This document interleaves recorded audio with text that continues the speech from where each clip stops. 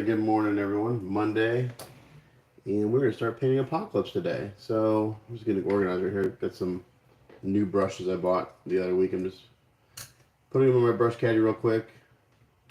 I get asked a lot what kind of brushes I use. I use just cheap old Hobby Lobby paint brushes because I feel like after I destroy them, I can just throw them away. So every few months I have to go. I'll go when they're on half price and stock up on paint brushes. I do have a couple Series 7 brushes that actually, even though I've been really rough on them, they've been pretty good. They're still in decent shape. I can tell the difference between my cheap brushes and the Series 7 brushes when using them. But I'm really hard on brushes. Like to the point where I'll be painting and I'll put the brush down and forget to clean it and then the paint dries solid on it. And I've done that to my Series 7s a few times. So, and they're expensive. You know, on the low end, you're going to spend $5 on a brush. On the high end, you can spend $100 on a brush. So, that's why I just buy the inexpensive brushes from Hobby Lobby. And they actually last quite a while. But, again, I'm spending, even at regular price, for $6, I can get 12 brushes, you know. So, it's more cost effective for me to do it that way. Anyway, so I'm just going to put those in there because we're going to start painting today on the Apocalypse. Tony has sent me several references to look at. I'm going to actually have my computer up next to me so I can open up chat. So Terrell, you're always the first one in here, man. I'm going to open up my chat on YouTube and I'll mute myself so I don't hear it, but at least I can like look at push the button on my phone every time I want to see something. So give me a second to get there. Get my channel.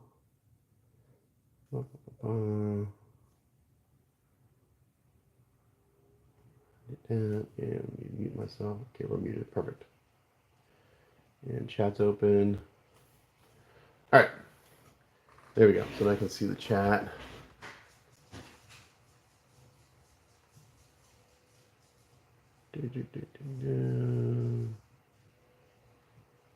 Oops. All right.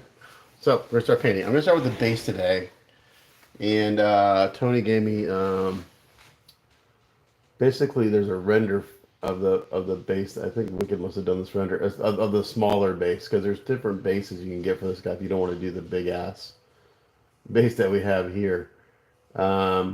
So we're gonna bring in a bunch of details. So basically we're gonna do a lot of coloring on all these little areas down here. We're gonna do some golding and gilding of these parts with some silver accents and stuff. So this is all get 90% hand painted. Maybe the only airbrushing I'm gonna do is like when I go and do some shading, but this is gonna be mostly hand painted. A lot of time bases are hand painted. I do mostly hand painting on bases. Now I have this morning I have done like another little quick round of inspections as far as looking for any supports. I probably will see some more as I go along. If I do, I'm just going to kind of take care of those as I go. I'll never get every single one of them, but we'll get as many as we can. Again, if it pops out, I take care of it. So anyway, first thing I think I'm going to do is I'm going to do the stonework first, and get all that dry brushing done because then I can go and hand paint all these gold areas and do washes and dry brushing on that. All this stuff in here is going to take a lot of time because if I look at this reference, there's several different tones of gold and stuff. So yeah, so I'm going to use this render as a reference and go with it that way. So I'm going to bounce around between.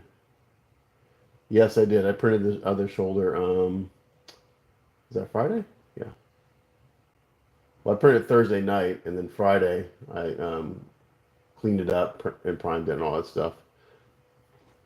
So yeah, I've already got them all taken apart, so I'm not going to put them back together to show that switch out.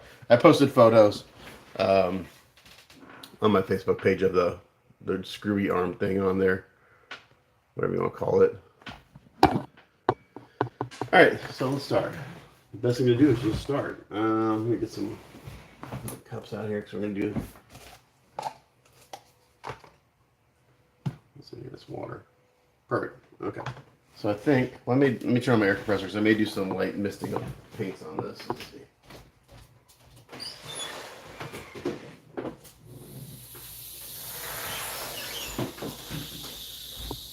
I was thinking I might be able to get this base painted in a day. I don't know. That's it. There's a lot of detail in this thing. We'll see. I can usually get a base done in a day, even really detailed ones, if I kind of get a flow going.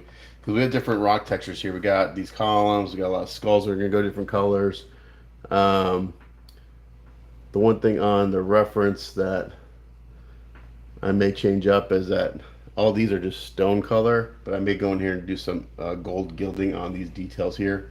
So we'll see. But I think the first thing I gotta do is kind of get this in a gray tone and dry brush and highlighted, and I can go in and do some washes on the skulls. I may do some warm tones on the tops of the steps just to break things up. So let's get going here.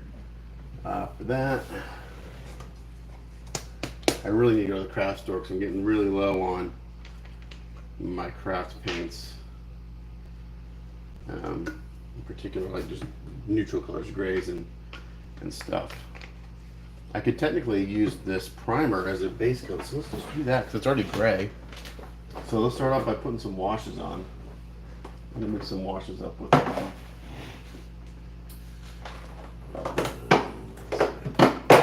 craft paints are perfect for doing this kind of work that I'm going to be doing today because it's going to be thin layers, washes, and stuff like that. So I'm going to mix up the wash here.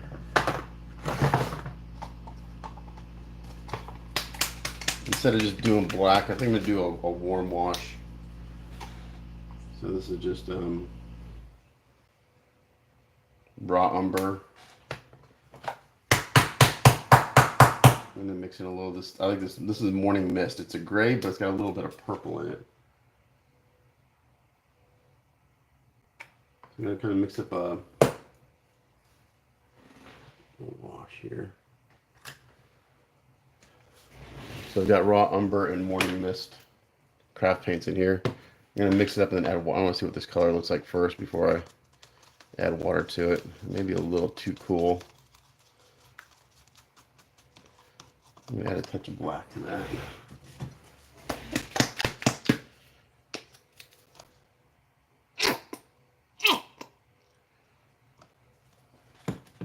And I was kind of visualizing what we're going to do with Apocalypse.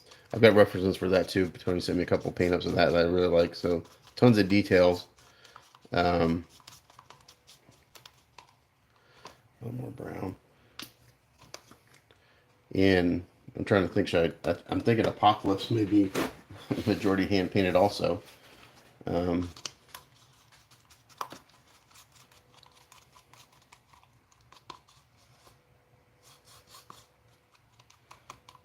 think I want this darker.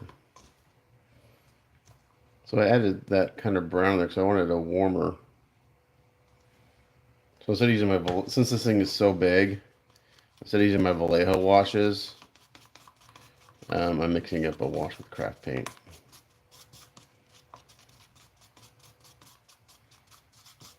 Okay, and I'm not even gonna make it super runny. Get some water with my bottle.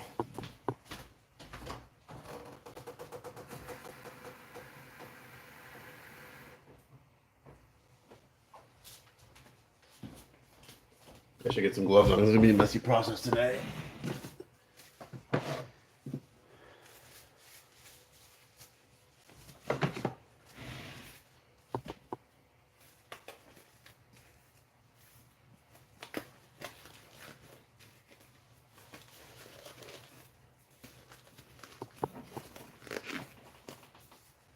Yeah, the base is big, man. It's 16 inches squared. Good size. I am getting another one of these, but with a smaller base. I like the big base. I like, man, I know a lot of guys don't like big bases, but I do. A lot of times the bases are more fun to paint than the figure, to be honest.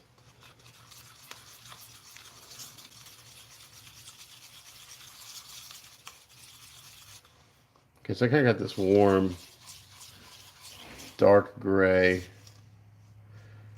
color going on. I'm gonna do this on everything, and then we're gonna use washes and stuff to kind of shift colors on the different parts. I'm gonna add a little more black. It's a little bit darker, so when I can dry brush.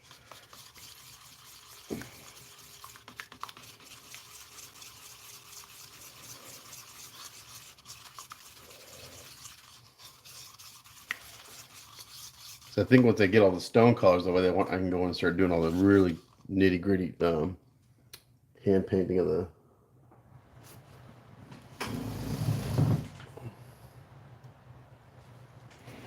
Is that dark enough? This will dry down a little bit, but I really want this dark, so I'm gonna mix up way too much of this color, but it's okay.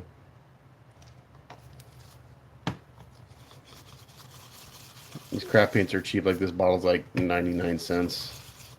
Where the Vallejo wash, for a bottle of Vallejo wash is actually one of my favorite. These Vallejo washes are like one of my favorite things to use. These are like $4 or $5, but they are really, really good for what I do. Okay, so this isn't like super runny. I'm gonna get out another, some of my crappy rags I use for doing this kind of work. So I got a bunch of shitty rags that I use for just sopping up excess paint. It just adds kind of texture and stuff to it as I go.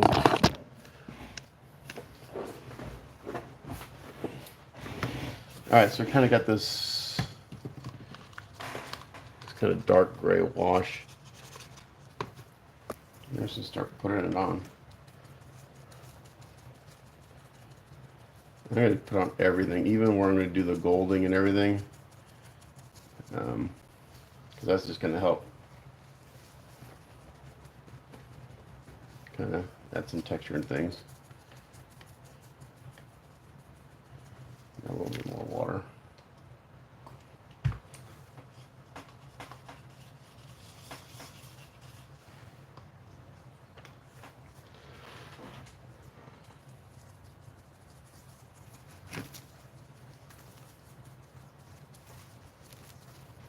These rags are kind of maybe beyond their usability. They're really stiff. So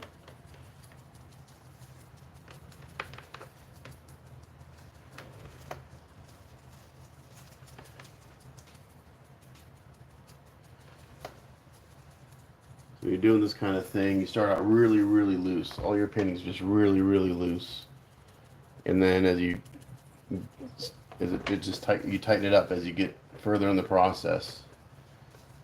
It's kind of why I like doing these bases, because it's just kind of a really free-flowing process. There's really no there's no tedious masking involved. It's just super kind of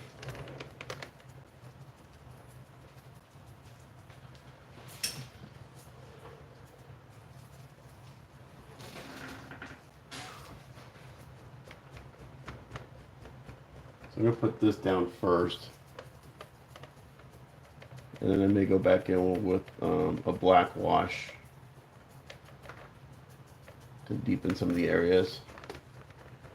So lots of washes, lots of dry brushing.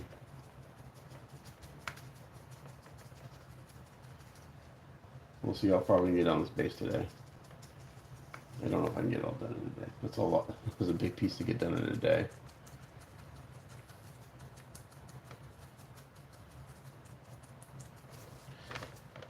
The great thing about something like this subject matter, the more the inconsistencies in it, the better it looks. It just looks more natural.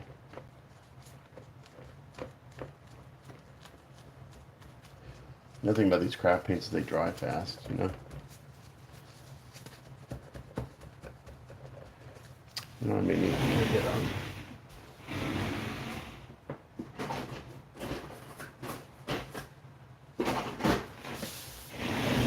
sponge can go in.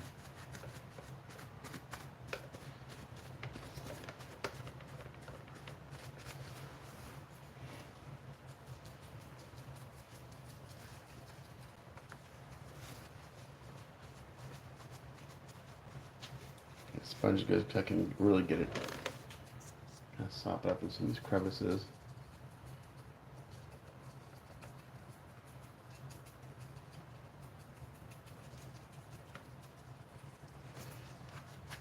But since this is all one piece, airbrushing this would be actually really hard. It'd be hard to get paint in all the nooks and crannies. So that's why brushing is actually easier to do. Lots of stippling, letting it just kind of run wherever it wants to go. Dabbing up excess. And it's actually drying down pretty good. May not do a black wash, we'll see. So I'm going to start out with everything the same tone, the same amount of highlighting and everything. And then, like for the skulls, I'll shift those colors. I may make those a little more like on the yellow side. I don't know, we'll see. Or just dry brush them a little bit brighter. We'll see. I'm just kind of, again, Tony's really good about kind of giving me a reference and just kind of letting me do my take on it. It just makes painting more enjoyable.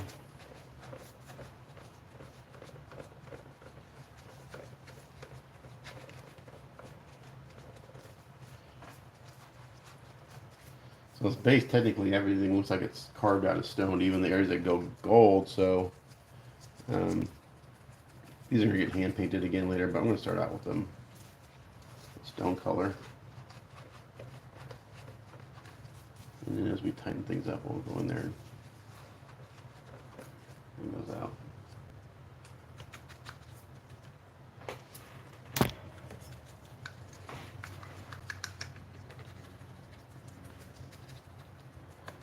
But yeah, my cleanup looks pretty good. I'm not seeing anything just sticking out.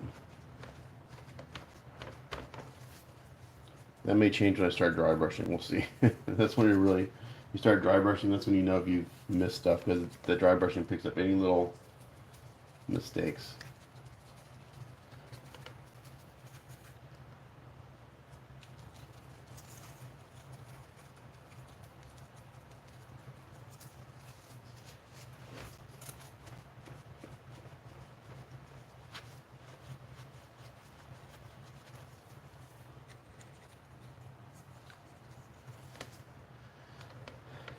So I think, we'll see. I wonder if I have enough room in my car. I may take this to Wonderfest next week.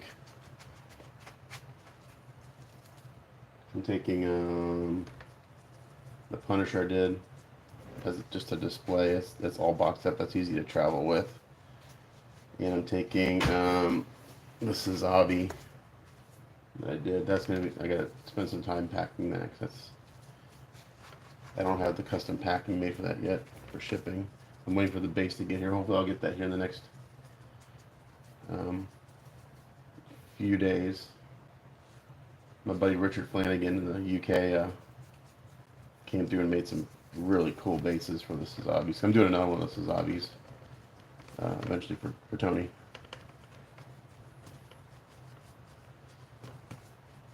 It's a long, expensive project, so started to plan for that. What's up, Voodoo?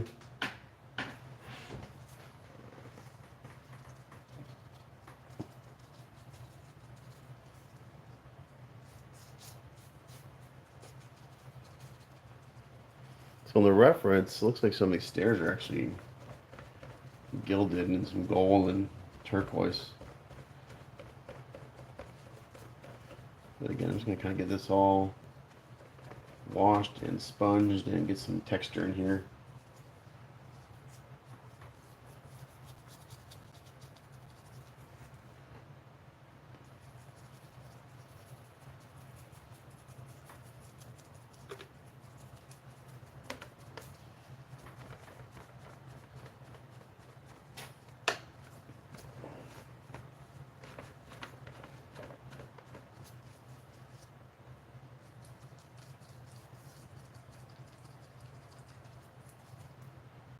Actually, I hope I have enough of this mixed up.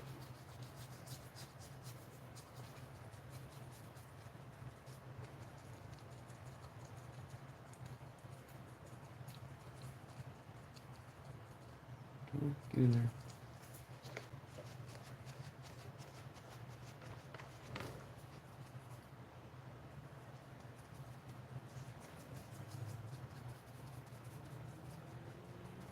Yeah, maybe this is a little bit thicker because I not only want to get in all the crevices, I want to really kind of stain this a darker gray as a base for dry brushing and stuff. So a wash is usually way more watery than this. This is just really thin paint.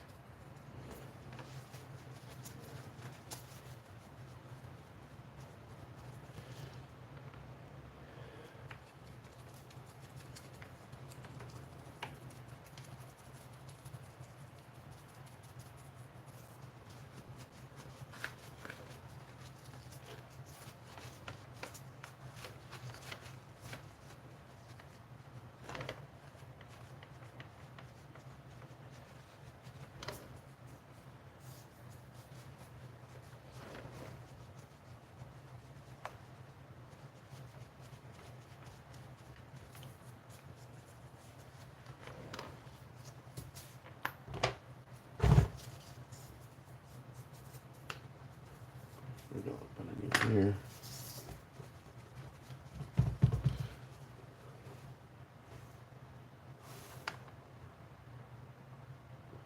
Yeah, the edit. I just talked to my client about that.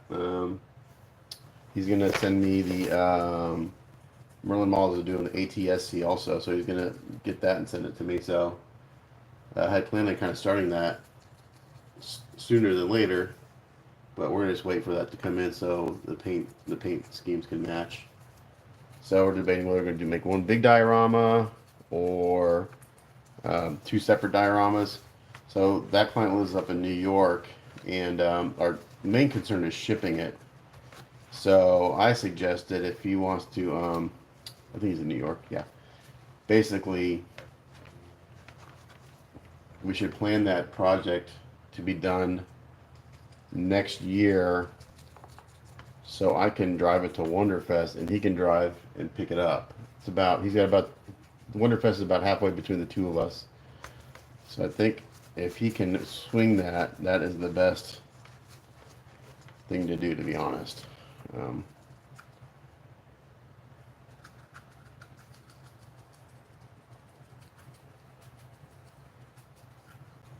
so the tricky part of this thing is going to be painting between all these column stuff where the gold is, and that's the challenge with gluing all this stuff together. But you kind of have to glue it all together and paint it as one piece because you got to, you know, there's a pretty good gap up here, you know. It's like I didn't want to make this, and plus it just solidifies the base really good, makes it really solid.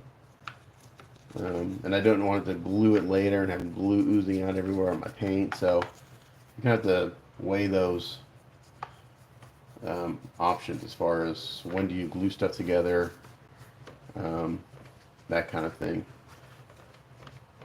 You know, on a 3D print, I usually tend to glue things together sooner than I normally would. If I get something from like Ownage and they've already, you know, they've got it set up to where it all keys together and everything, that's a little bit different. I can paint separately a little easier than.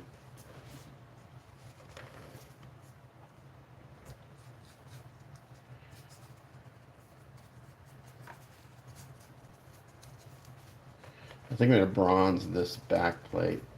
We're going to go ahead and just, again, like I said, I'm just going to do everything. I think this back relief thing would look great in bronze, so I think I'm going to do that. But I got to get all the stonework done first, I think, because then everything else is tighter detail work. Stonework and skeletons are the agenda for now. We're going to work on that, and then once we get that where I want, then I'll start concentrating on the gilding of all the gold areas and metal and all that stuff.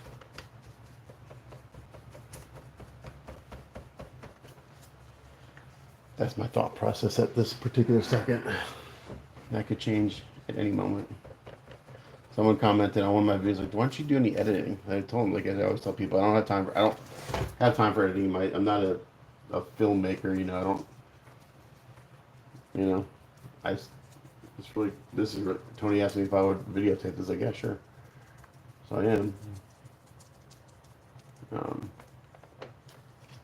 But my videos are strictly for information and not entertainment. Let's just put it that way. He's like, you get more clicks and more likes. Like, I'm not. I don't. So I don't do videos for that. I'm not. I don't even think I'm monetized anymore. I was at one point, but YouTube changed all the rules. I think I don't know if I've ever made any money on my videos, to be honest. I'm sure I have old ones, but the last time I checked, I think I made like $600 on YouTube, and I don't even know how to get the money out. It's like they don't make it easy. You have to go through all these steps to even get your money. It's like, at least it was last time I checked. It wasn't easy to do. Okay, this is actually drying down really nice. So as I work, this is drying down over here. Yeah, it's drying down nicely. And see, I got some fingerprints here. I can just go back there and sponge on top of it. The nice thing about these craft paints is they stay really workable for a very long time because they're cheap. So you just, if you see something, you can reactivate the paint really easily with a little bit of water or a little more paint. And you just go in there and kind of reactivate it. And until it gets sealed, this paint will continue to, you can continue to reactivate it to do stuff, to blend and all that fun stuff. So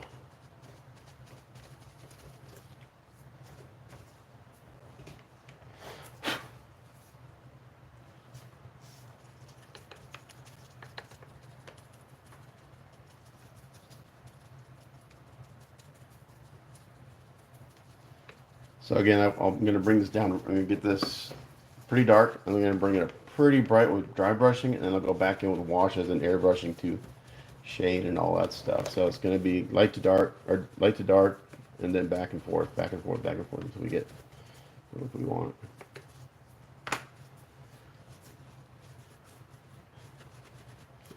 Now, when you're using these sponges like this, you do have to kind of be careful because they will shed and they'll leave little bits of sponge in your paint.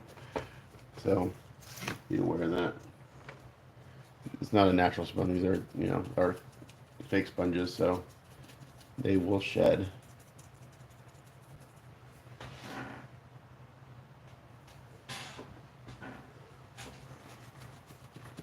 I like ground affected Brett in the UK. His videos are short. They're typically 20 minutes long. And he does time lapse. His voiceovers are good. I take a lot of what he does. I've learned a lot from him. So ground affected is a good one to watch. But again, they're super quick. They're not in real time. And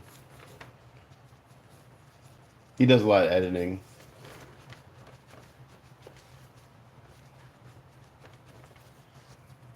I mean, maybe if I was,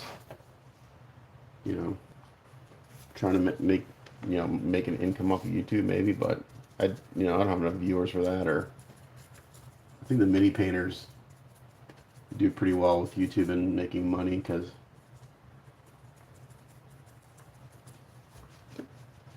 there's not many people out there that want to learn how to paint big ass statues like this. I think that audience is quite a bit smaller.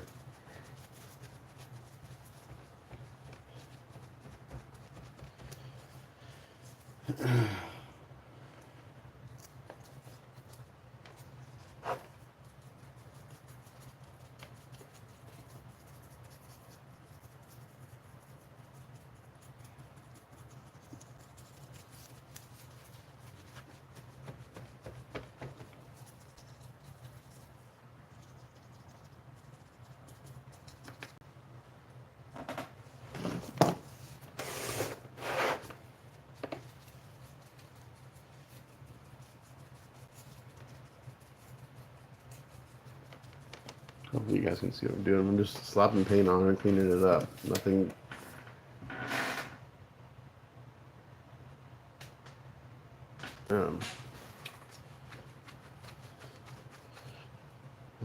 Hold on. I've got my computer in my side. I'm going to move it. I think I've got room right here on my workbench right now to actually put it on my workbench. I typically don't like to do that because I'm spraying paint, but since I'm not spraying, I think I can bring it over here and not get stuff on it. Now I can see comments better.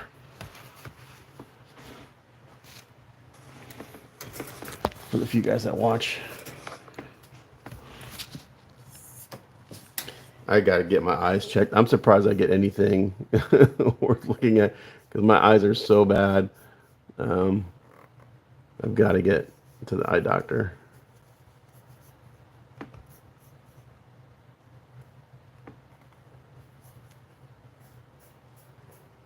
Hold on.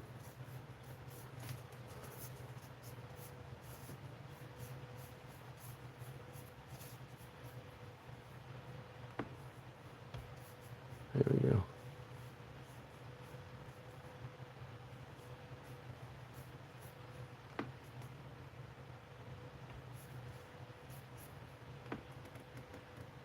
There we go.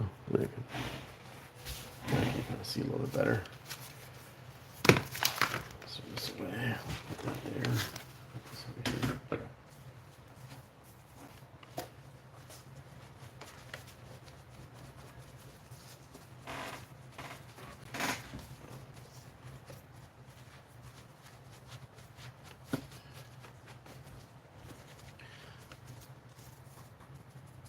So I'm going to add some, right, after I get this highlighted really nice and bright, I'm going to go with some probably warmer tones also. I just want everything gray. You know, stone's got lots of colors, yellows and greens and all sorts of stuff. So we're going to really kind of, I think the longest part for me when I'm doing this type of thing is the initial base coloring takes forever. Kind of getting to a point where, okay, now I'm really going to do all the washes that I want to do for shifting colors and highlighting or shading and stuff. So this part just takes a long time. I am seeing some supports here and there. I don't think, but they're like they're in undercuts. So hopefully when I start dry brushing, they don't start popping out. We'll see. I may have to stop every once in a while and take care of a support that just sticks out. Again, on something like this, I have to weigh how long will it take me to get every single support off the print versus, you know, is that worth the cost to try to do that? So I always tell people my work's not perfect. You will find mistakes. There will be areas that I miss.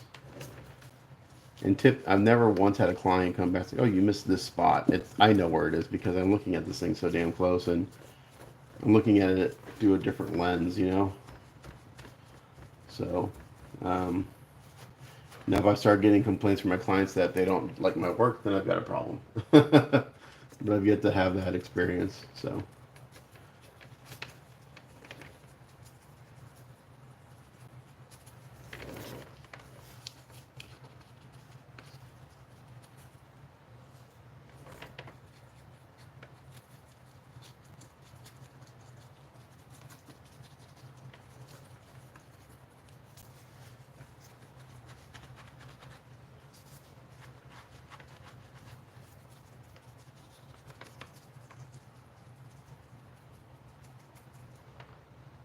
Me and my son actually got to play some video games this weekend. It was nice. We hadn't played video games together in a long time. So we played Diablo 3 together, or Diablo 4 together. And we played it when it first came out, played through the campaign, and we had yet to play like any of the new seasons. So we got on this weekend and started new characters and started playing the new season, and it's been fun. There's some challenges trying to play together on the same PlayStation, but with audio and all that fun stuff. But I think I might get myself a PlayStation 4 for my work area, so when I'm not working, it'd be easier to play together if we're on different systems. Okay, so I'm just going here with a sponge, and I'm really kind of sticking it, trying to get away down in the crevices to kind of get up the excess paint. Now, this craft paint, I've got it watered down pretty decently. It's not super watery. As it dries, it regains some of its translucency. So when you first put it on, it looks pretty thick, you know, like it's covering up 100%, but it's not. And even if it does in some areas, it's okay. It's okay. We want inconsistencies and imperfection in this. It just sells the idea of it being real.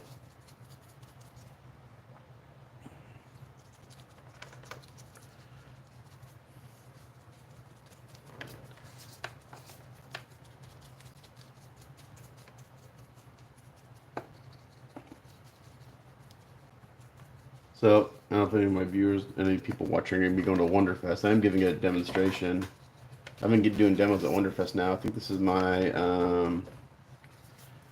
third year doing a demo, or my fourth year. I think it's my third year. The first year I did like a demo on how to paint realistic leather, and it's hard because you only get 45 minutes to an hour, and it's really hard to learn anything in that short amount of time, especially when it comes to painting, because sometimes you gotta wait for stuff to dry. But anyway, last year I did a intro. What do you need to get started in 3D printing? This year they asked me to do a demo on how to prep 3D prints for paint, and I'm like, so I agreed to it. And then a couple weeks ago, I reached out to the guy who Joe, who kind of coordinates. I was like, I'm thinking like I really like to change my demo because prepping a 3D print is 99% the same, or 90% as the same as prepping a normal garage kit. There's a few things that change, but not really. It's sanding, it's gluing, it's seam filling. It's the only real difference is maybe you'll fill the print with resin or a filler of some type, and then you can use the resin as a seam filler, like I was doing. But I had kind of like a little light bulb moment this morning when I was thinking about what I'm going to do for that class. I'm not going to. Last year I just did a slideshow. This year I'm not doing a slideshow. I'm going to bring all my materials I use for prepping 3D prints into 3D print. I actually have one that's for a client. I may just see what I haven't even looked at it yet to see what kind of state it's in. If I can use that as my demo piece. But anyway, I have like a light bulb moment. So doing a 3D print is kind of like a hybrid of working on a resin kit and a vinyl kit. Even though these are printed in resin, it kind of has a vinyl feel to it. It's hard to explain, but it sounds like vinyl. Like when you knock on it, it's hard to explain unless you're worked with the materials before. But it's a hybrid of like kind of working on a vinyl kit and a resin garage kit. So I'm gonna approach it that way, I think. Because in a vinyl kit, you feel it typically to add weight and stability to it.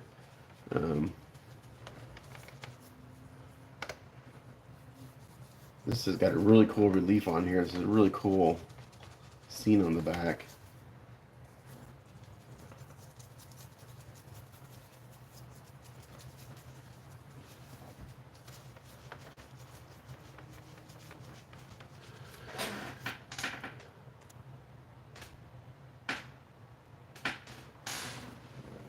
This may be a pretty long broadcast. I do have FedEx coming today between 12 and 2 to pick up the Sandman I finished over a month ago, because that's got to go to Lebanon, and dealing with the shipping has been a nightmare.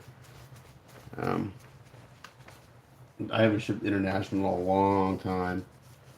The client received all the small pieces. He received the heads and the switch out hands, right fists and stuff. But the box I had to put them in because he's all one piece is 3 feet cubed. It's massive. And I think I have it packed. Well, we paid extra to have it non-stackable, so they should not, according to FedEx, they shouldn't stack anything on top of it. But it's been a nightmare just trying to get that out the door because we've been dealing with trying to find the best shipping rates and stuff. I got the best rate through using my FedEx account, which is kind of surprising me, but shipping international 5 years ago, that thing international probably would have been, maybe $300, $400 maybe. But even at the lowest rate, it's almost $800 to ship that damn thing. So this guy really wanted me to do it and have it shipped. So the parts he got, he thinks they look great, but yeah, just because the shipping rates have gone through the roof. I have not done international stuff in a long time. Yeah, so if it sheds, you just have to pick the parts out. And a lot of times I don't even know it sheds until I start dry brushing. Sometimes I can't see it. So I just pick the pieces out as I go. But you just gotta kind of be aware of it. If you do any dry brushing, you'll see them because they'll stick out like a sore thumb. You can just use a tweezer to pull it out and just touch up that spot.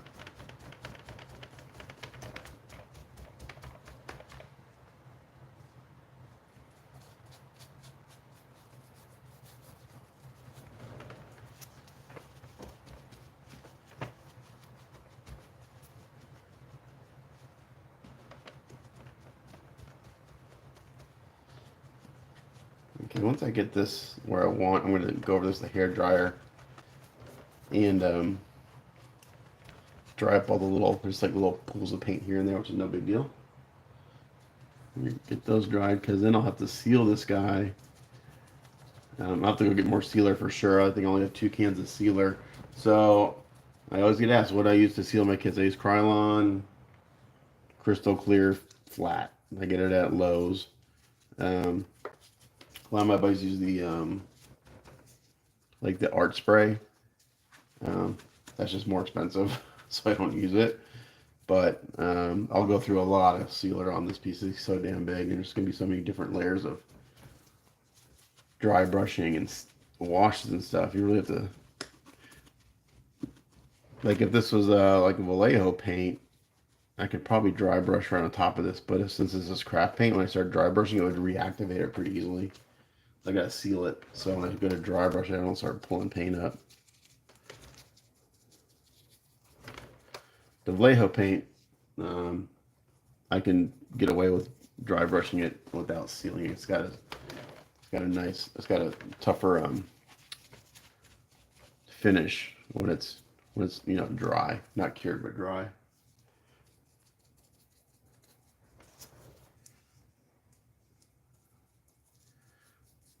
So I'm putting this on. I'm just slopping this on and letting it run into all the details and everything. I'm not being careful. And I go and just kind of sponge and take up the excess. It does 2 things. It helps it dry faster. It just pulls it up from the raised areas. And I've got a paper towel here. So your sponge will get saturated after a while. So sometimes you gotta kind of squeeze out some of that paint and dab it off somewhere. So I just got a paper towel over here. I'll dry it out a little bit so it'll absorb some more.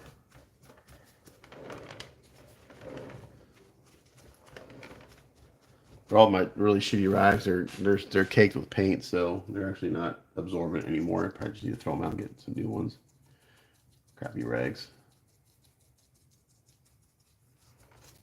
But don't use old household cleaning rags. They're supposed to have cleaning products in it.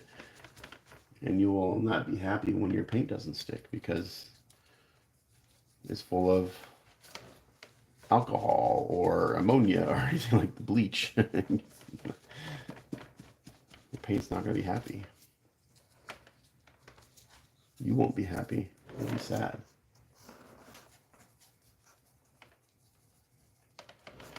Okay. We're getting there. It's not about 3/4 of the way done with this step.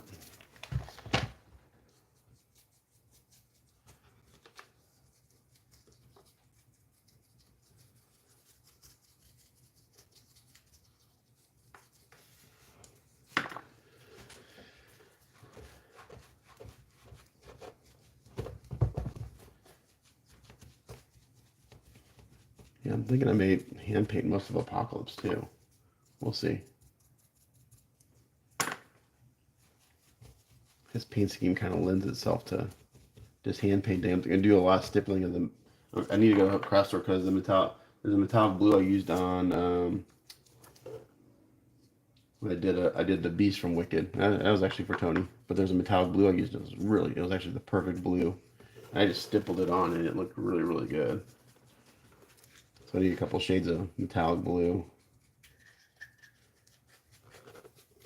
for a suit.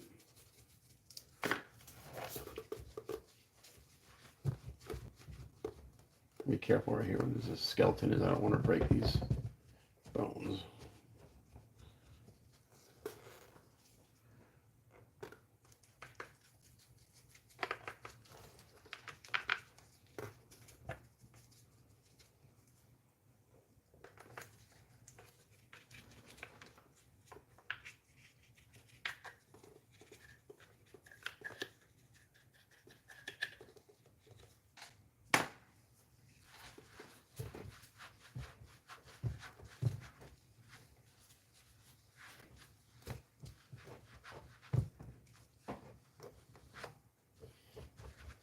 Yeah, so Bond's been using the Sunlu ABS like resin, and it's really good.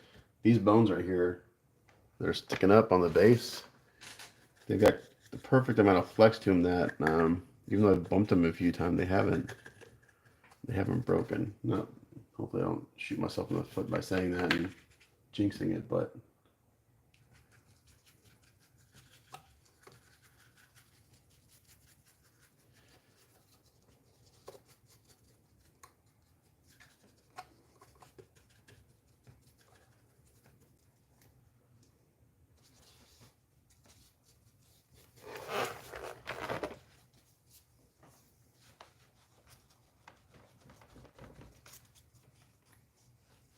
what I don't want to do is get the sponge caught on that rib. Bust it.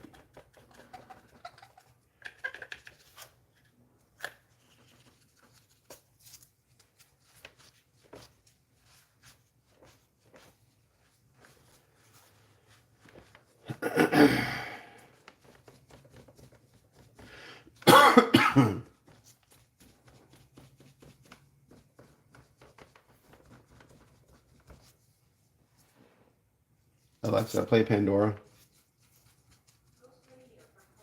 Alexa, cancel.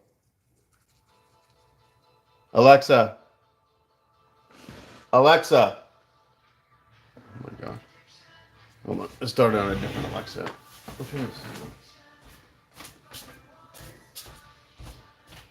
Alexa, cancel. Alexa, stop.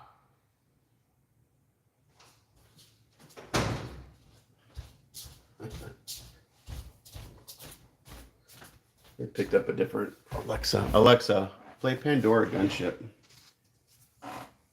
Gunship Radio from Pandora.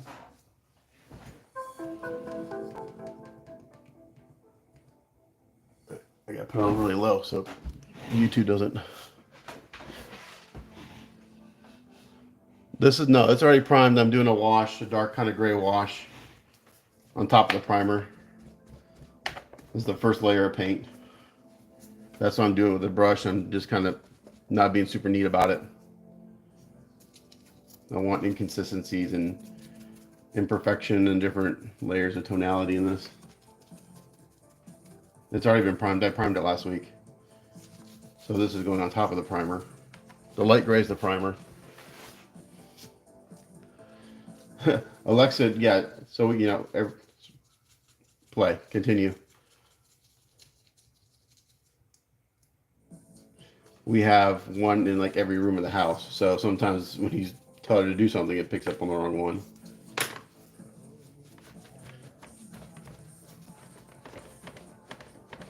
So when I asked it to play, it picked up in my wife's office, which is just right down the hall. It's weird because I've never done that before. Sometimes I'll pick up in the kitchen, which is open to the downstairs.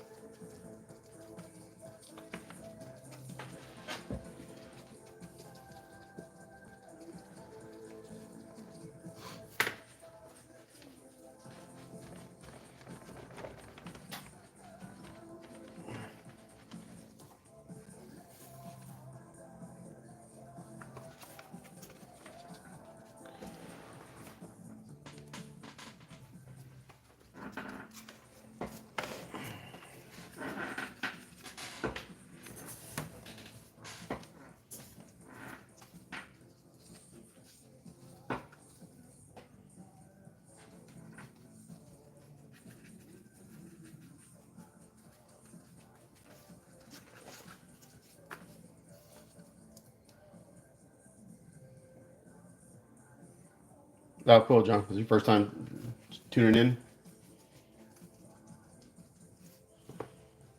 I've been doing this for a while. I mean, I've been a full-time painter for 4 years now.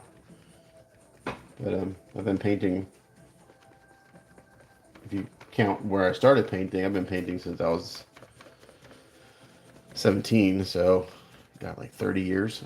I started painting cars in high school.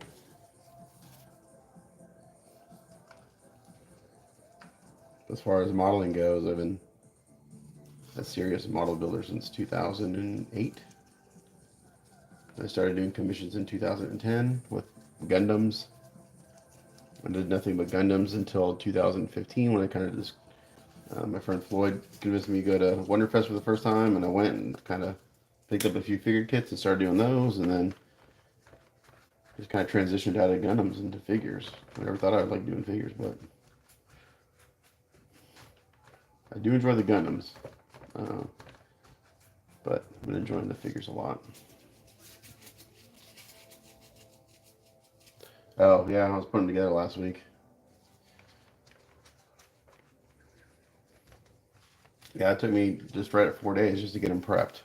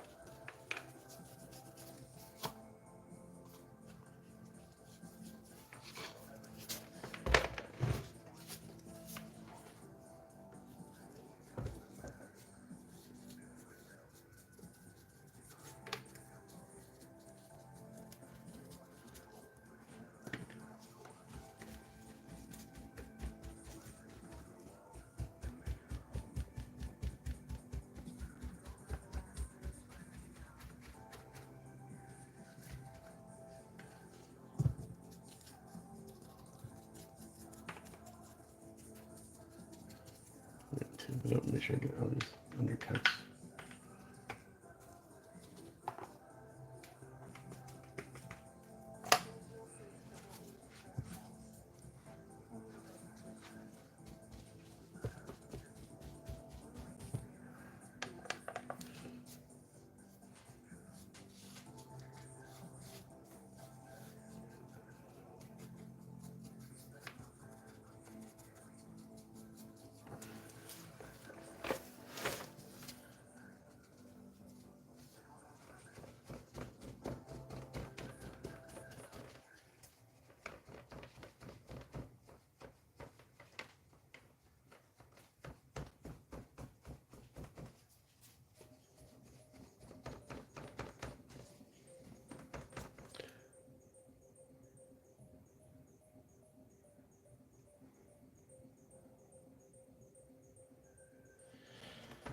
Yeah, I mean, I don't ever send anything out unless I'm happy with it. But I'm always in close communication with my clients as I'm working. Oh, I just lost the comments.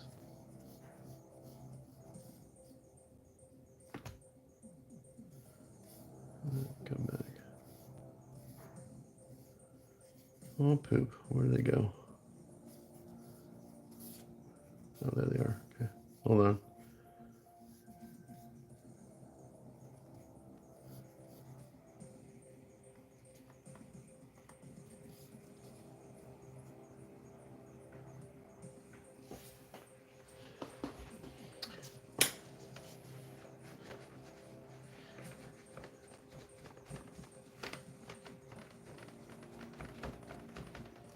Yeah, I mean, if your work is good and you share it, you'll get people. You'll get.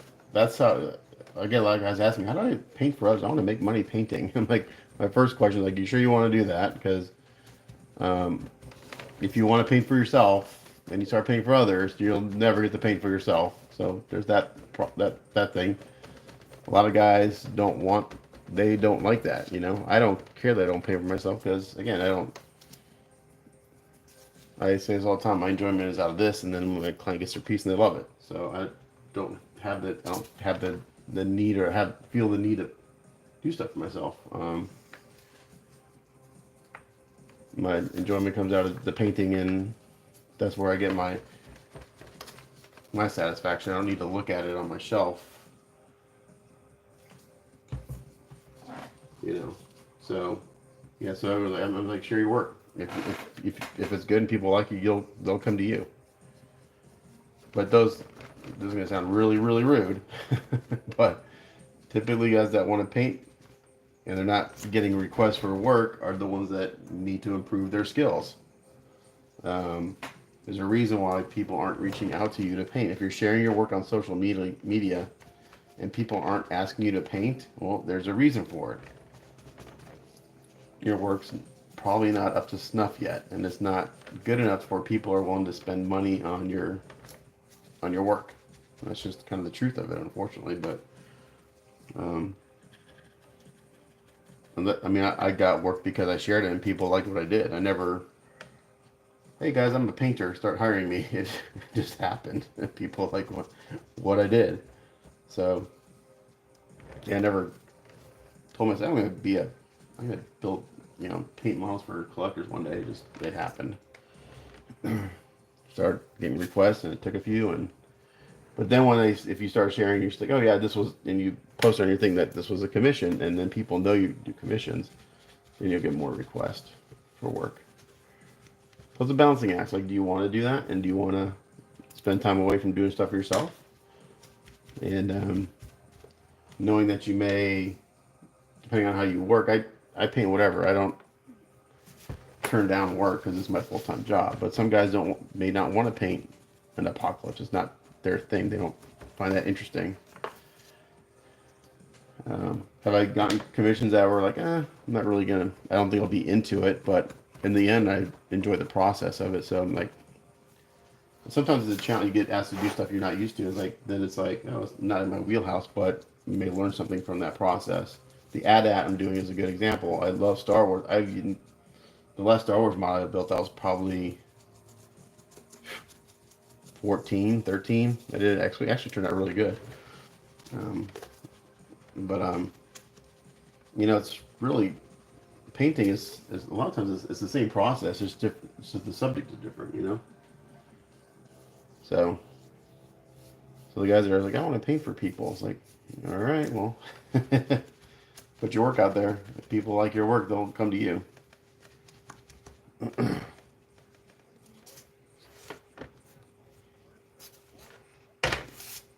Yeah, that's exactly right. You start sharing and people come to you.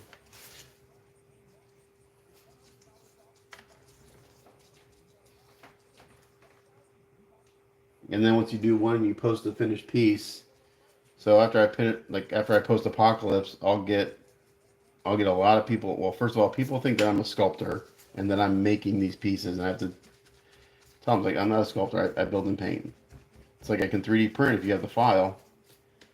It's like, oh, how much would it be for some character I've never done? How much would it cost for you to make that? It's like, well, I don't make these. I build and paint them. Even though I stated all the time that I'm not a sculptor, and that this was a 3D print. This is where you get the file if it's available. That kind of thing. People don't read, for one thing. I can kind of understand if they're from a different country and English isn't their first language. Um, they may not understand, but I'm constantly telling people like, just read the damn description. And if they keep asking me, I just ignore them because at that point it's very clearly stated in my post whether I made who sculpted it, where you can get the file. If you can't get the file, if it's a 3D print, if it's a kit, if you can't, I'm always stating that. So they start asking, I just ignore them because I don't have time to tell everyone read the post. I'm like, sometimes people will step in for me and I'm like, read the damn post. Information's there. All right, so we're getting pretty close on me going with the hair dryer.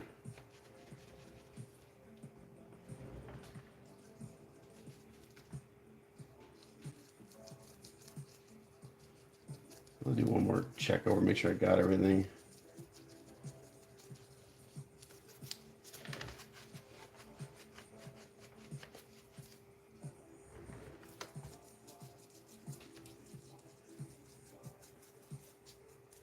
I get requests for repairs a lot. I don't mind doing repairs. It's not my, I don't like doing them, to be honest, and I don't mind doing them.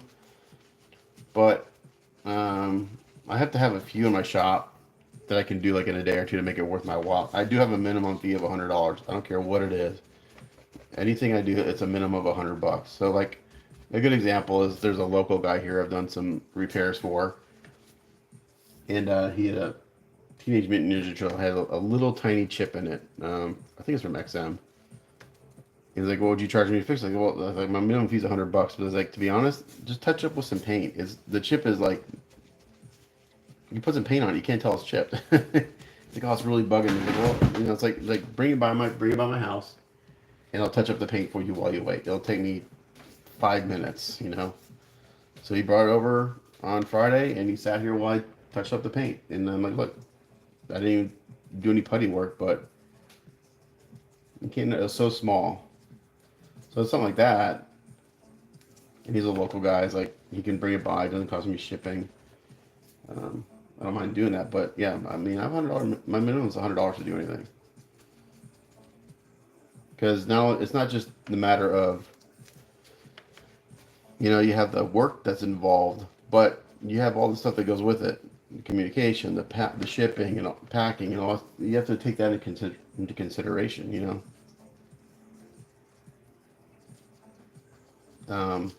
I charge for my time, so I had a guy. He freaked out because he's like, "Do you charge for packing?" I was like, "Yeah, of course I charge for packing. That's part of the job. That's part of the time that goes into it." Like, I don't know other commissioners that do that. It's like, well, they should.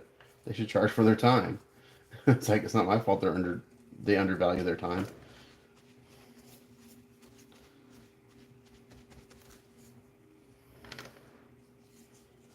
Especially some of the pieces that, like this won't come with this. Doesn't have custom packing. I'll spend a couple hours just packing this guy. And Tony, who this is for, he's super. He's like, yeah, I totally agree with you. He's self-employed. He's got his own business. He understands how that works. So Tony's been a fantastic client, just really, really good, easy to work with.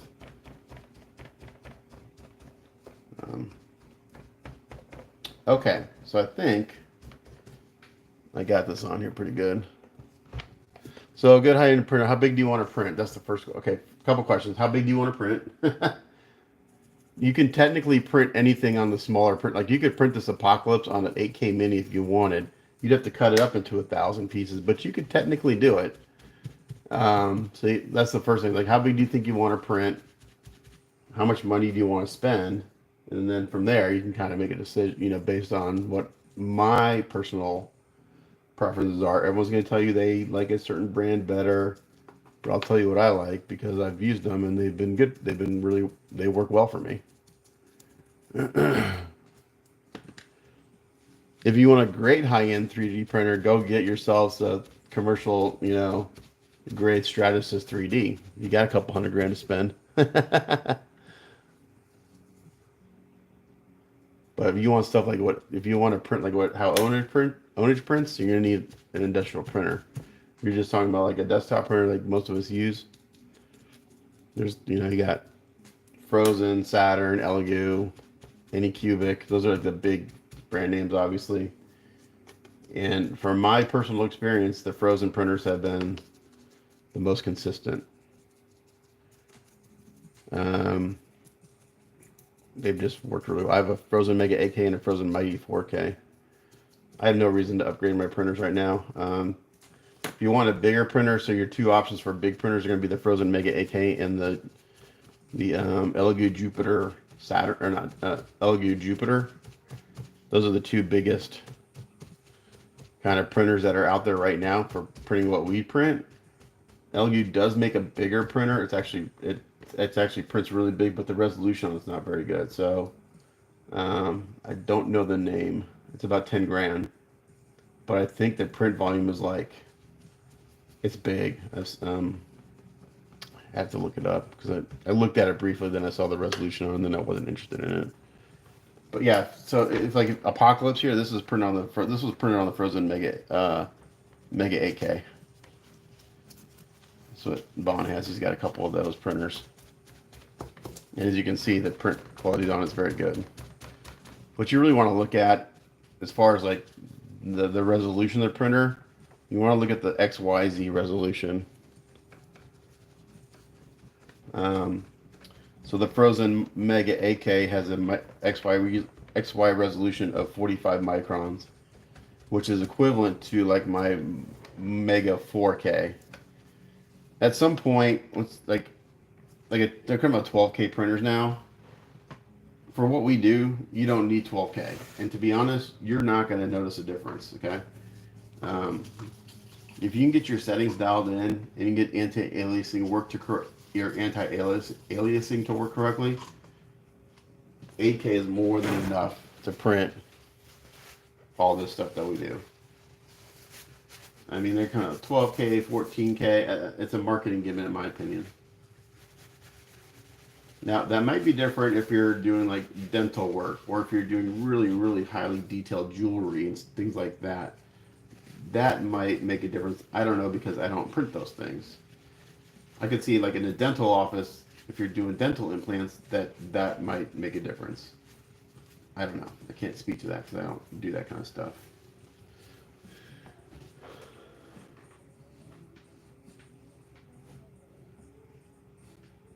You got a Jupiter for $700? That's really cheap.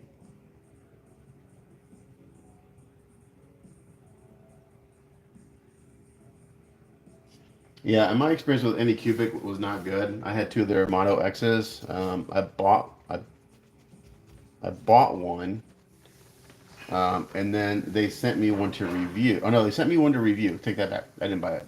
They sent me one to review, and it worked great for like 2 weeks. And then after that, I started getting these really consistent print lines, and they were consistent along the Z-axis.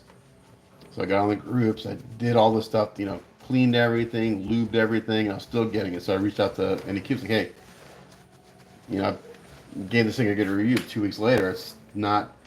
I'm getting all these errors. I've done everything that I've been told to do to fix it. So they sent me another one that I didn't pay for.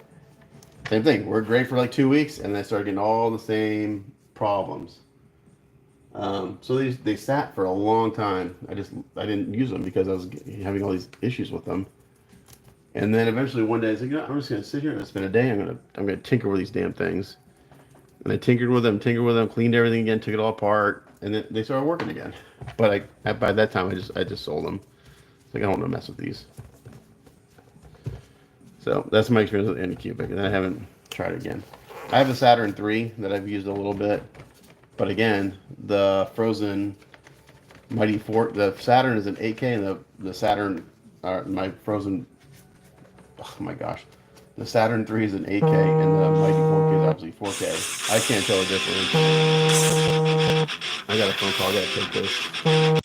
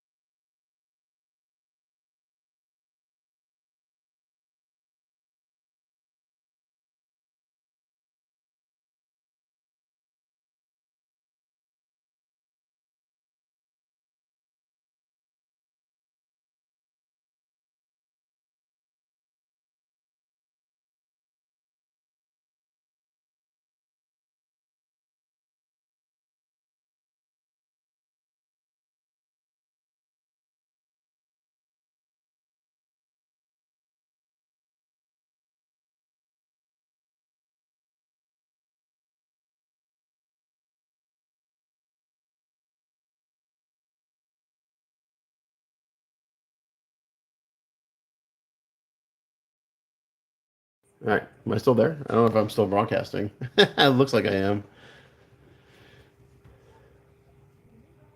Yeah, some people love Anycubics. Other people, other people hate Frozen. It's all your personal experience. So I just tell people what my experience is. Is like watch a bunch of reviews. I'm like, don't watch a bunch of reviews of these content creators because I don't know. Like Uncle Jesse's a good YouTube channel, but obviously Elegoo is paying a good portion of his salary, his income. So everything about he's doing a bunch of stuff on Elegoo. And now he's critical about their stuff when there's an issue, but I think he's a little biased towards Elegoo because they sponsor him all the time. So, I'd reach out to other builder painters. Hey, what do you have? What do you like? But my experience with Anycubic was not good.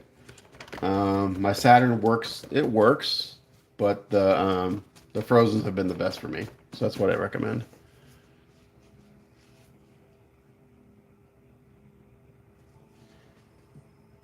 Yeah. So anti-aliasing, I don't know. That's a big. I have mine set, and I've just never changed it. And sometimes I think it maybe could be the model. To be honest. I know there's a lot on the Anycubic Mono X's. There was a lot of thing about the anti-aliasing not working at all. So I don't know.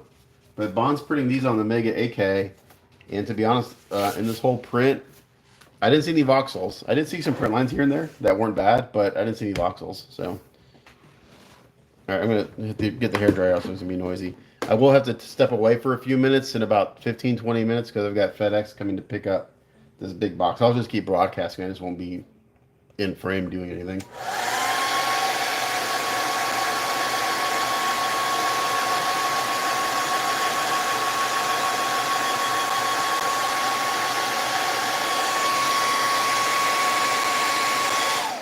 So like the first printer I had was a Frozen Transform, and that thing was a workhorse. And the only time it failed was because of something I did. Usually because I needed to change the FEP.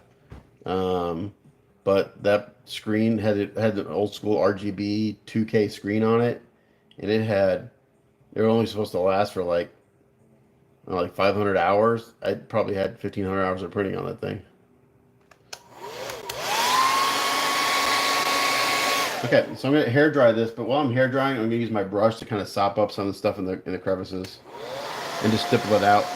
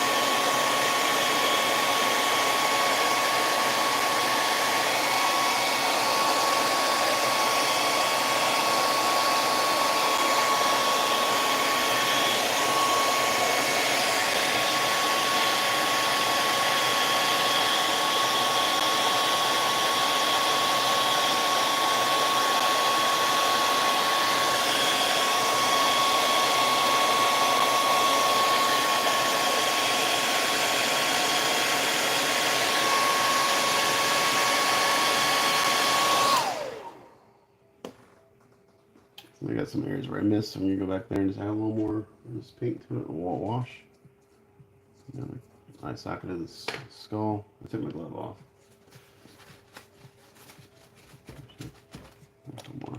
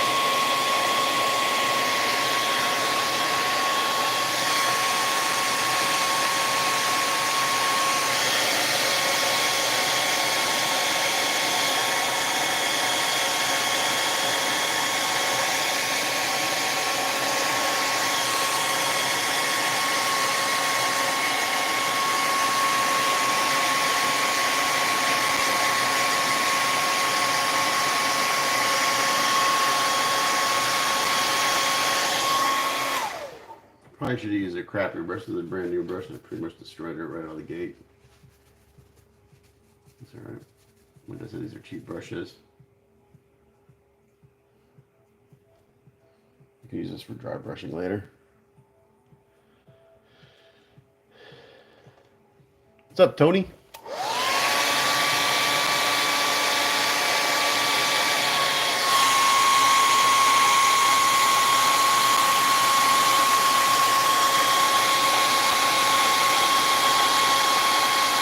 So your buddy jumped on with us, me and Owen, on Saturday. We were playing Diablo. Or was it? Yeah, Saturday night. And he's like, you're not playing the new season. You're still playing the campaign. So we thought we'd have to start all over again, but we actually were smart, surprisingly. And we basically just went out, started a new character in the seasonal play, and then we just loaded our previous character. So we didn't lose any progress on our characters, and now we're playing in the season now.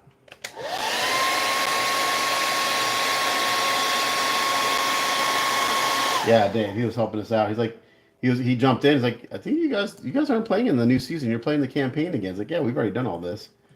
So anyway, we jump. He's like, yeah. He's like, so he's like, you need to start a new character. He's like, oh man, we have to start all over. It's like we've been, not that we had a lot of time invested in it, but we're making progress. So anyway, we got on playing the new season. Then we got to play in the was it the hell bands, hell whatever areas, and start to level up a little bit.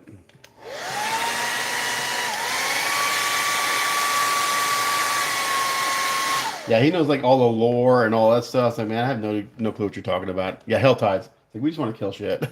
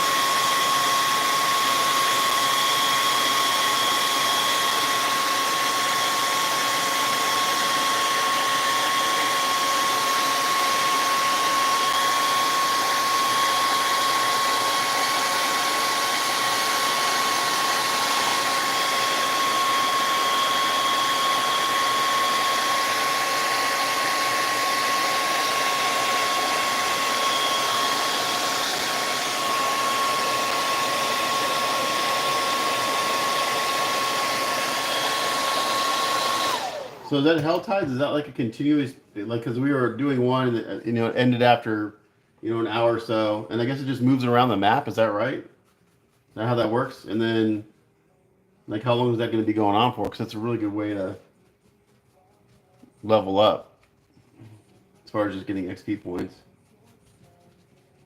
I think Owen's now like level 32, and I'm 30 or 33 and 31, something like that. I don't know. We're not super high, but we're getting there.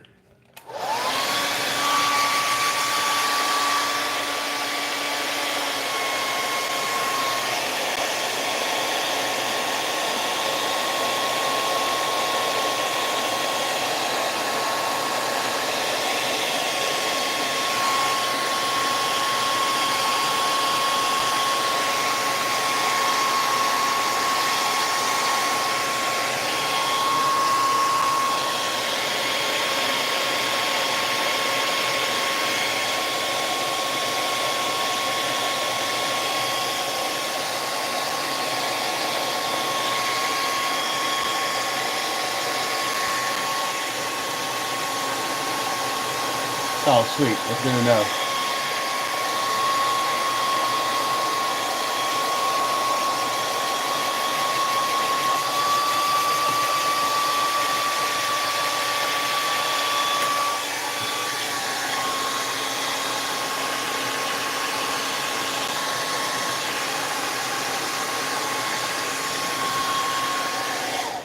So that's like the base dark gray. I'm going to try to dry brush without sealing it and see what happens. If I start to lift paint, I'll have to stop and go seal it. But if I can just keep working, that's ideal. So, and then we use craft paint. And I don't want just gray. Let's mix up. I am going to have to take a break and go get some more craft paint because I'm getting low. I really wish I had some of this. This is like my go-to rainy day gray, but I'm out of that. But I think I might mix up a slightly warmer tone. Yeah, I'm just to start off by doing a kind of a wash on everything.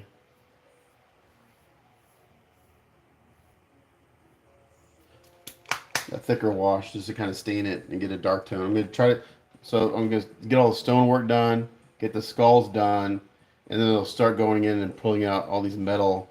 Then I'll like do gold and do dry brushing and do all the tedious hand painting work on stuff. So I thought maybe I could get the base done today. I don't know. We'll see how far I get when it comes to when I get to the eight and a half hour mark for the day. I think this may be a little too detailed to get done in a day, to be honest, but we'll see. All right, so I'm gonna mix up. This is again some of this. This is the morning mist. It's got a little bit of purple in it. But I'm gonna mix in some dark chocolate to it. I'm gonna make a warm, light gray.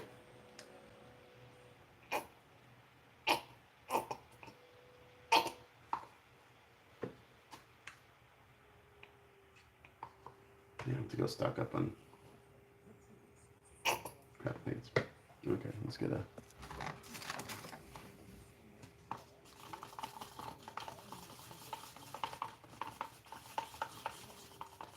So when this got a little bit of purple in it, I had that dark chocolate to it. It gives me this kind of nice tone. It's a little too bright to start off with. I don't like to go straight to a bright highlight. I like to work my way up. So once I kind of get all the grays with a bunch of nice highlights and stuff on it, that's when I can go and start adding washes and changing the color of the skulls to stand out a little bit more and stuff.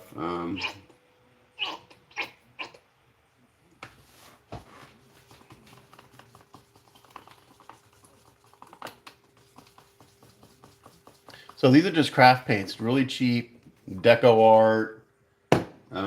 These are deco arts and Anita's, like really crappy. Not that, I mean they're crappy, but they work well for what we're doing. Rosic on the Move. I'll do that next week when I head to Wonderfest. I haven't done Rosic on the Move in a long time. I haven't been moving much. I don't go anywhere because I work from home now. All right, so I've got this kind of. It's hard to see; it gets blown out, but it's this interesting kind of gray tone. And let me get my dry brushes. About time to get new dry brushes too. I just get makeup brushes and use those for dry brushing. This is when my workbench starts to get really messy.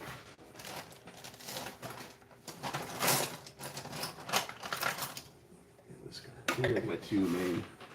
I've never bought quote unquote hobby dry brushes because makeup brushes work just as well, and again, they're less expensive. I can, and you can get a set of these for pretty inexpensive. Let me get a towel on my lap. I like to have a towel on my lap so I can clean up my brush. All right, so for dry brushing, you really don't ever want to start with a dry brush. You want to dampen it. So I'm just going to use my old cleaning water because I really don't care that it's got gray in it. It doesn't have to be clean because, again, we're doing stonework. So I dip it in the water and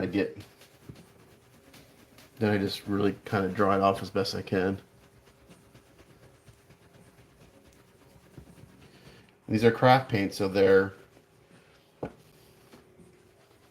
what makes them less superior is just the pigment.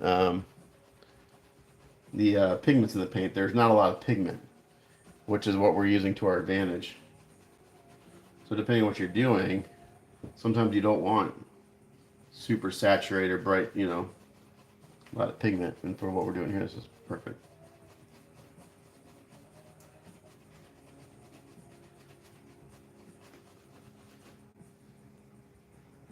So my good friend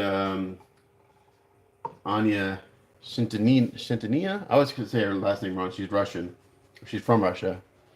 Um, is to don't clean your brush off on a paper towel or a towel. She does it on cardboard, which I tried and I actually didn't like it. But let's try it again. Because she's really good at painter. And she knows what she's doing.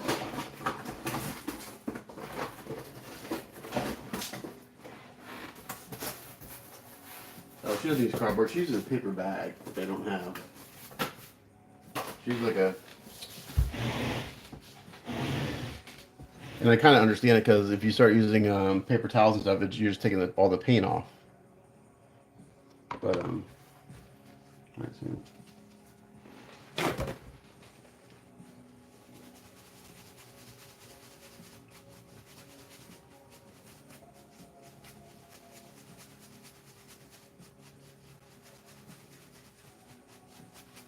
Okay, then just check it on my hand, see how much comes off. And then we start coming in here.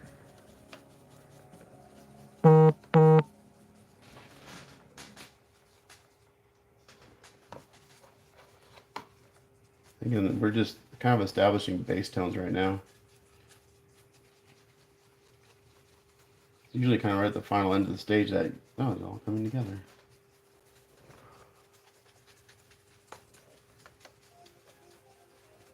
It's real light and just kind of do circular motions.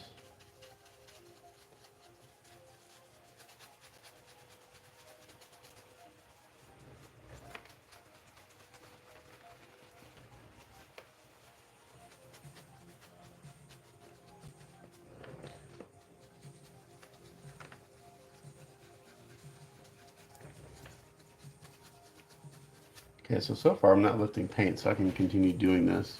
I started to lift paint from this, I'll stop and seal it, but it looks like so my brush is really, it's not wet, it's just damp, it's not pulling up paint.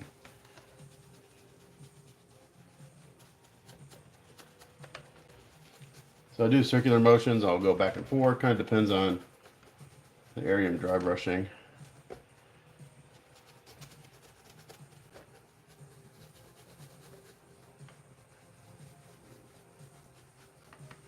You can see I haven't loaded my brush yet and it's still...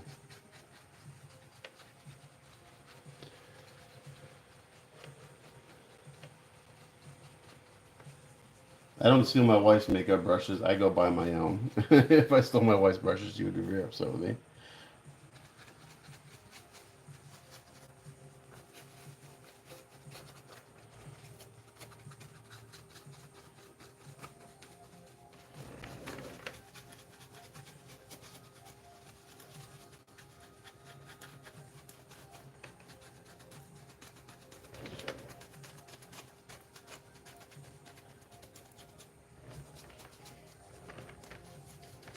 And when you're doing something like this, if you have areas that are slightly brighter than the others, other areas, that's fine. It's supposed to look like stonework. And that's also the same damn color.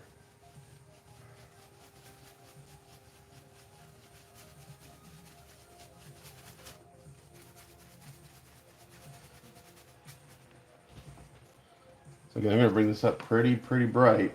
And then we're going to go back in with washes and airbrushing and probably some pastels and dirty it up and bring it back down. I want to get a nice bright kind of undertone of highlights and midtones that I can use as a base for the washes and stuff.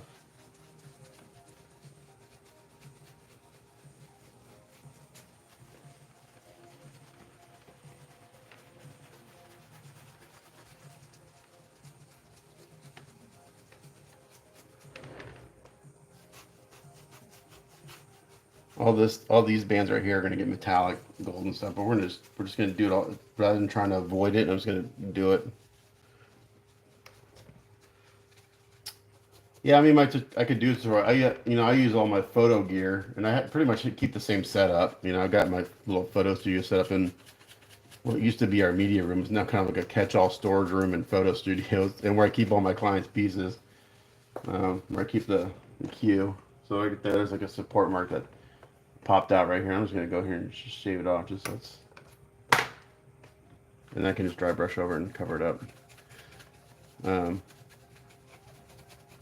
but I have like I'm using commercial grade studio lights and stuff like that. Yeah, I mean, this is basically gonna be really, really pretty when we're done.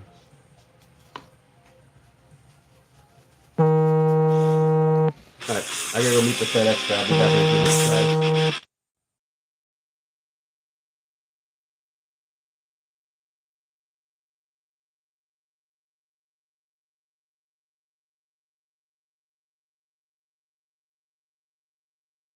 Wait a minute, guys.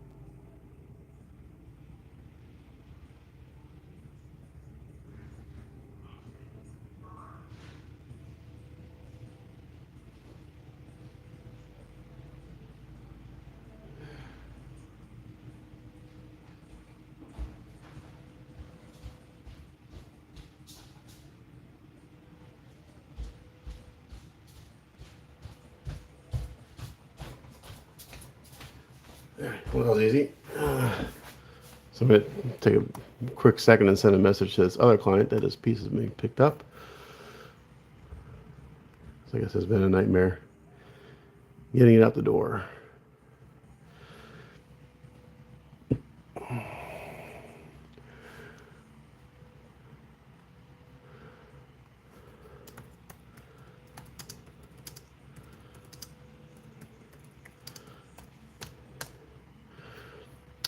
Alrighty. Back to it.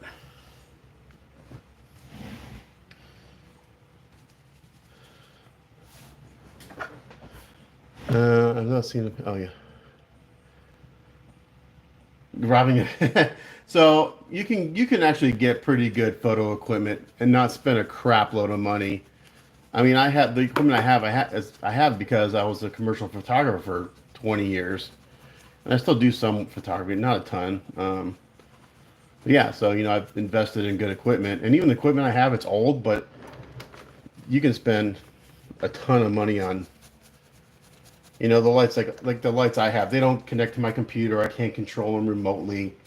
Depending on what you're doing, You know, you can spend tens of thousands of dollars on a few studio lights, but they're all like Wi-Fi enabled and all this crap that I don't ever use or need to use. So I don't need to spend that kind of money on. But back in the day when I bought them, they were like,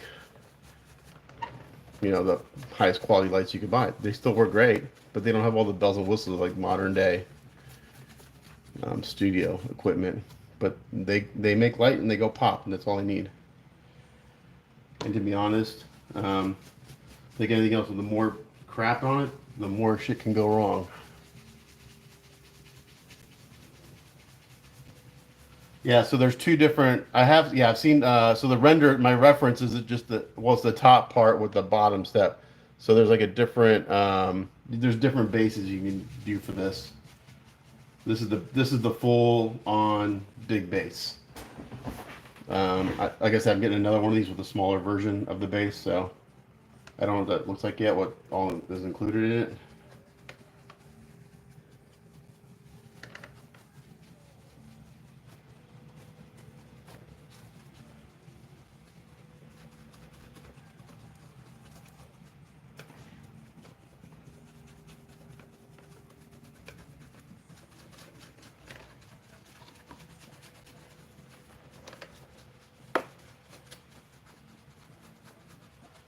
So I'm gonna get a little more aggressive with this dry brushing as I go, because as this dries down quite a bit, these craft paints dry down quite a bit. So I'll get a little more aggressive in certain areas to bring out, just add a little more mid-tone.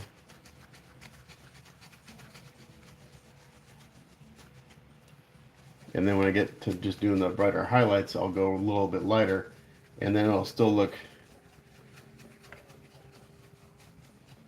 um, it'll still look relatively flat until we start doing some shading and stuff.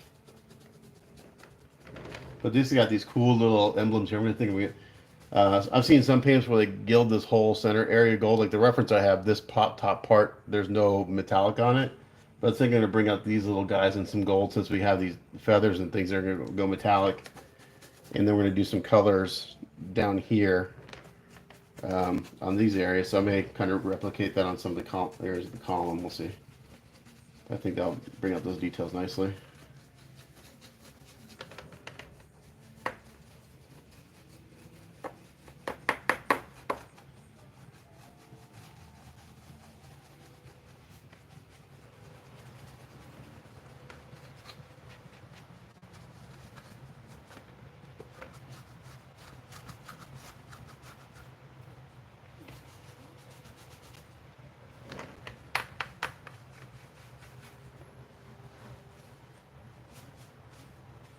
You can go back and pick up some more paint on my paper towel too, or kind of offloaded paint. I can go back and pick some of that up.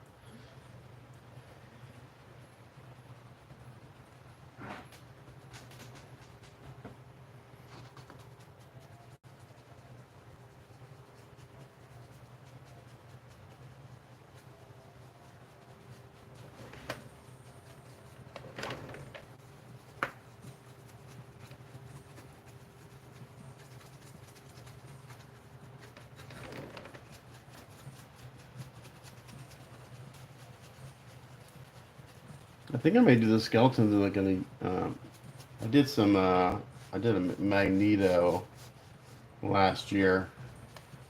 I did this skeleton's kind of yellow toned. It look really good. I may do yellow instead of like white. We'll see. Like a really kind of stained bone color. It look really, really fantastic.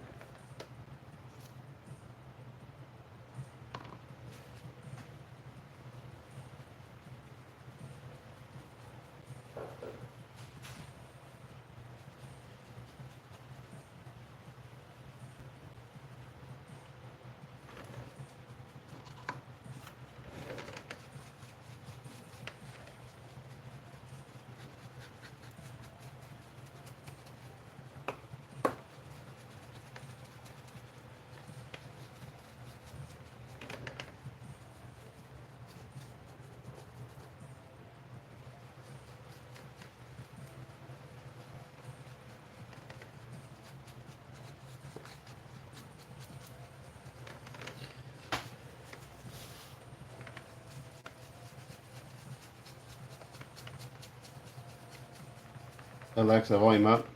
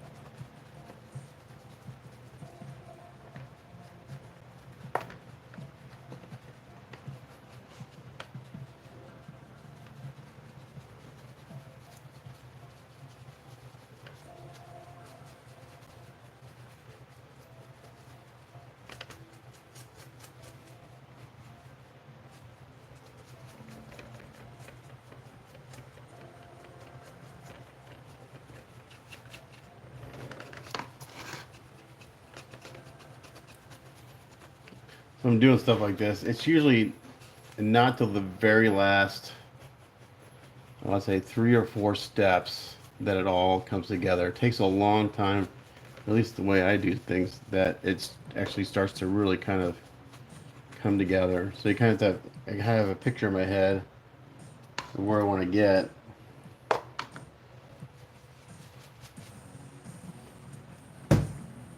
And that's just because using all the different thin layers of paint, it just takes a long time to get there.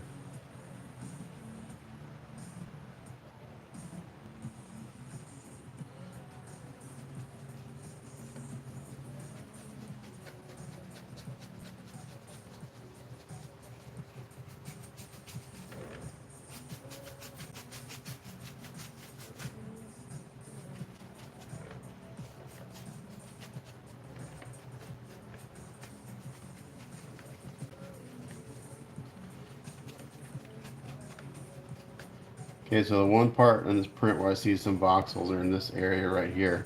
When you start dry brushing, they'll come out. I'm going to try to reduce that with washes and stuff so it's not so in your face. But that's like the only spot that I found some voxels on this print, which is pretty good. And I find them on owners prints and stuff like that too. They're not quite as pronounced because they're printing. They're probably printing at a higher resolution.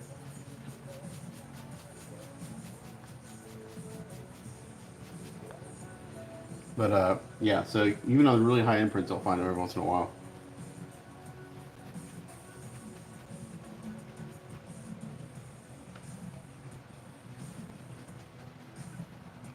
Okay, here in a second, I'm going to switch to a different, slightly brighter tone. I guess it can get really, really, really bright before I start going to the next step. And I'm constantly going over this because, like I said, these craft paints, they go on pretty bright and they dry down pretty significantly. And since this has a warm tone to it, I'm going to go back in with probably some, I'll maybe just add white to this tone.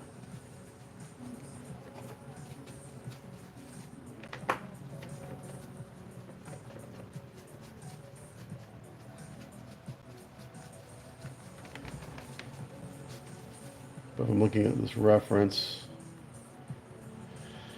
These columns, looking at the reference, these columns are a slightly different tone than these stones here and this stone up here. So we're gonna,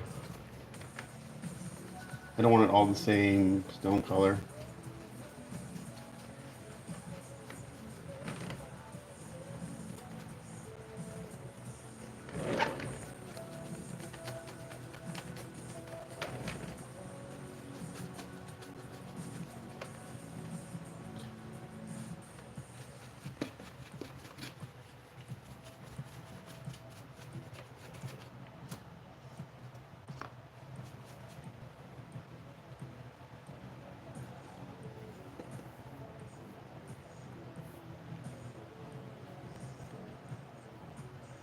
He'll inbox me with some sculptures.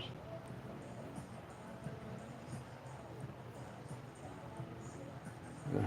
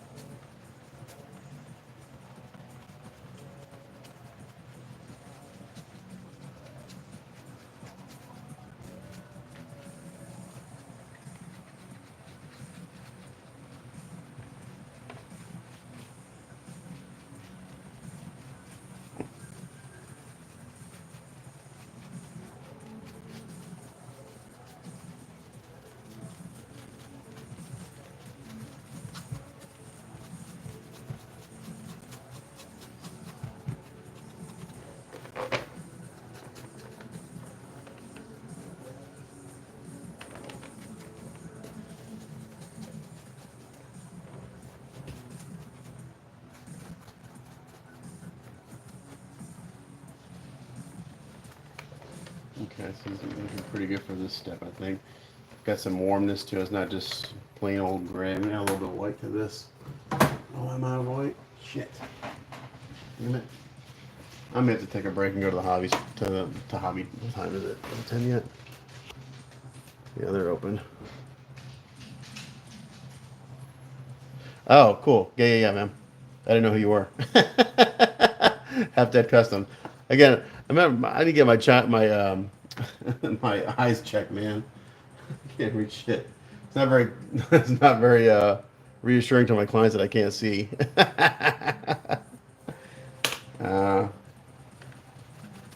I may have to sign off here and come back because I am out of just like my basic colors.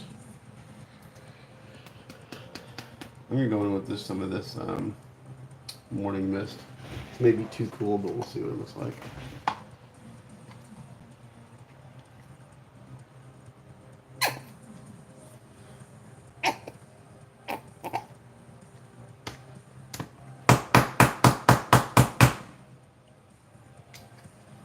Like I don't want to use Vallejo paints for all this dry brushing. I'd spend a crap load of money on Vallejo paints for dry brushing on this. Yeah, that was a fun chat. I enjoyed it.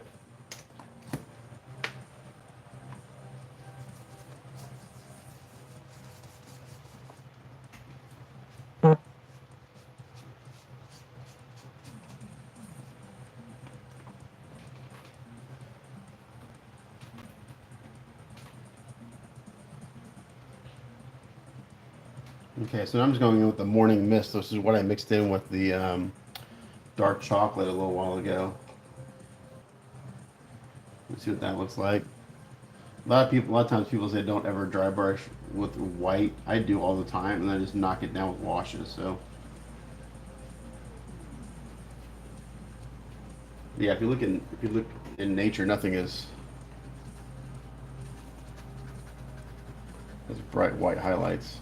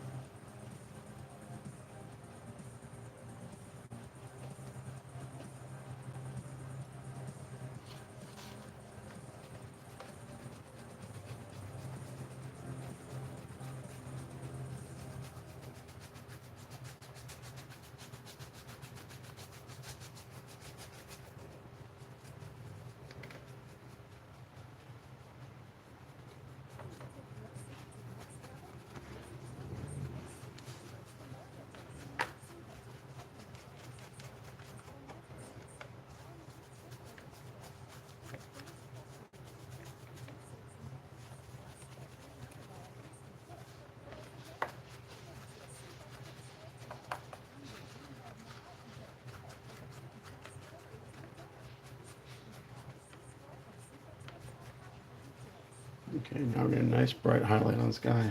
in these areas.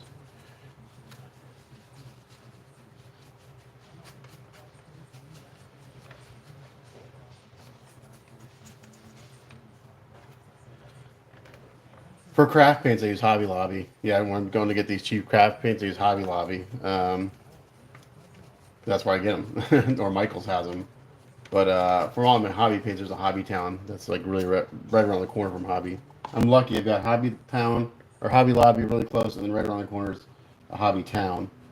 So my Hobby Town used to carry a ton of Mr. Color paints, and they still do, but they usually don't have the colors I need.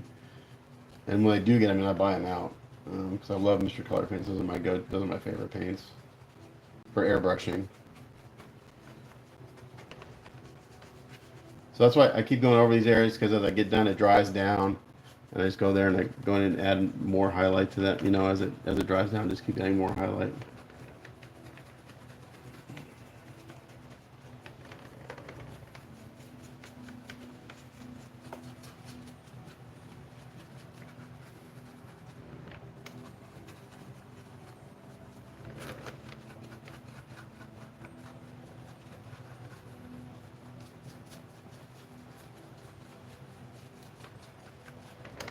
What's up, Raphael?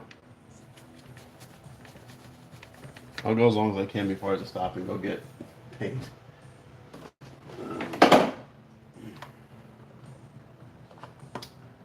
I have to go. I'm gonna have to go to Hobby Lobby and get some more craft paints. This base will mostly be craft paints for all this part.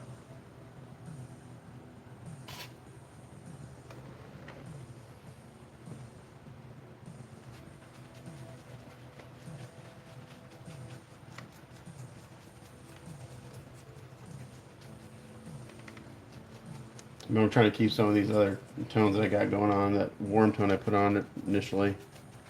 Trying to keep some of that.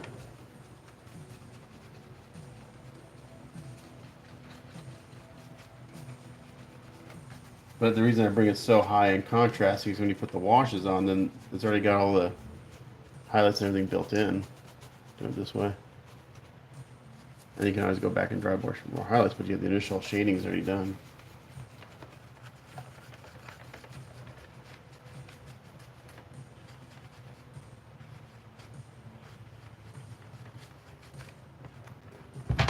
There's a little spot here. Okay, I have a hard time getting that brush in, so we're going to use it.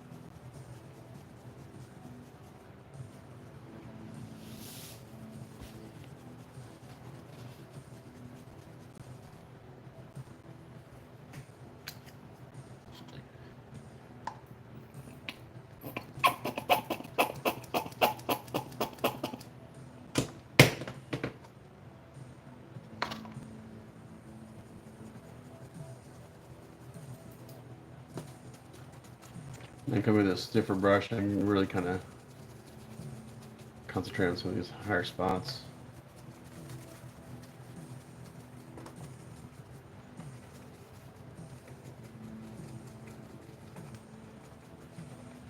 Keeping really on the skulls.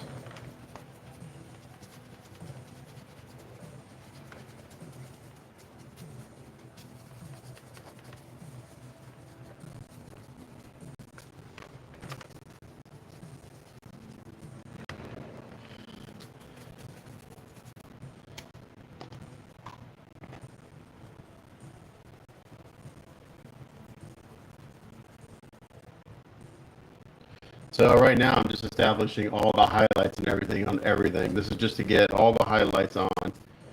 And then I'll use washes to tint everything. So this is like the underpaint for the colors that'll be going on. So what I'll do is once I kind of get everything where I think I want it, I'll start going and adding washes to these stones and these stones. So it's going to be a lot of back and forth between washing and dry brushing. That's going to be like 90% of this process on this base. And once I get the skulls and all the stonework established where I want, then we're gonna start going in and doing all the metallic work and color washes on all these little emblems and things. And those will get washed. There's gonna be a lot of back and forth on this piece. There's a lot of details.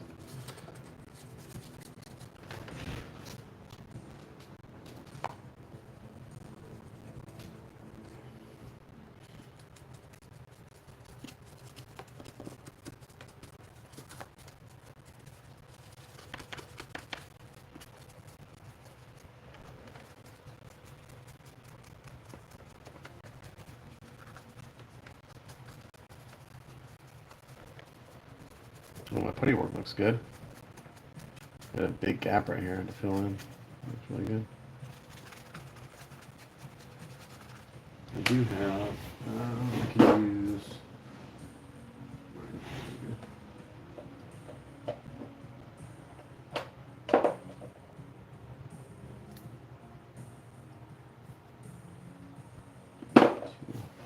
I can use these too. And I got. Okay, we got some of the.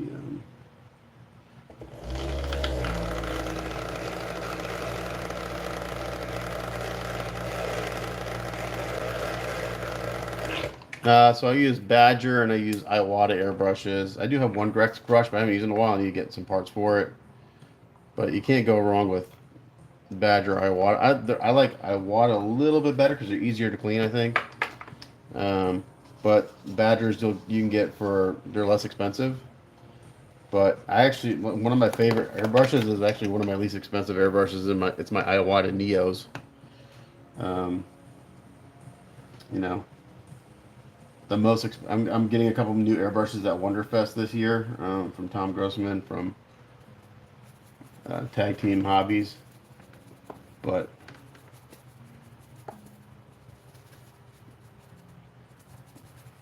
again, I bought a Neo for about $65 new.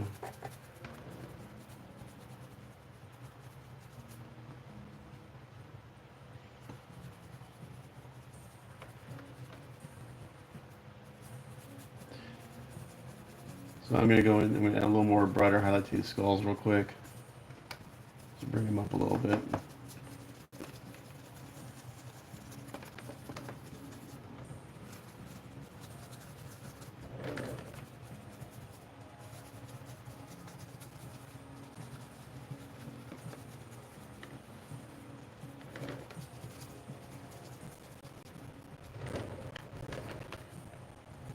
So I mixed in that same highlight. Just mixed in a little GarageKiss.us transparent warm gray. Yeah, there's a bunch. I mean, there's so many. I mean, you can get the Mr. Hobby airbrush, I think they're called Hobby Procon brushes. I've heard really good things about those. I mean, you don't have to spend hundreds of dollars on a good airbrush. You know, for years I thought I would get some Iwata Microns, but I don't need a $400 airbrush. And now, again, I'm hard on my tools. Those you have to kind of finesse and be careful. I think it's a .15 needle are super fine. Those are really meant for like doing ink work and super fine illustrating work, and I don't do that. So for the type of work I do, I don't need that. You know, fine of a tip. 0.35 is more than fine enough for everything I do. That's what comes with the Neo and most Iwata airbrushes.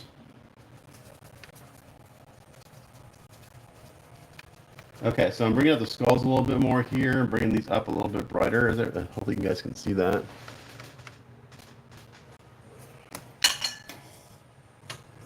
These are bringing these up a little bit brighter than everything else.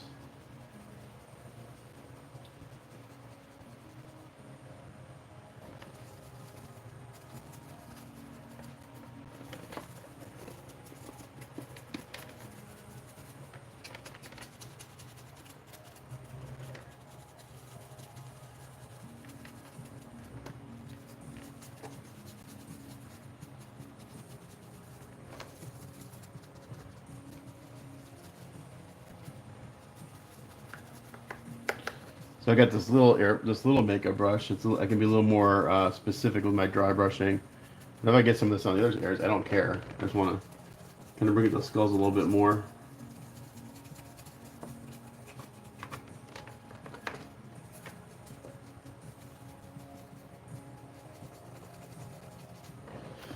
But you can tell a difference already between the skulls and the stuff around it. If I bring it up one more highlight.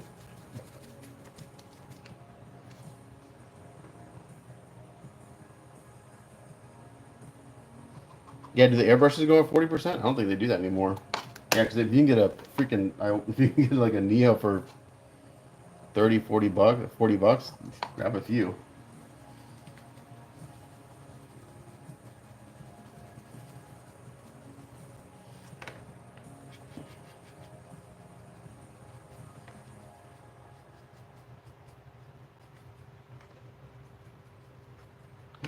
Bring out the bones over here a little bit.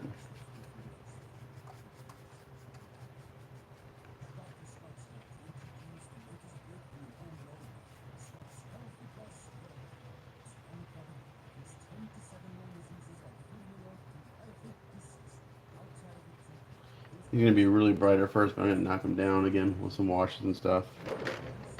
Just want to kind of give him some separation from everything. Yeah, Procon, not popcorn. I think it's a popcorn. Procon. Yeah, it's a Mr. Hobby brand. I've heard they're really good. I got a couple friends that use them. I have a bunch. Out of the Badger airbrushes, my favorite that I've used is the Badger Chrome. Um, you can find that. Get the kit because it comes with 2 needles and 2 tip sizes, so it's easy to switch them out if you want to change it up. So I've just brought out that skull a little bit. That makes a big difference there.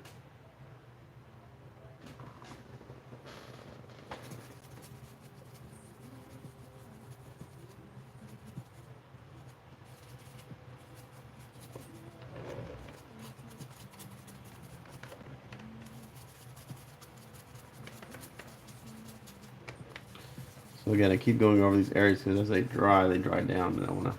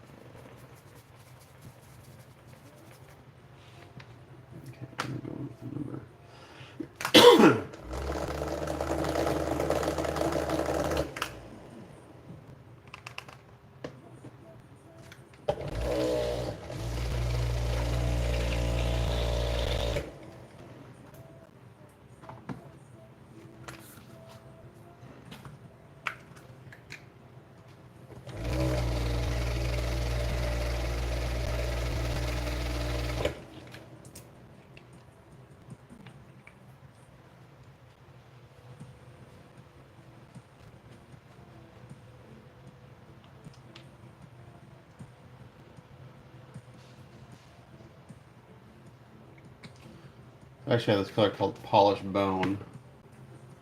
So I'm not going to use it on the skeletons. I'm going to use it around the skeletons.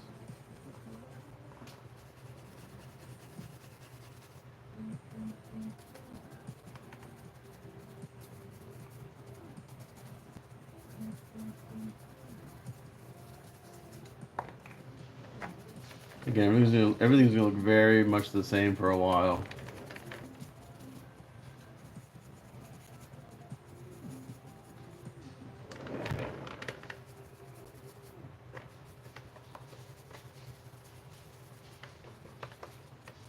So I'm gonna bring these stones up around them a little bit. So I'm gonna knock it down with a wash.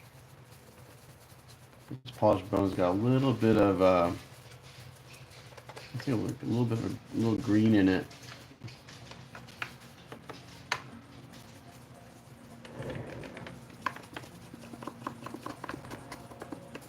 A slightly different tone.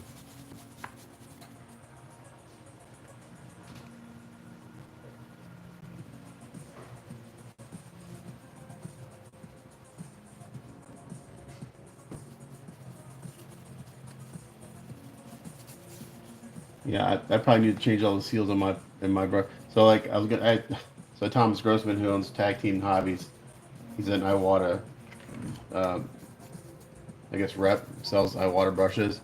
I asked him for like, hey, I need parts for all these airbrushes, and it was like $300 for parts. It's like, you know what, just get, how much for like a couple more airbrushes? So I think I'm just gonna get a couple more new airbrushes.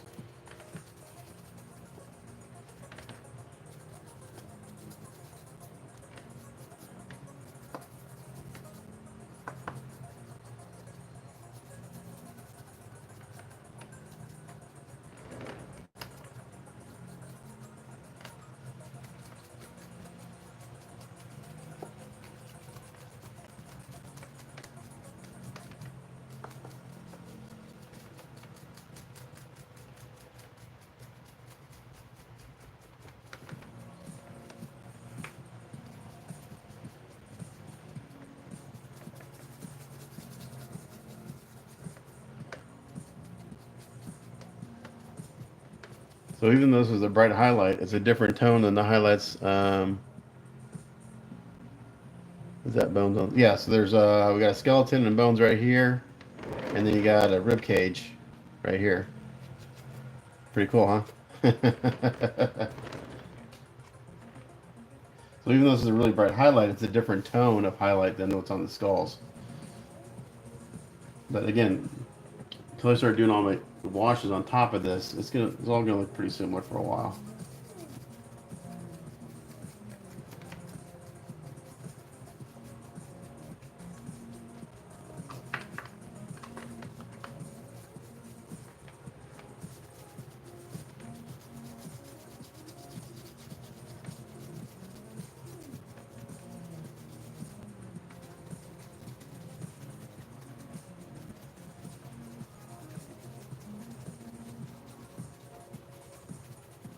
And you may go buy some Citadel contrast paints today, because I think that's what I'm going to need to do.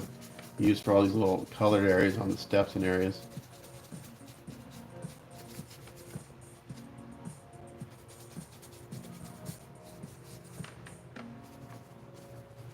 I've established all these highlights down here, and if I can just kind of tint them the reds in different colors, then that's money. So now we're starting to look like something. Get a little more highlights in here and there. Yeah, there's so much going on, it's hard to see everything in this piece, to be honest.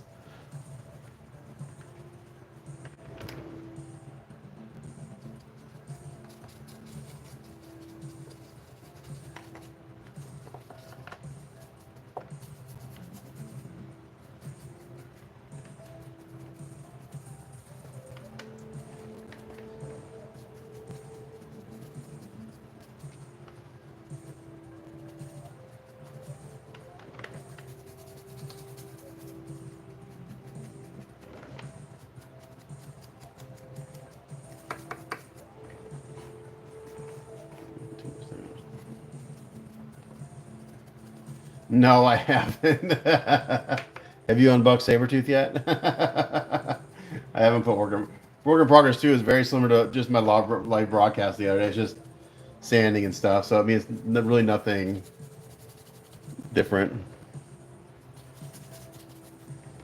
So there you go. When you unbox Sabretooth, I'll upload work in progress 2. How about that? You've only had him for like how many months now? 3 months, 4 months.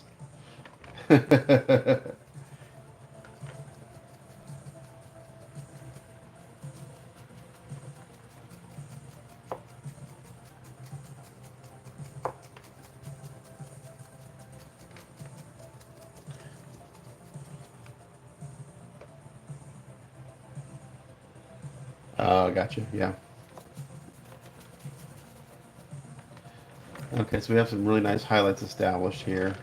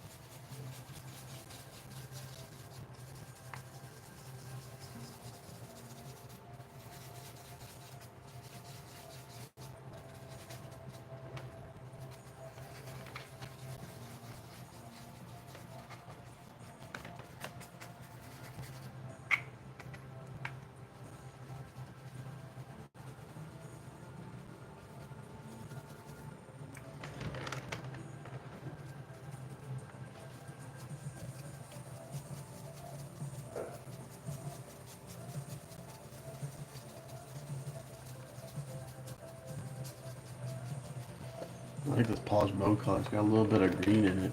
Nice. Adds another little tone to everything.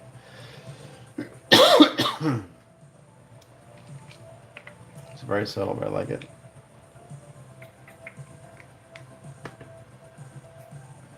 So you made what I'm a lot of what I'm doing. You probably won't be able to see the very subtle differences in camera, but like in this area, I've got some nice warm tone, a little bit of green going on, a little bit of neutral gray. So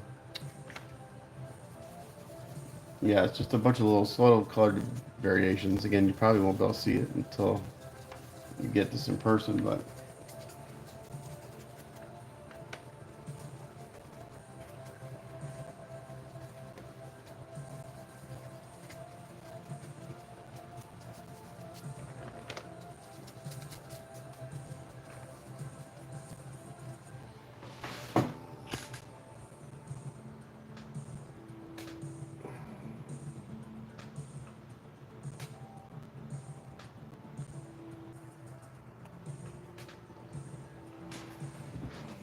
okay.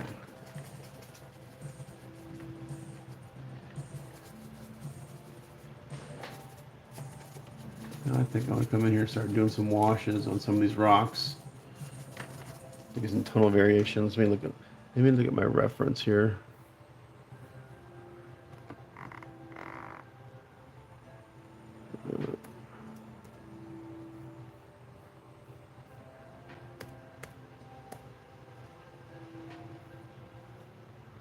Actually, what they did here, they did like a brown. They did like a nice warm wash on top of this. Let me do that. It'll really separate the skulls a little bit.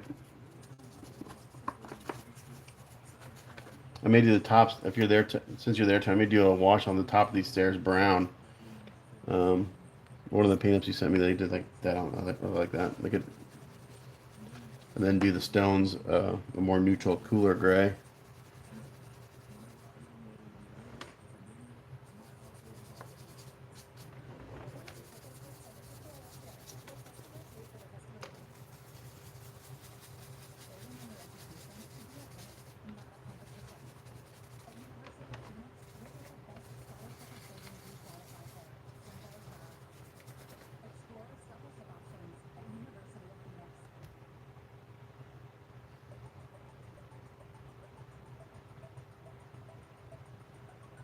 Oh, yeah. But I'm just kind of using for color placements. You don't worry, it's gonna look awesome when I'm done.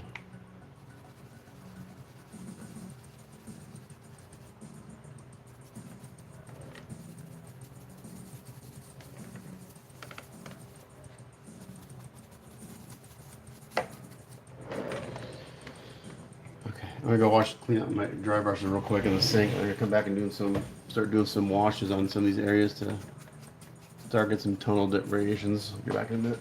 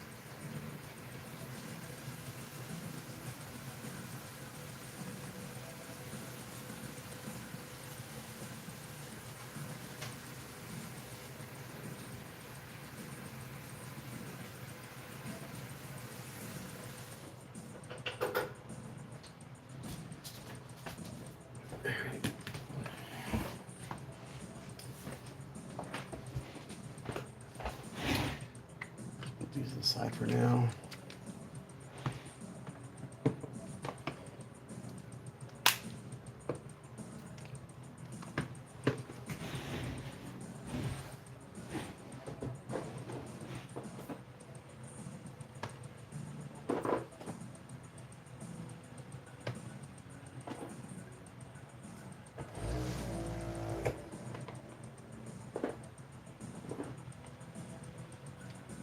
Not oil earth. That's like my favorite color.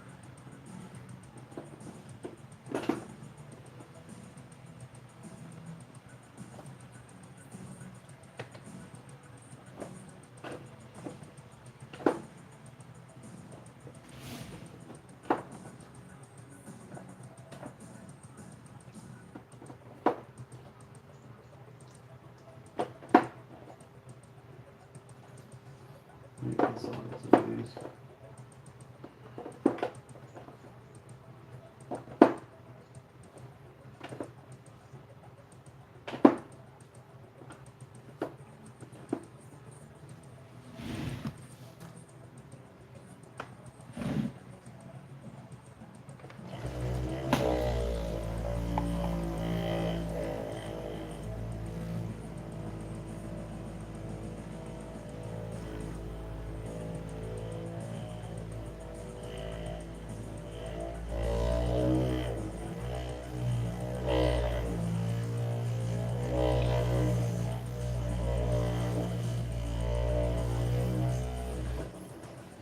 Okay, so I'm gonna go in with some Vallejo dark wash here.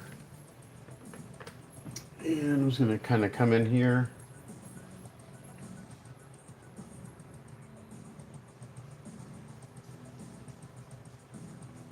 I guess I'm just gonna kind of come in here and tint. Let's see if this, hopefully this doesn't.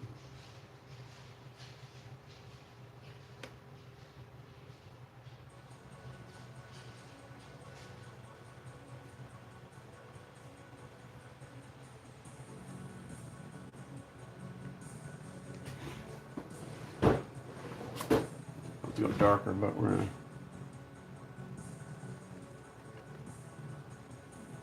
here kind of sponge this in.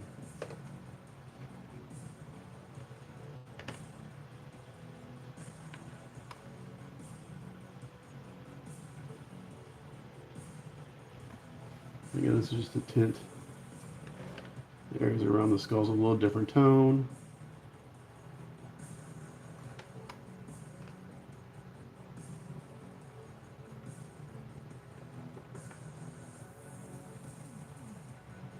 When I do the airbrushing and shading and stuff, it'll make more sense. But all that dry brushing shows underneath the wash. So all the highlights are there, they just get stained a different color.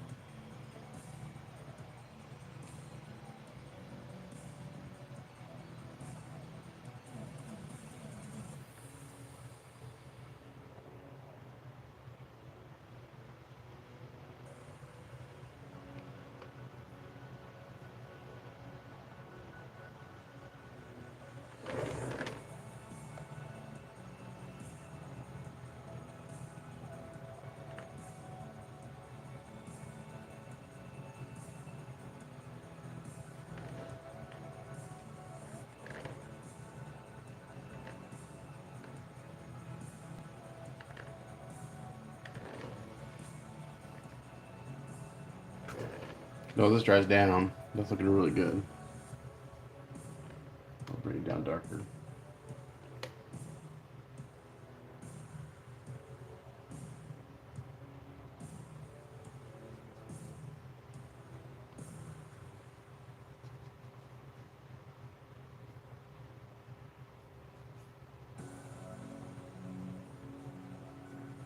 I like the idea of these a warm tone.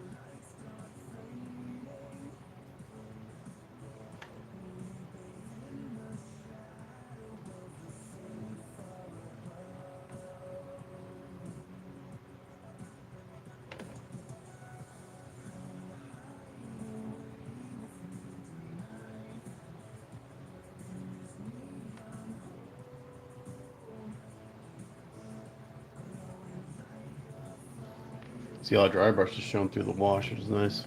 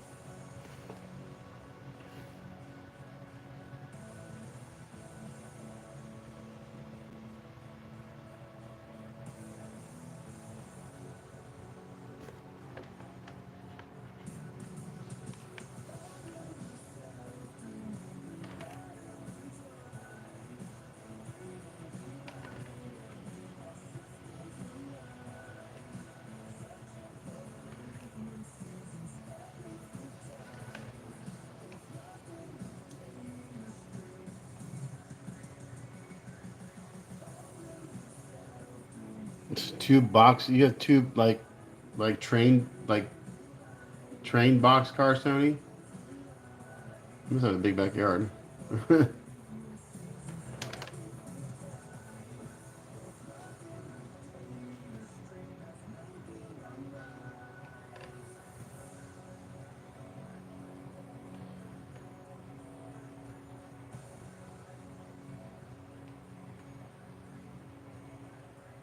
That's crazy.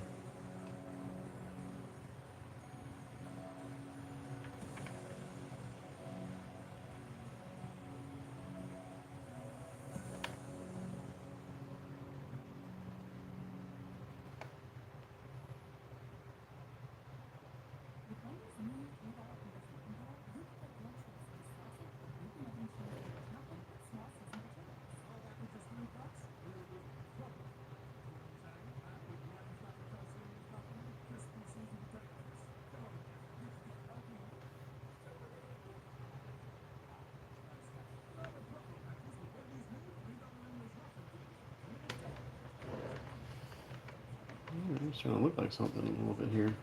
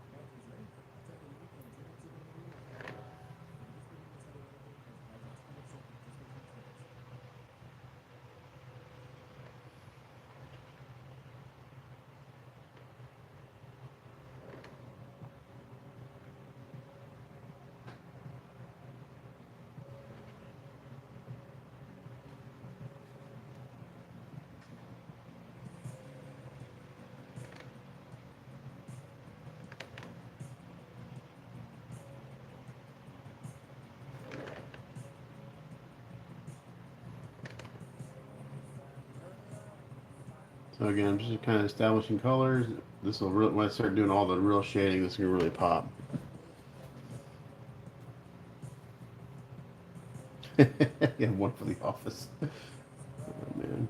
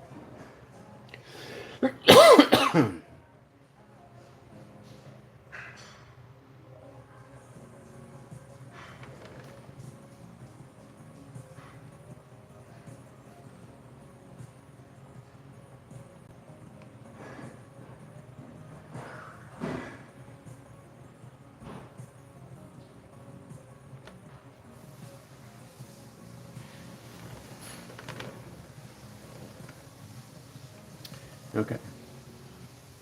I don't think I'm gonna do the tops of these. I don't know. Or maybe I'll do this one because it's the same type of stone. When I'm doing this type of stuff, I look at what it looks like. This bottom step is a slightly different type of material, like different stones. So I may do that different. May not do this brown wash on it. We'll see. But I like the kind of like the tops of these.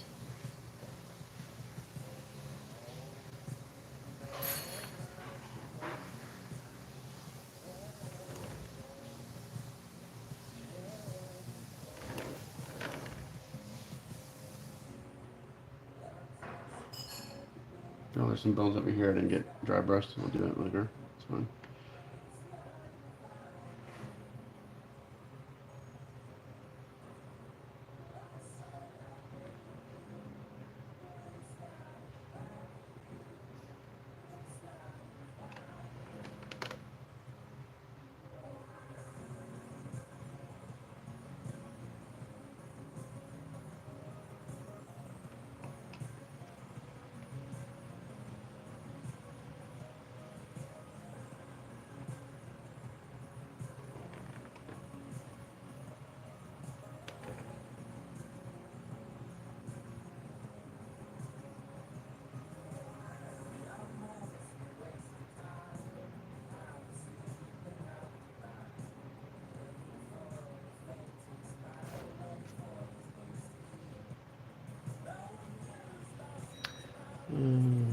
Oh, Alex and George are gonna flip over this.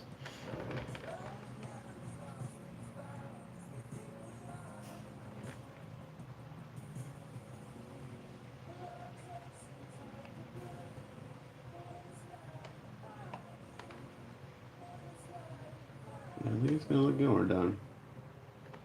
Still a long ways to go.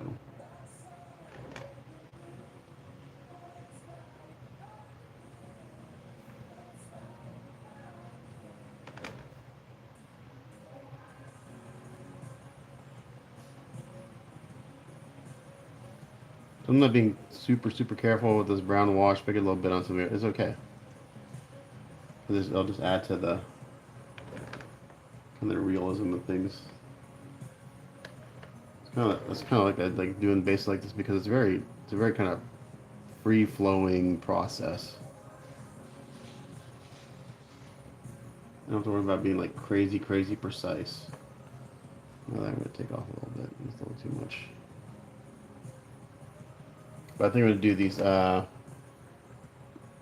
of the references told me gave me some of these lips are kind of a turquoise color, which I think might look kind of cool. So I may tint those. I'll have to go get some. I'll go to the hobby store and get some Citadel contrast paints. I got some really nice transparent contrast paints, which are perfect for just tinting things.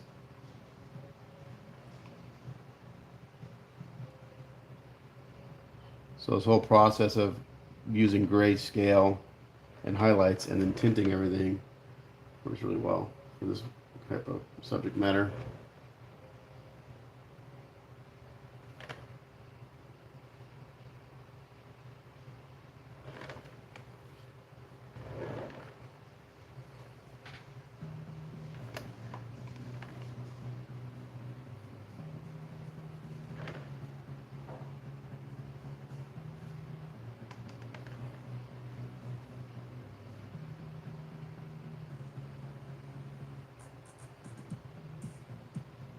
So I'm going to go over this once with this brown wash, and then I'll go over some other areas again with it, just to deepen the tone a little bit. The great thing about washes, you can build them up in really thin layers and get some really nice effects. Just let it kind of pool and puddle in areas. And don't be so worried about it being consistent on this type of subject.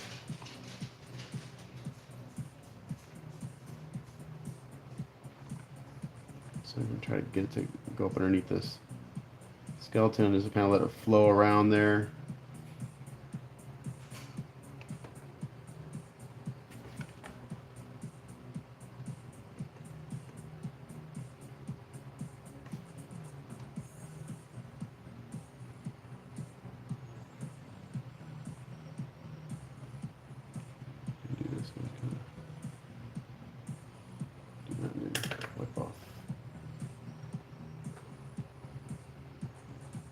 I had to kind of get some on the bones a little bit, not that big of a deal.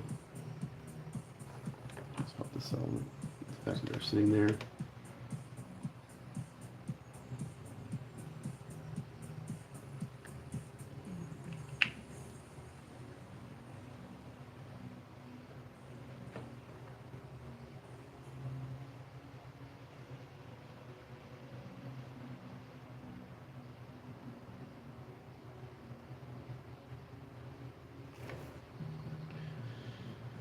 This is Vallejo wash. It's like one of my favorite things to use. I wish they made more colors. There's about 10 colors and I have them all.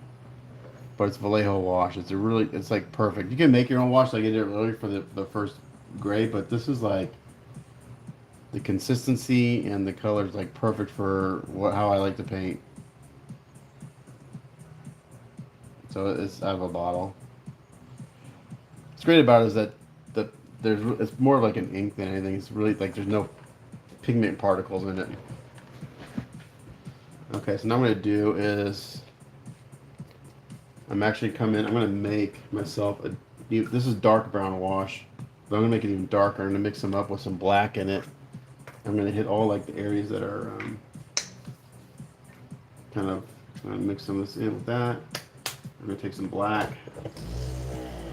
I'm going to kind of just hit around all the edges.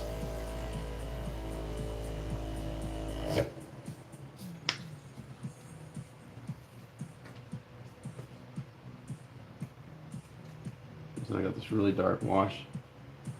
I just like to go up under here.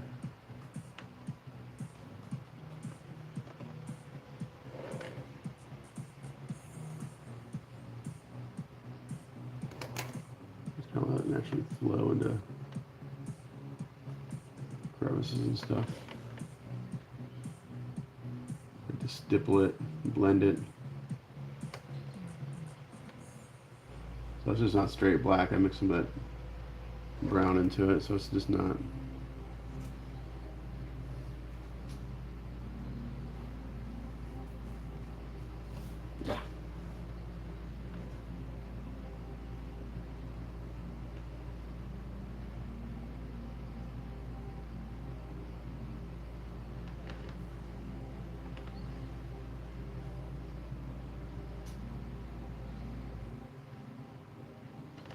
You see, just adding that dark and let it kind of flow in there and let it do its thing. Hit it with a sponge a little bit to blend it, like in the corners here.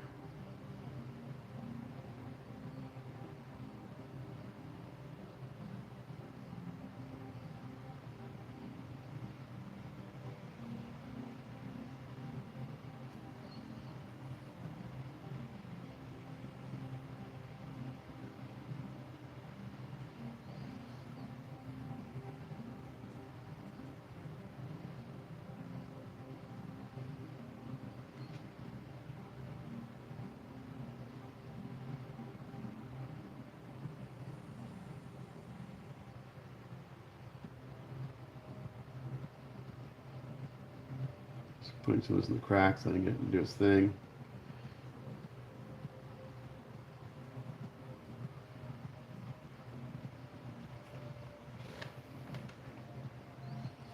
I'll probably go back over the dark brown wash again, just to intensify it in some areas.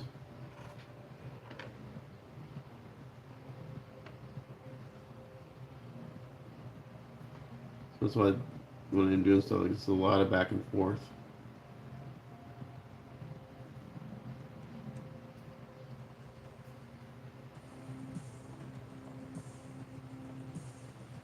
Got a little sponge here to kind of, I got a little too much somewhere, just kind of sop it up. For the most part, just kind of let it flow and do its own thing.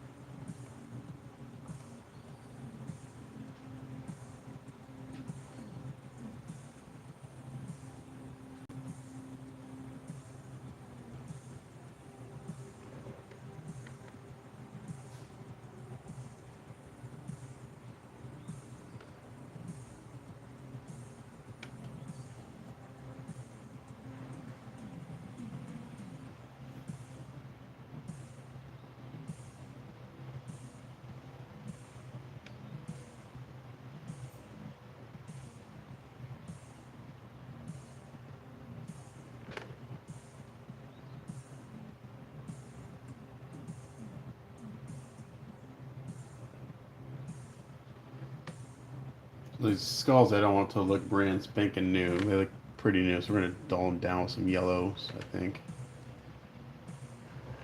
Get some nice tones on those. And these other rocks are gonna bring out different tones.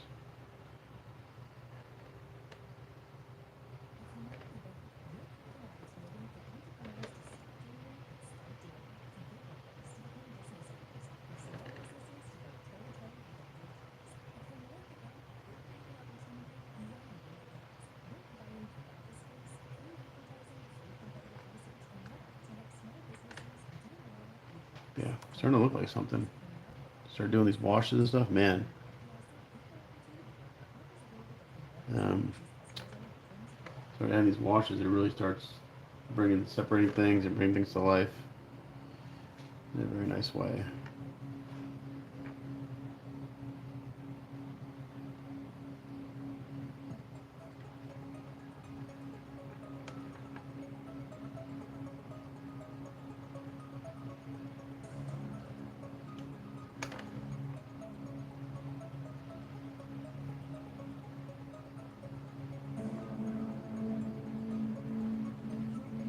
These washes, just let them dry. Don't stick a hair dryer on it because you'll push them around. You want to let them sit. You want to let them meld into. This is all wet blending, wet on wet techniques here.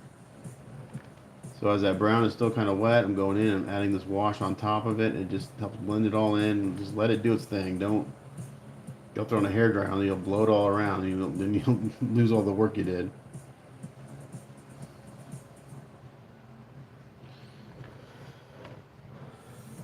So here I got kind of a harsh edge. I'm going to sponge that just a little bit, soften it up.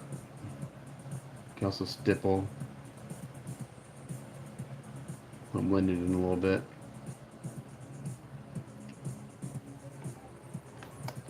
I'm just kind of letting this, I'm putting it on pretty wet.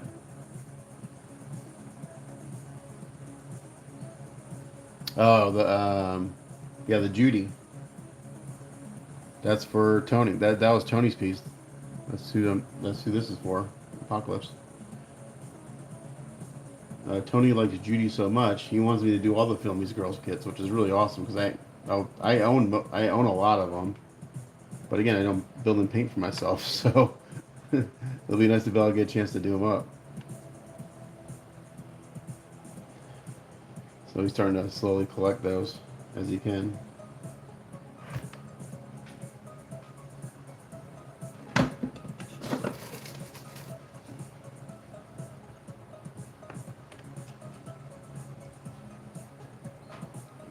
Okay.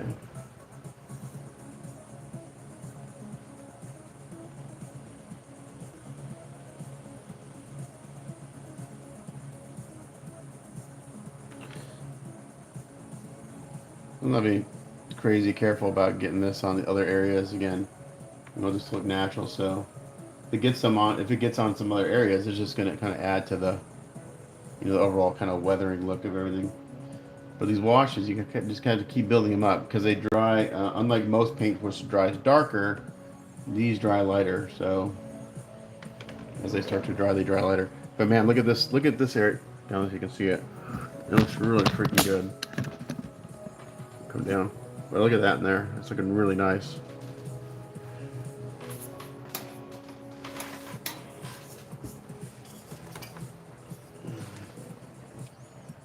So that's why I do a lot of dry brushing ahead of time, and I go back in and do all the washes and stuff because it kind of builds in the shading to a point. I have to go back and accentuate like what I'm doing now, but okay. I'm gonna put this dark brown for the side and let that kind of all that stuff start to dry a little bit. I'm gonna start bringing out some of these other rocks with a different color wash.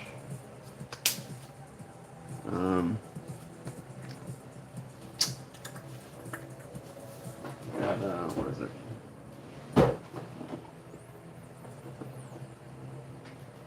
Light gray.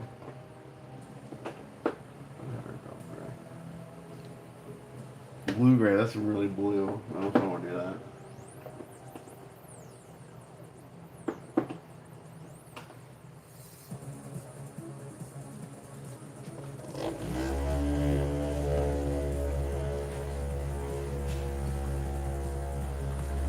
So I'm gonna make pretty much. So I'm coloring it based on the way I see the like the different rocks. So like these columns and these look like these would have been carved out of the same type of stone. So I'm gonna color those similar to that. Um, I don't know if I want to add any tint to it. Maybe I'll just go with a black wash just to darken it down.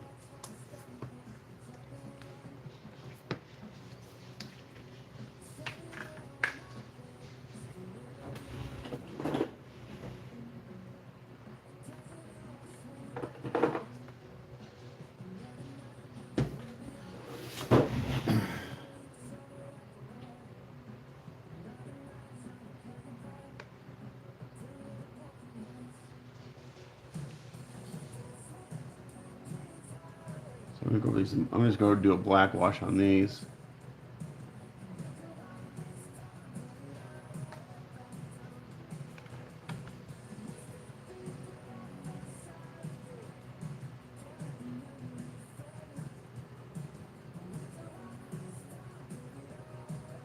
And I'll probably end up doing a highlight on, but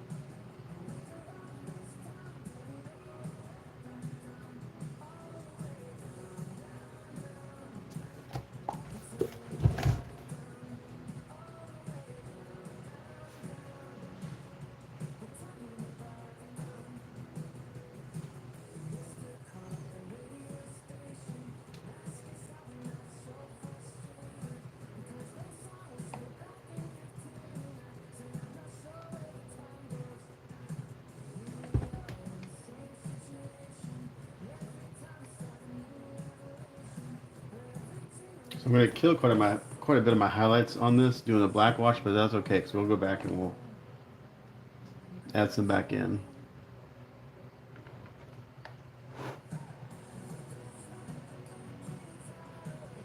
So that's why there's a lot of back and forth sometimes on these things.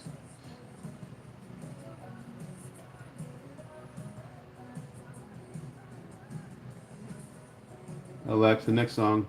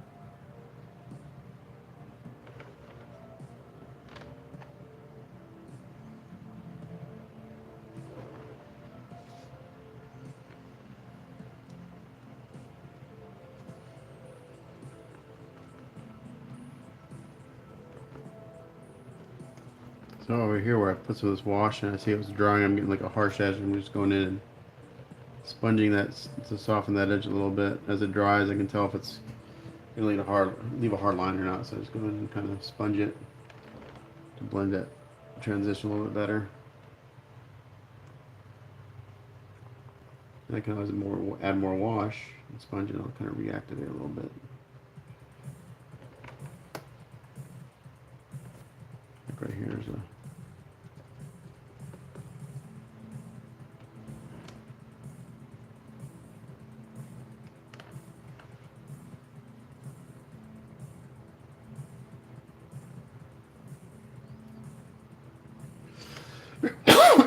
So this black wash is really going to kind of get in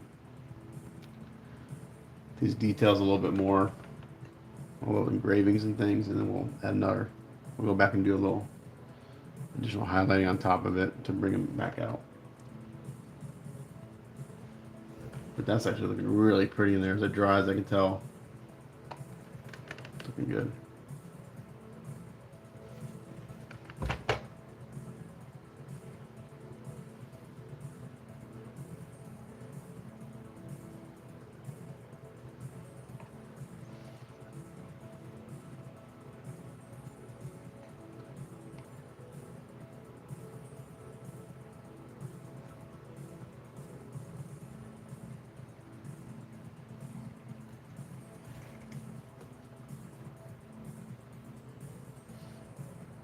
Man, we start adding all the metallics to this. This is gonna freaking look unreal. It's gonna look so cool.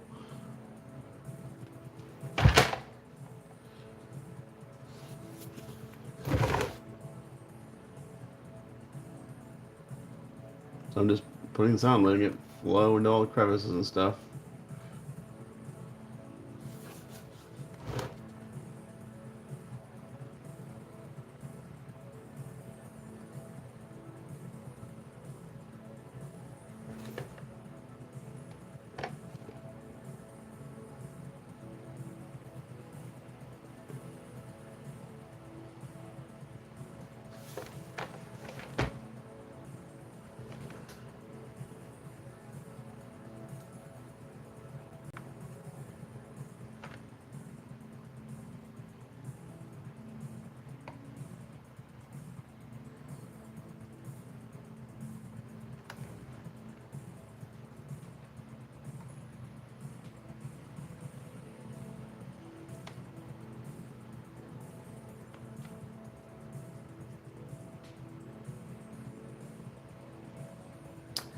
There's no label for it. I never make labels, as you know. I probably should. My graphic art skills are not very good. I mean, I think I do have some graphic art skills, but I can make a base. I can make a label.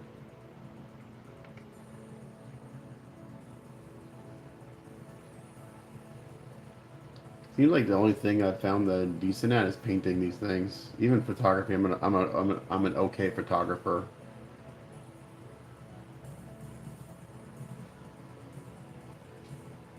So we'll see how long I can make this last until maybe I can retire one day. Who knows? Maybe I'll be painting these things until I'm 90 if I make it that long.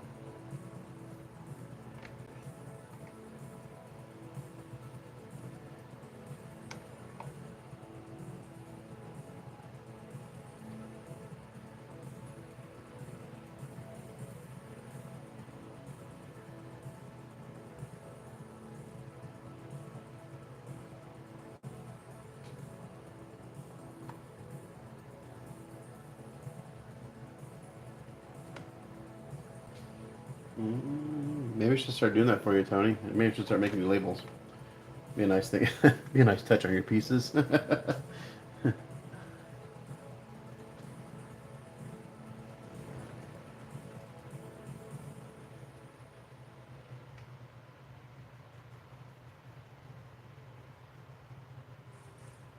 Yeah, the 3D prints never come with labels.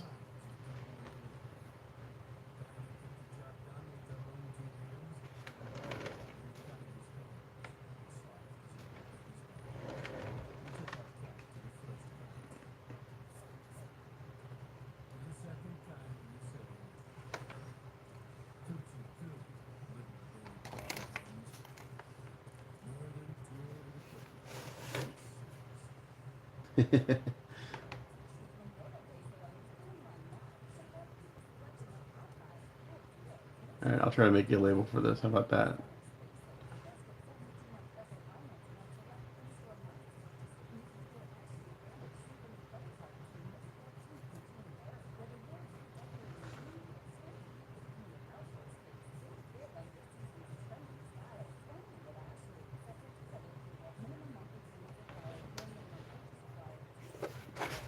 Okay.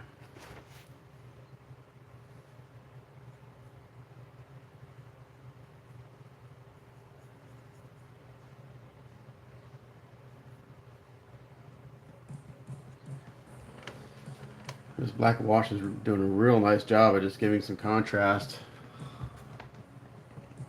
to everything. Then we go back and add our little highlight too. It's going to bring out these details really, really nicely. So the reason I didn't start with this wash right away is because I wanted to establish some of the highlights and stuff underneath it. So that's one way you can build up some nice depth in your pieces if you do all the, we call it pre-shading in the Gundam world. So you do the initial kind of highlighting and stuff, and then you go back and go on top of it, and then you can go back, bring out the highlights again a little bit. It just adds depth to it. I say this all the time. The one thing you'll find about with like factory painted pieces that they're just flat. They don't have a lot of pop to them.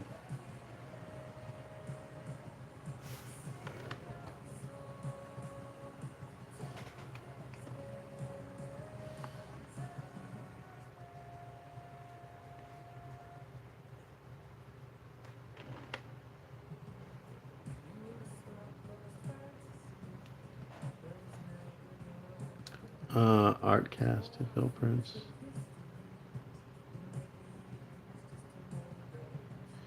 Art cast. What's art cast? You mean the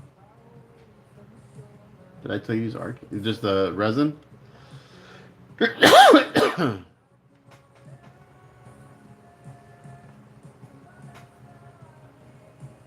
resin. Gotcha. I don't remember telling you that.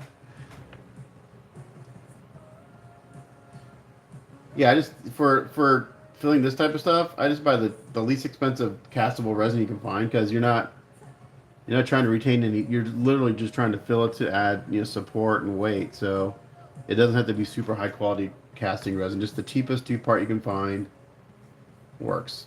Um,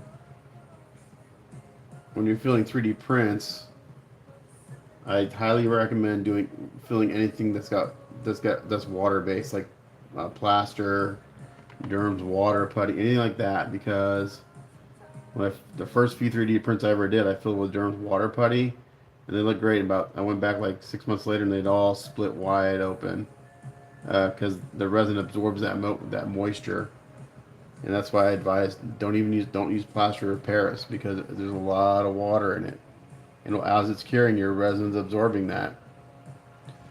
So I always say I always use a catalyzed or two-part resin. Um, He's still there. I think. Uh, where is he?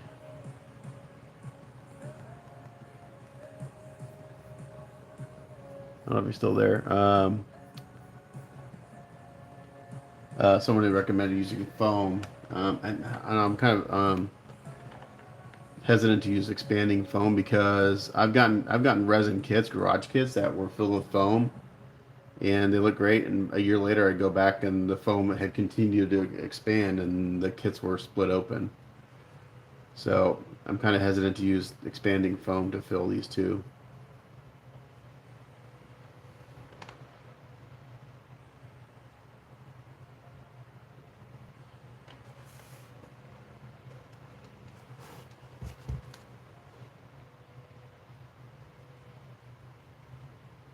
What do you mean, Tony?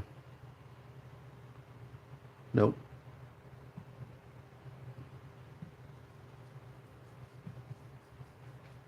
don't use foam. Yeah.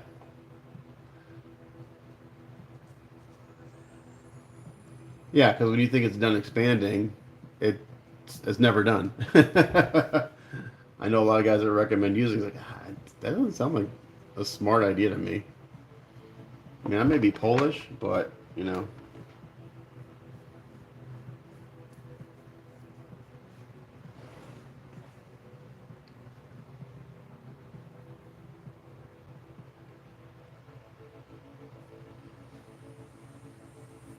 Oh yeah, you've done it before, yeah.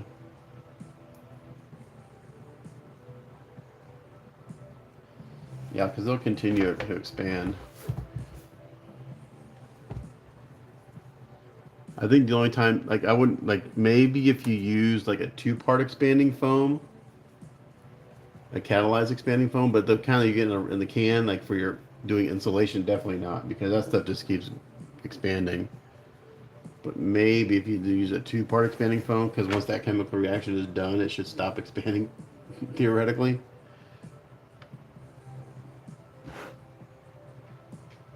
No, but it continues to expand for a while.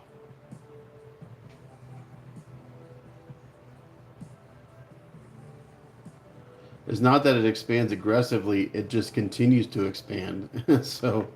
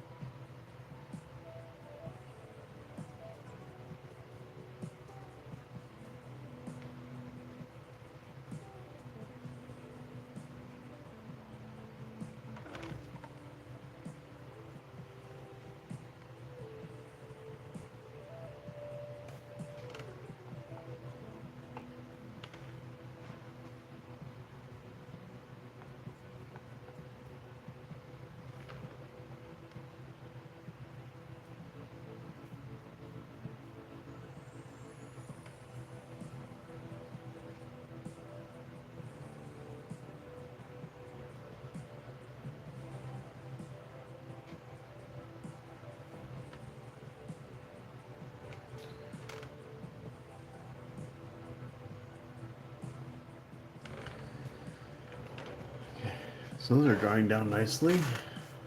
Starting to get some tonal differentiation, dif, difference. I can't say the word. Yeah,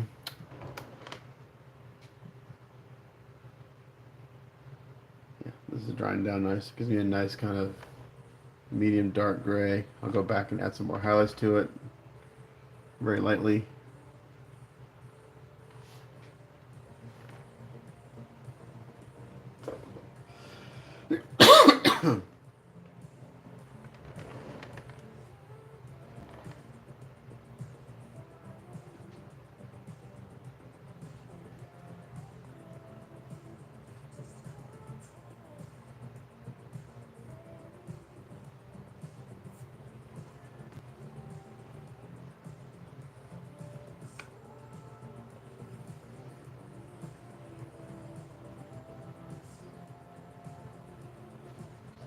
I'm going to do this the same. You got to be careful. Sometimes you can get, even though there's a lot of detail in here, it's real easy to make it look busy. So, just got to stay consistent with what you do. So I'm going to do these columns in the same kind of tone as those spiral columns.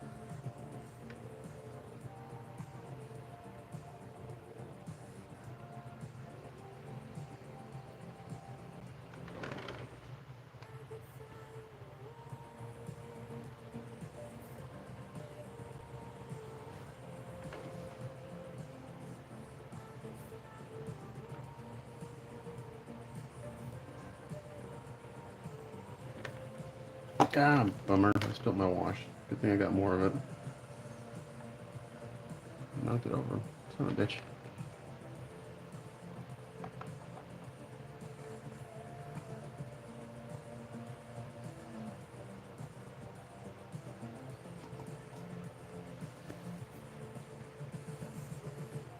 Yeah, so I've seen that before. So I've never seen it with those pouches like that though before. I may have to look into that because that's what you really need for packing stuff like this that doesn't have the. I've seen it where they have it's like a trash bag and they have it's like a gun that injects the two part into it. Again, that's one of those things where it's got a specific amount of foam, and so I think that's safe to use because it's not going to continue expanding. You know. Excuse me.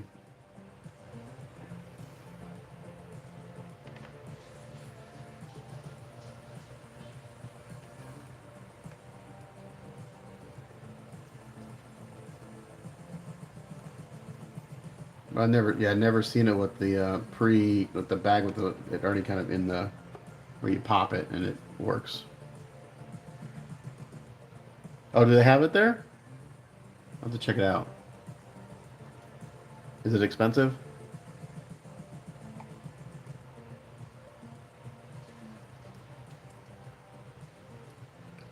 Yeah, like one of the guys said, the only thing I'd be worried about is like things with little delicate parts. But that I would, you know, it's rare that you have something that's kind of small and delicate. Um, I don't know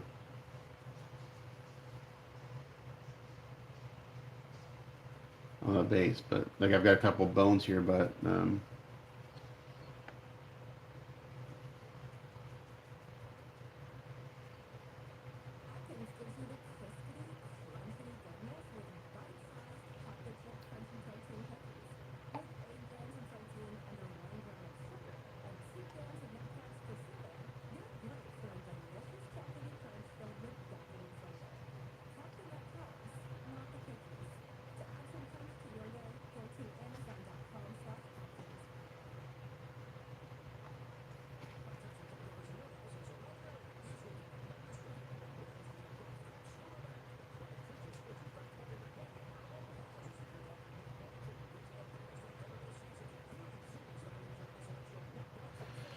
right. So I'm liking that dark wash on those areas.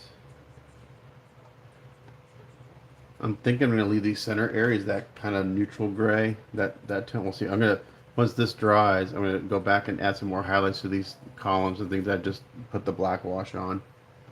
Um, Again, that initial dry brushing was just to kind of get some details out initially. Oh, that's not bad at all. That's actually really reasonable. All right, I'm meant to order some of those, and I'll just bill it back to the client. It's cheaper than buying like foam and cutting it, man. That stuff is just like I used to buy. I was buying foam in bulk years when I first got into this, and I was doing a bunch of Hellboys. I was buying foam in bulk, not the black foam, but just like upholstery foam, which is perfect. You know, don't necessarily need black foam because that's expensive. Where do you store it? It takes up so much damn space. So I was buying the upholstery foam in bulk. I was getting it. I think I was getting like 4 by 8 sheets of it, 2 inches thick, I think. And I would cut it down. That's when I was doing Hellboy, so I had a bunch of it pre-cut for Hellboy boxes. But even that, I was having to bill it back to my clients at like the foam alone was, yeah, it was like almost $100, I think, maybe 60, $70 just for the foam, you know. So, and once they get their, unless they're gonna sell their kit or move, it's a one-time use.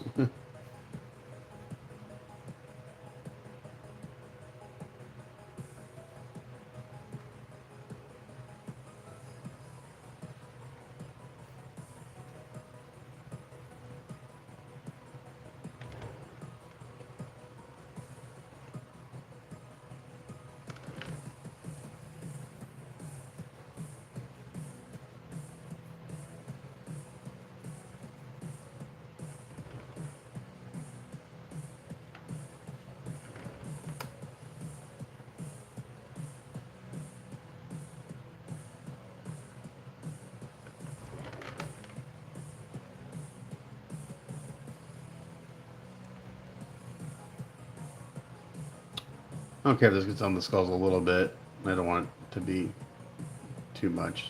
Just dab it off if I get too much on there.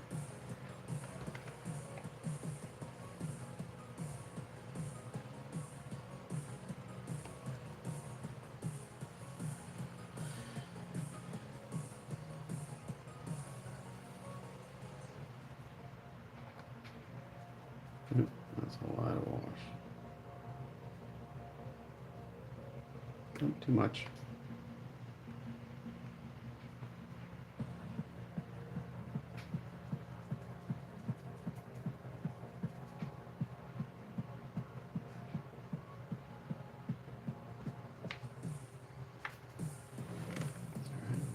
Rub that in later.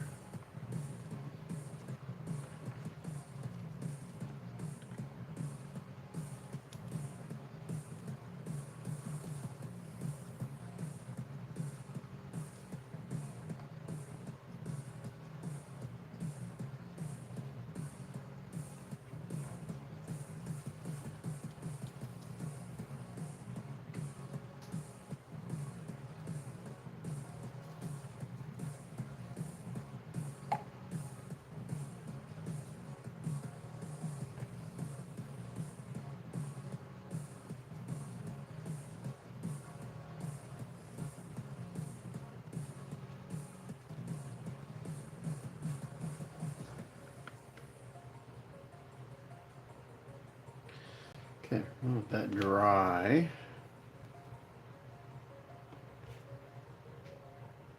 What do I do with these stones? I really don't want to introduce. Okay, I'm gonna try something. I may not like it, but we're gonna try it anyway. I've got this blue-gray wash, but it's really blue-gray. I'm gonna try to kill. I wouldn't mind having a little cool tone in there to go against the warm tones and stuff. So let's see what this looks like.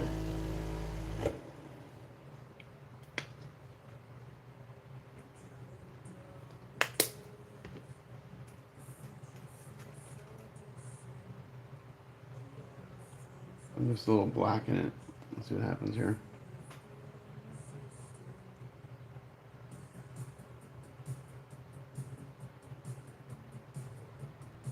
Oh, I gotta do that part in brown.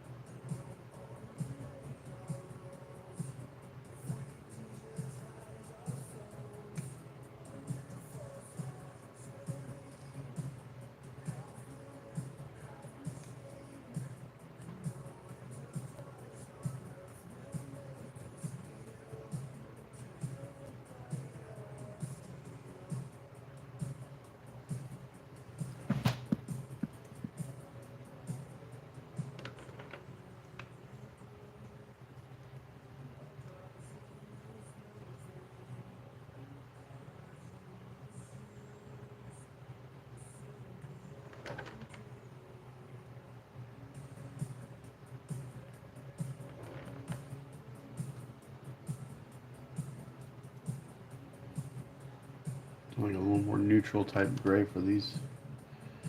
A little like cool, dark cool gray maybe. A nice contrast.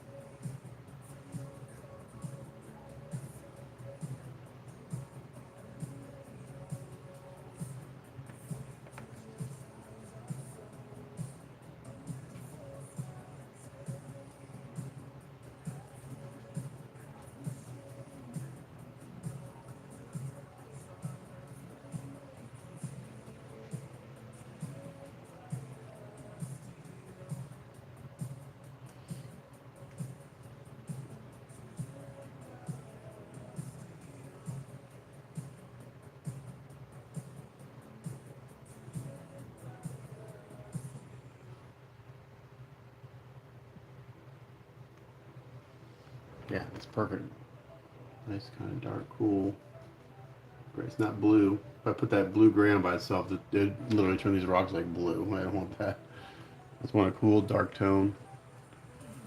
I give it a nice little pop against the warm kind of top of the slab.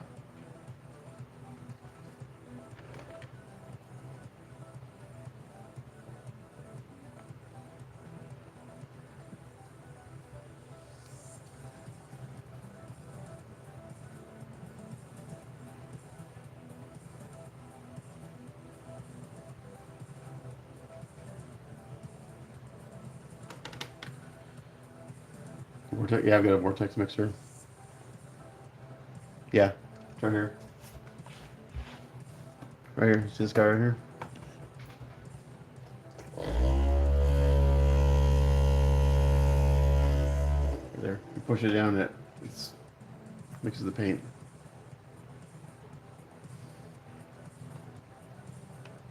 I also have just Badger paint mixers. Those are good too. The paint's a little thick, but the vortex is, yeah, I got that a while ago and it's awesome. There's a guy that makes some.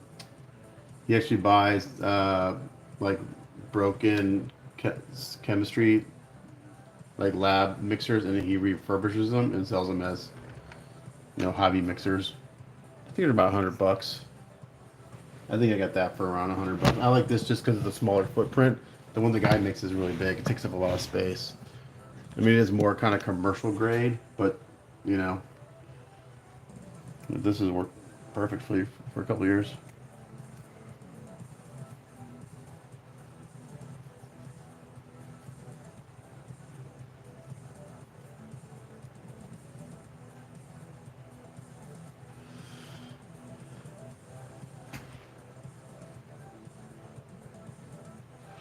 Yeah, I got bearings I use. I don't put them in all my jars, but I do. I bought a bunch of. Just make sure they're stainless steel. Depends on the paint. Depends how thick it is. If it's old paint that's been sitting around for a while, I'll throw a bearing into it to help.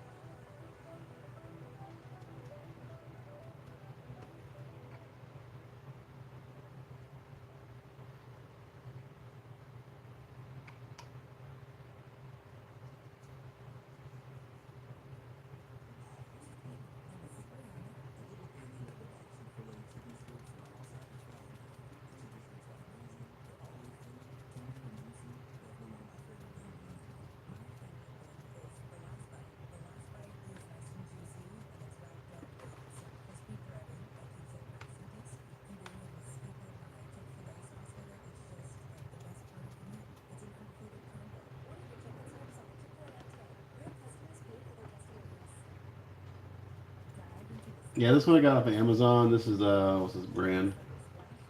Let's call something. Force FORUE apostrophe S. I think it was 79, 80 bucks, something like that. It's meant for lab use, so it's pretty heavy duty. They make cheaper ones, but I wouldn't get that. You can get them for as low as like 30 bucks, but the build quality on them is not very good. So it depends how long you want it to last, you know.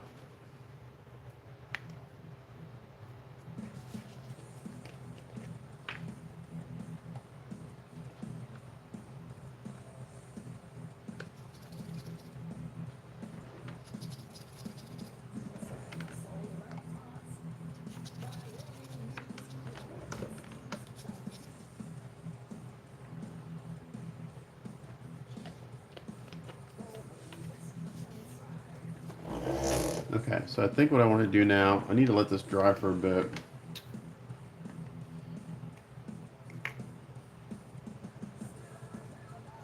Alexa, next song.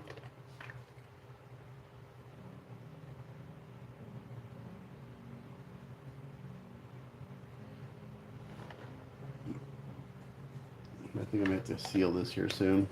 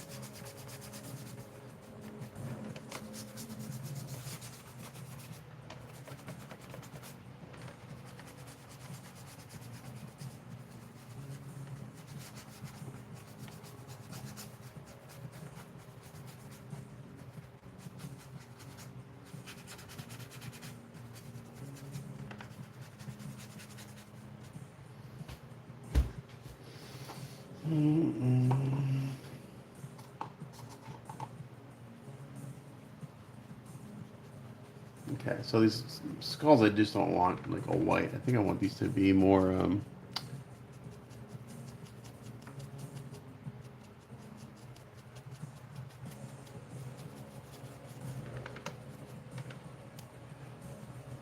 think I made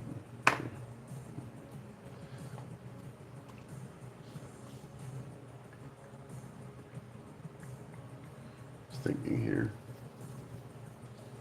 I almost want to do a black wash on them and then highlight them again.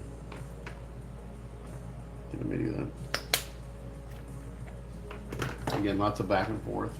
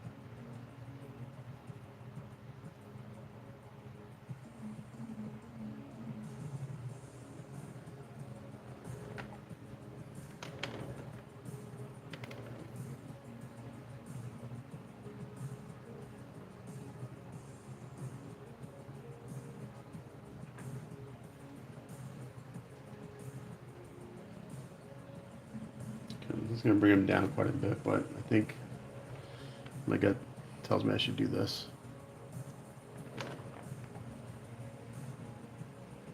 I'm going to bring out some of these cracks and stuff in there a little bit more.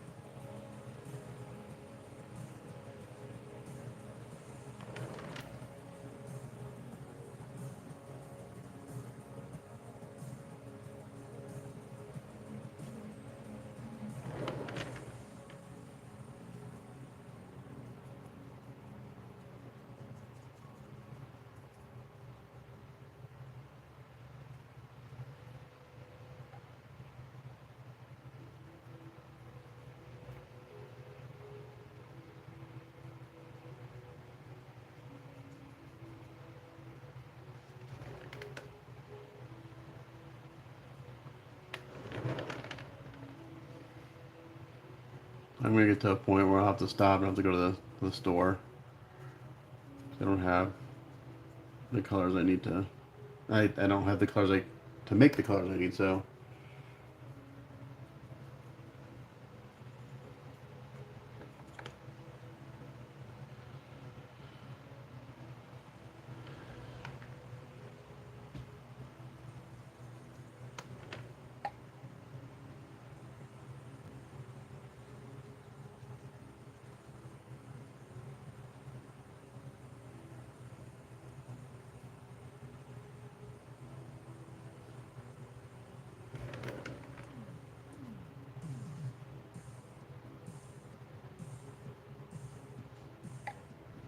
So if I can get all the stonework and skulls done today, um, my initial thought when I woke up was, oh, I get the whole base done today. I don't know if I can do it. There's a ton of little detail work and all the metallics and stuff that's got to be done, and that's going to be base coating, washes, and dry brushing and stuff too. So I don't think I'll get the whole base done in a day. It'll probably take me 2 days.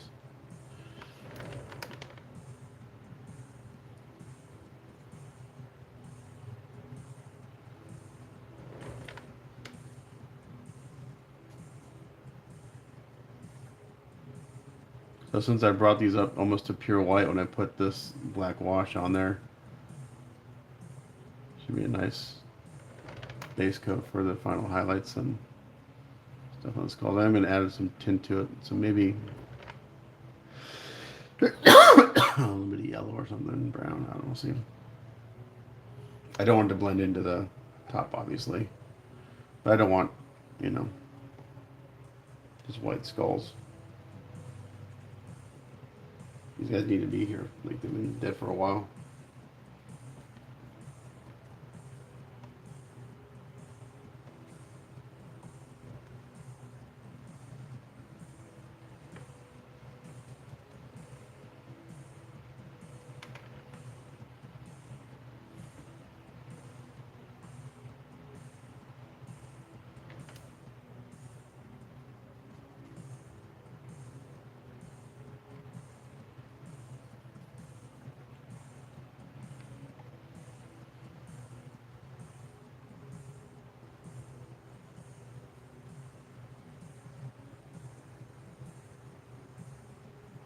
Actually, I might have what I need to do the skulls at least. I don't think I'll dry brush them with white. I'll probably dry brush them with like a cream color maybe.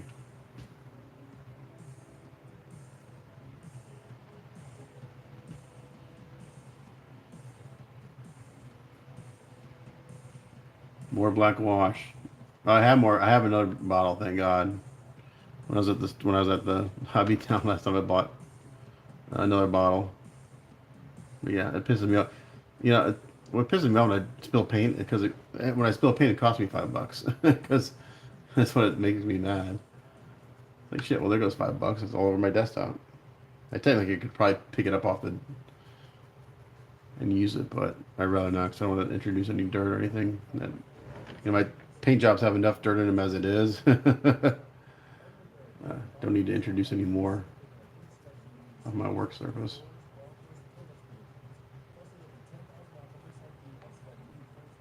But yeah, these things are just great, man. They're like the perfect. I wish they had a whole rainbow of colors, reds, blues, black. You know, I just wish they had more colors because I would use the crap out of them.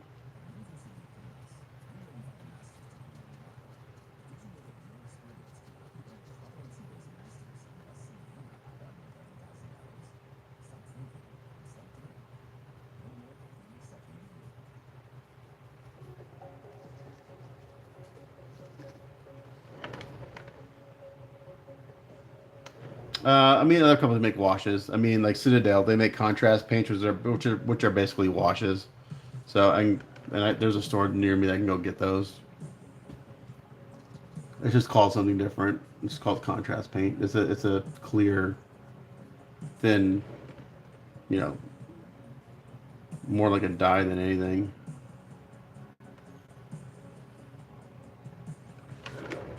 I think that's a skull.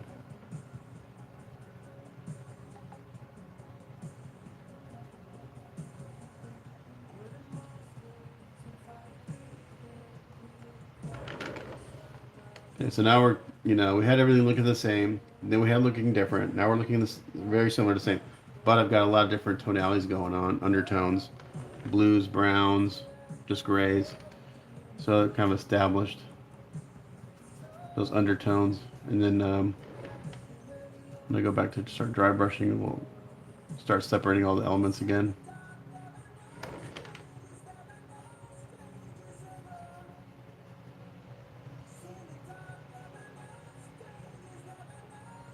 Oh, it's called transporter or something. I have it. It doesn't make paint transparent. So there's a difference between paint and like washes and stuff. Typically, a wash will have dye in it, and it's not pigments. So it's different. It's a different thing. So it's called trans. I have it here somewhere. Where is it called? I may have, I actually may have thrown it out. They never used it.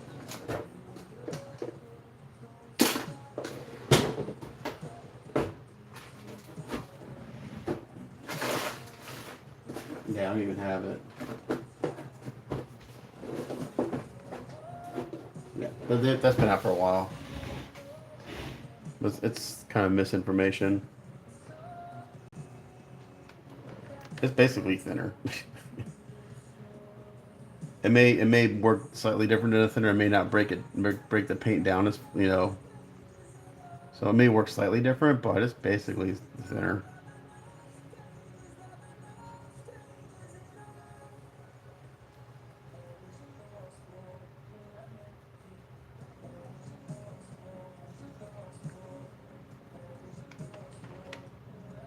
So I'm not sure if you can see on camera, but even though I'm kind of bringing all the tones similar, kind of back to where they were, we got some cool rocks here. The skulls are neutral right now. They're a neutral gray. And I've got the brown um, kind of slate look. So they're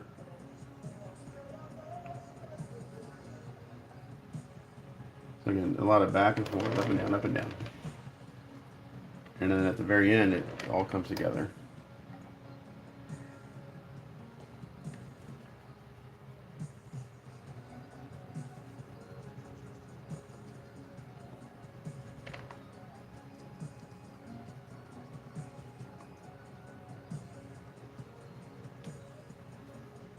Okay.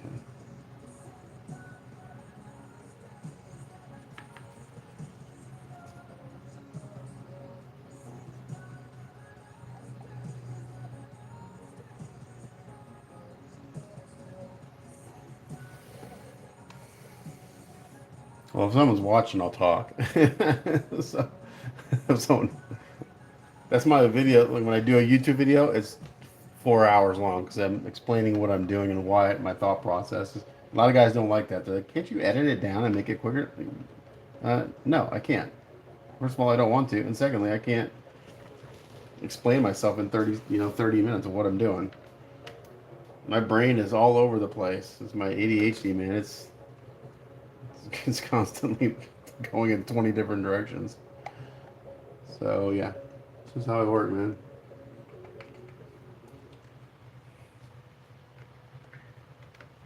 And something like this, I kind of know what I'm. You know, my client gives me a reference, an idea of what he wants or she wants, and I just start throwing paint on, and I get there. A lot of times I have no like preset plan. It just starts happening. I just start doing it, and I may do something in the process that, oh, that looks kind of cool. Let's continue in that direction. All right. So this has got to dry. This has a lot of wetness going on right now. Um, but we're getting there. We got some nice tones going on. I think I moved my phone out of the way so you can't see it. Try to get this light where I can see what I'm doing, and unfortunately this light's like right over my phone, so it throws a shadow.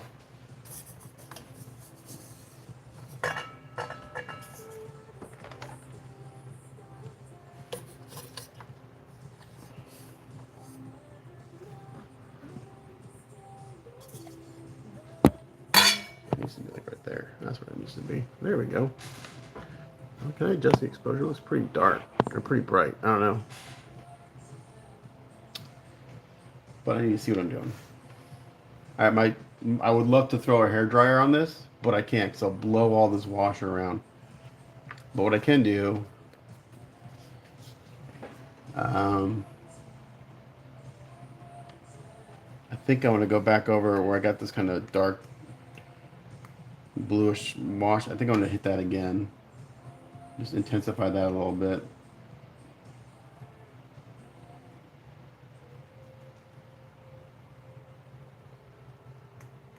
It'll just kind of help establish that that's a slightly cooler tone against everything. And I will go with my airbrush and I'll airbrush shadows and everything, or I'll use pastels to really kind of bring out these steps and everything. That's like the very last step in this process. You bring out the airbrush and start airbrushing different washes and stuff in the shadows.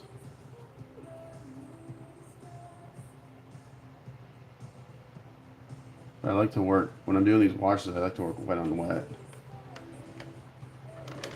Because like when I was putting that black on, some of it bled onto this rock. I don't care. It just helps sell the effect that it's part of, one thing. You don't want harsh lines between paints. It looks weird. You want some shading or to blend in. You know? Especially in this type of, where everything's kind of on top of each other and the stones are buried and the skulls are buried.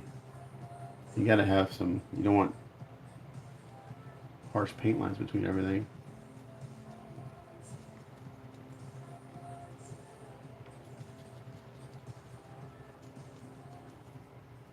But actually this, how long have I been on? I've been on for 4 hours. Almost 4 hours.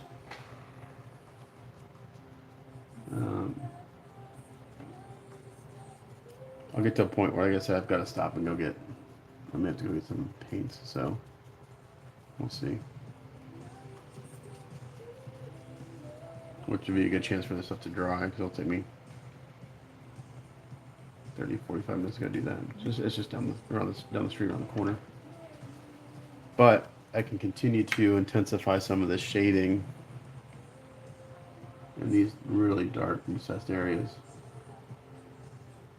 I want that really, really dark. Particularly in these areas.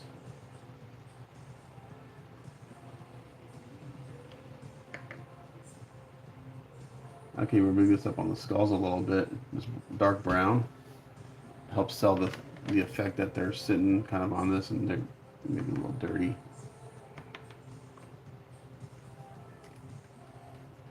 That's easier to do with an airbrush, to be honest. That's probably what I'll do.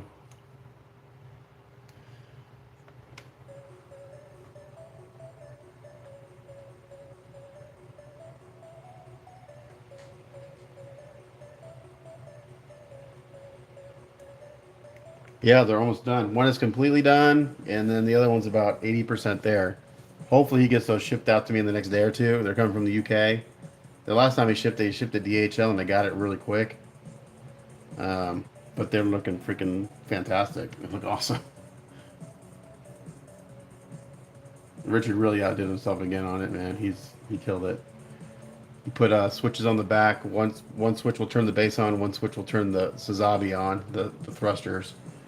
And then he made switch out tops. So one top will be a mirrored top, and the other top will just have. And it's got all these graphics on there with technical data of the Sazabi and stuff. So one top will be mirrored, and then the other top will be black with the white copy shining through. So yeah, it's looking good.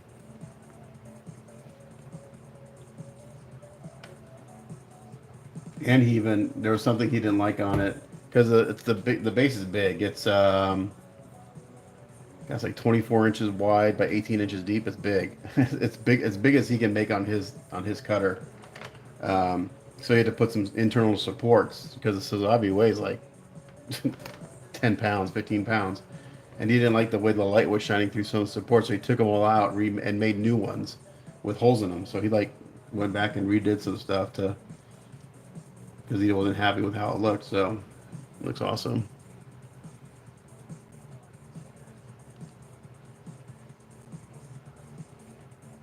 Yeah, I was like, hey man, I know I don't want to get pressure you. It's like yeah, you'll have them. It's like okay, I was like, I only need one. I only need one by the 24th. Actually, the 23rd, because I'm leaving on the 24th. Um, so okay, yeah, man. I reached out to him again. He did the one for the Yag Doggy years ago. So I reached out saying, man, we want to make some more bases for me. He's like, yeah, sure. So I was like, same thing you did for the Yag Doggy, just make it a Sazabi base. And we went over the dimensions. Um, I had to power it out for the foot coming from the bottom. So I basically I took the Sazabi, I put it on my flatbed scanner, I scanned it, and sent him a photo, making sure it was 1 to 1, so he knew exactly where to put the port for the cord coming out. So yeah, he man, he killed it. Yeah, I got to put a wash on these guys.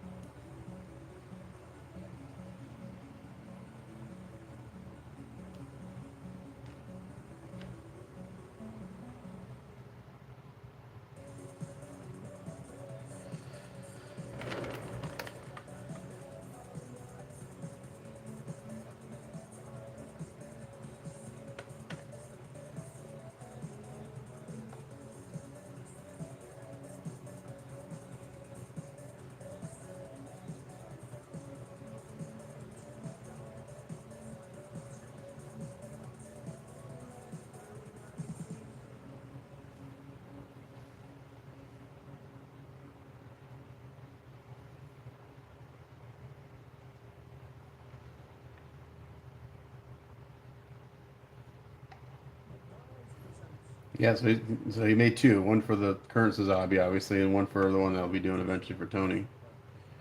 So yeah, and the price he charged, I think, was way more than fair considering the materials and how much laser time it takes and everything. So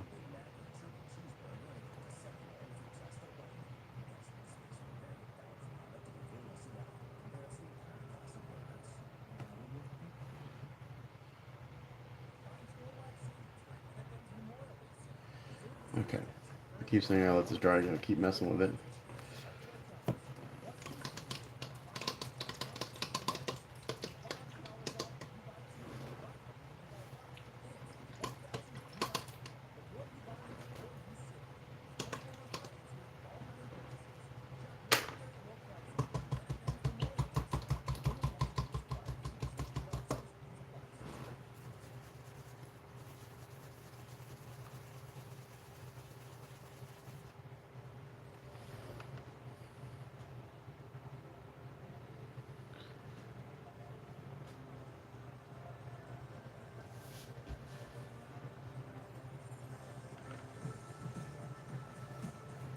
Same kit, yep.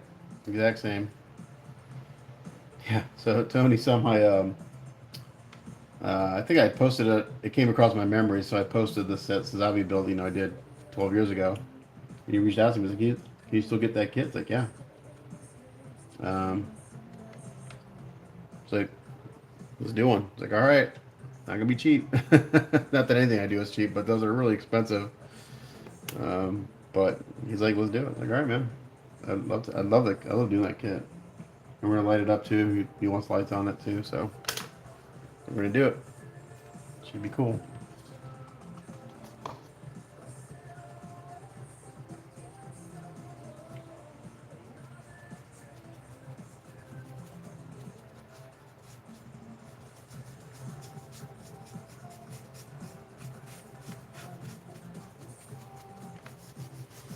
Okay, so the reason I didn't do this area brown because it's sculpted differently. It looks like a different type of material, so different type of stone. So that's why I didn't do that part brown. So we're just gonna keep that like a neutral gray. I think it'll have shading and stuff and more highlighting, but that's why I didn't do brown.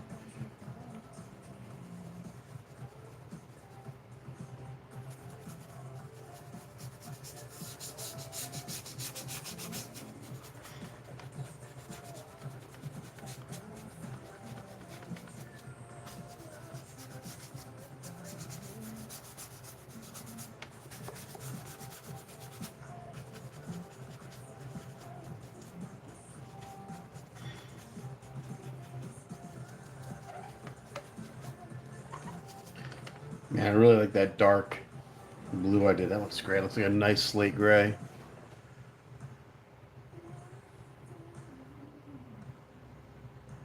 Do you have that? Do you have the Neo Gray kit?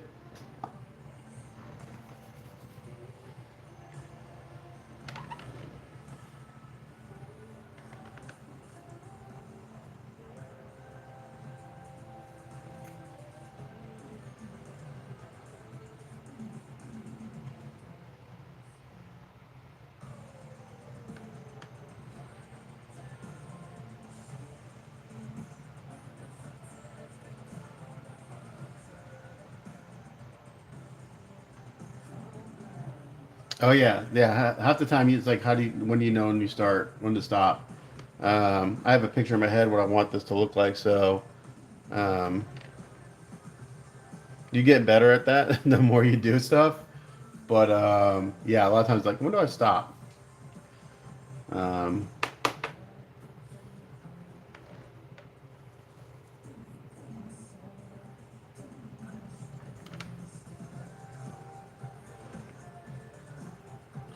okay.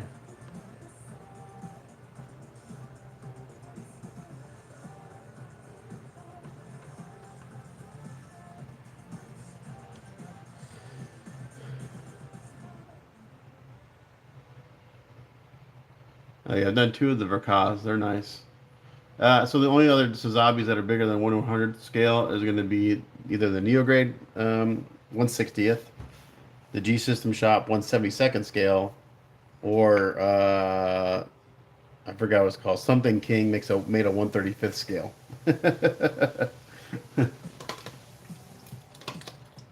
So that's two to a 1/35th scale. And it's basically a scaled up version of the 1/72nd from G System Shop. It's very a lot of same things. I think it'd be fun to build one, but I think it's kind of hideous looking. It's the proportions. The head's way too small. The hands are way too small. There's a lot of things about that don't look right on it, but if you want a 1/35th Zabi, that's the way. Or you have one printed. You know. Okay, I'm gonna see if I normally say don't do this, but I'm gonna see if I can hit this with a hairdryer. Since I don't have pools of wash, if there's like a pool of wash, you definitely don't want to hit with a hairdryer. I'll just push it around. But one thing I do also is as I'm drying it, I'll use my brush to kind of stipple and blend. So like right here, it's a little wet, and I want to blend this out. I think I'm gonna kind of stipple it.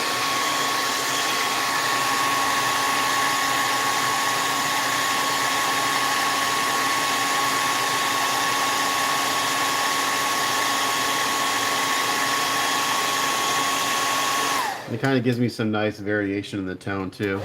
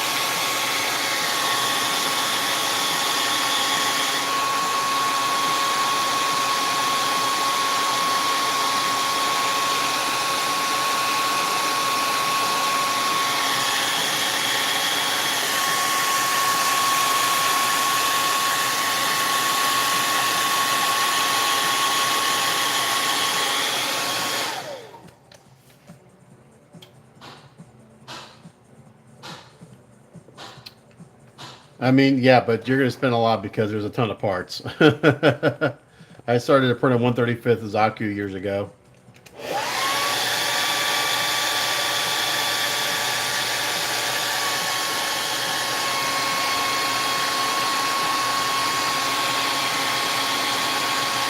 And not 135th, 160, I think it was.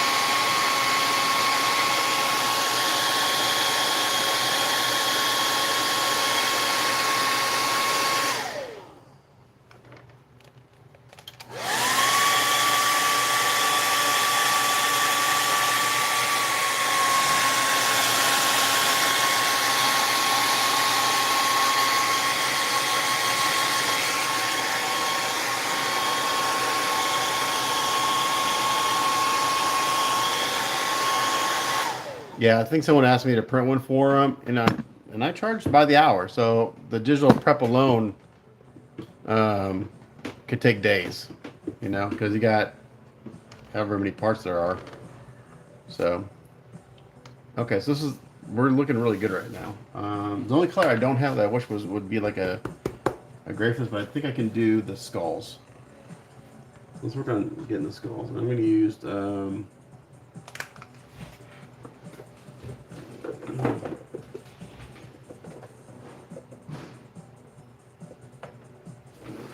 actually have simple stuff.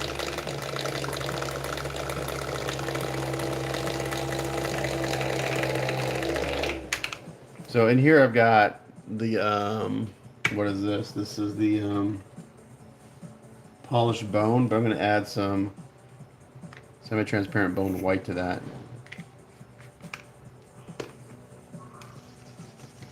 Now I kind of got this kind of green color. We're going to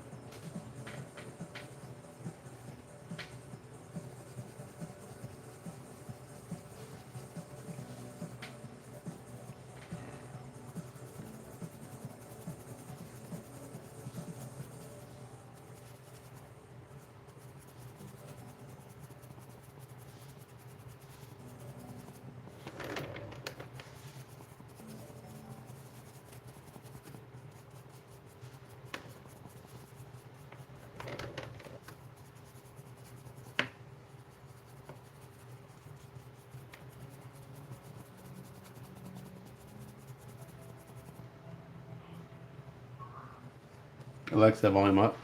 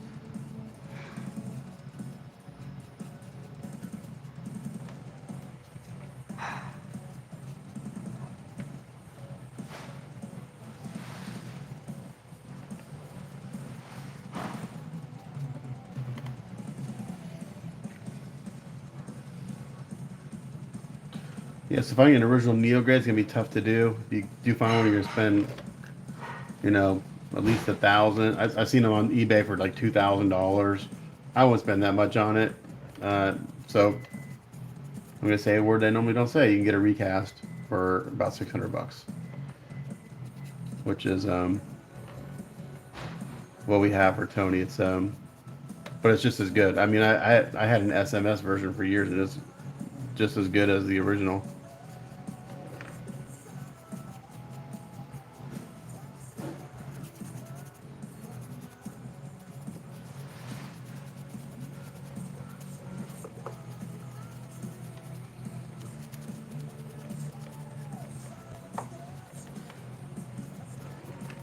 All right, bring these skulls back a little bit. I'm not going to bring them up quite as bright as I did before. I don't want them bright white.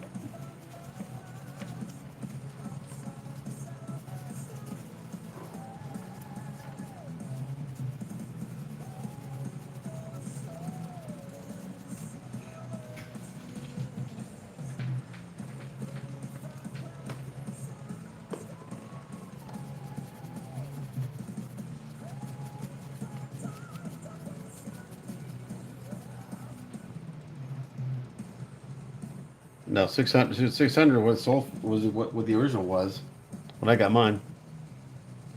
Oh, you can hear my dream theater in the background. Hopefully, Mike Portnoy's back in. They just got done recording their newest album. Hopefully, YouTube doesn't flag this and won't let me post it.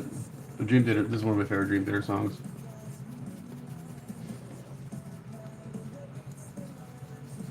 Yeah, Mangini. So I don't know if you are a Dream Theater fan or you follow them. Anyway, when he left and Mangini came in, Mangini said, "Look, I'm not here to replace." Basically, he said, "If Mike Portnoy wants to come back, I'll step down," and that's exactly what happened. He's like, "I'm here just to kind of fill in while he's deciding what he would like to do." Because so props to Mangini. He no hard feelings. They're friends, and it's kind of cool that that's how he approached it when he joined the band.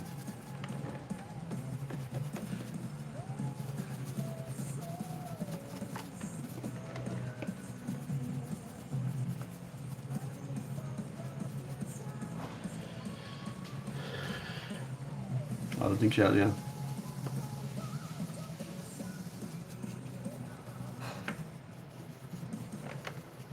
I still think this is probably one of their second one.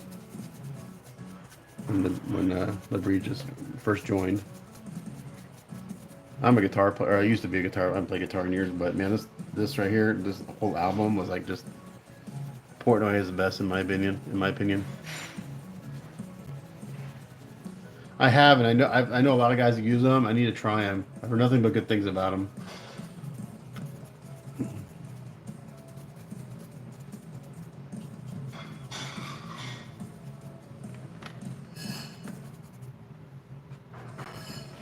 Yeah, I want to tone this down a little better. So I'm gonna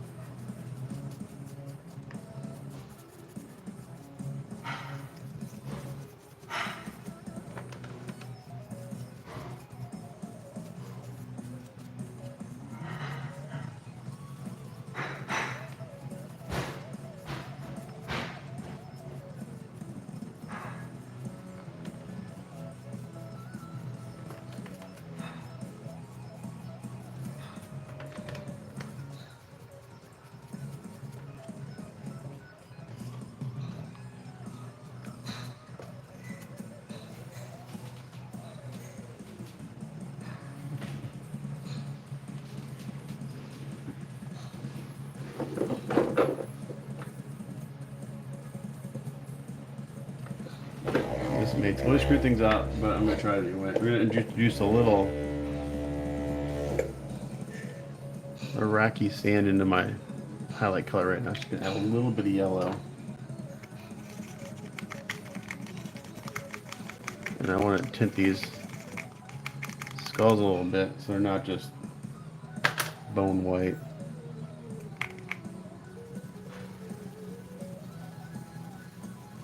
So I add a little bit of Iraqi sand into my.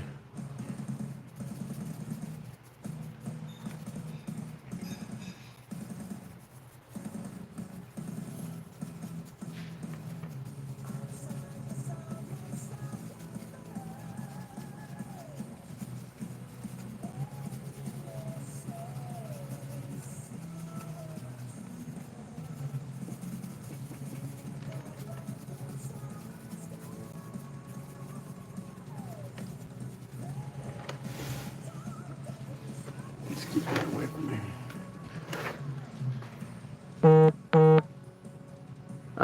Just same stuff, Tony. Just moving a little further along in the process. Washes, dry brushing, back and forth, man.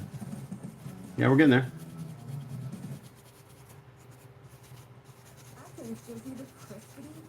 You can always go back and rewatch it because I'll post it.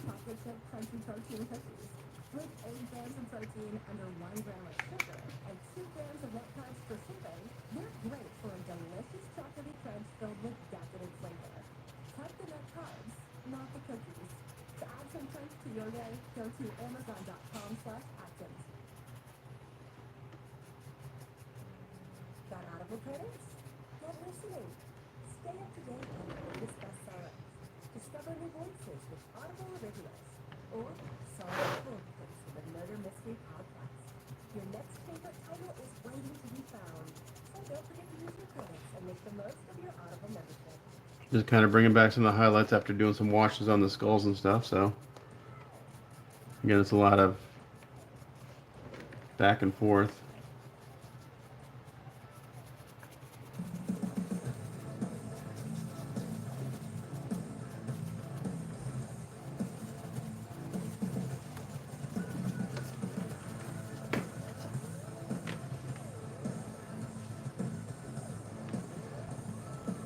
I just added a little bit of yellow into my highlight right now. I think I'm gonna do a yellow tone on them. I think it'll be nice.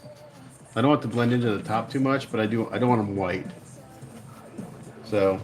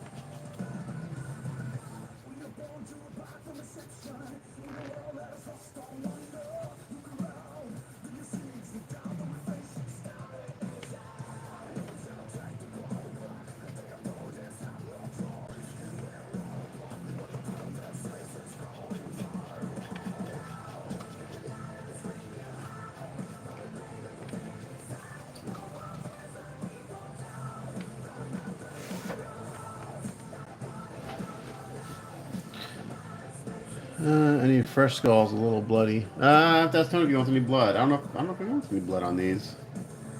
I don't know if I would put blood on these, to be honest. I think I just kind of like they've been here for a while.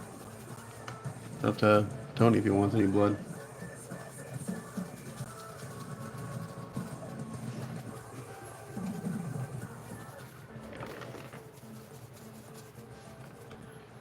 I need to see. Do I have a video?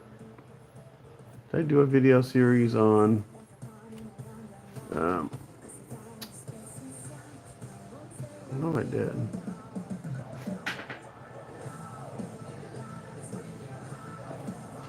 On that Magneto, I did. So I really like how I did the skulls on that one.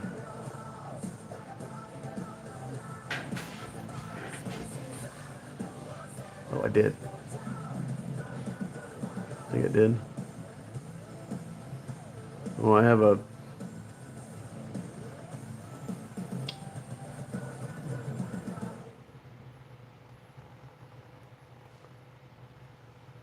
I don't have a. Did I do any lives? I think I did a live on it. Let's go back.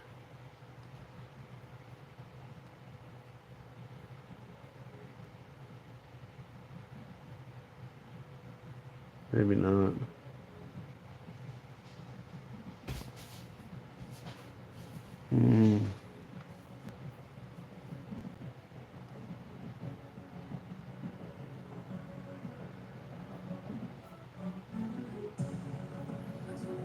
Facebook maybe. I thought I did a live when I was working on the bass.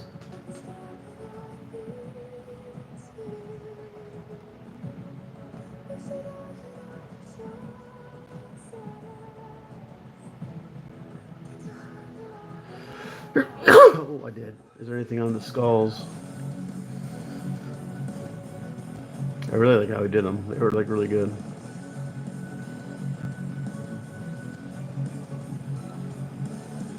I did the rocks.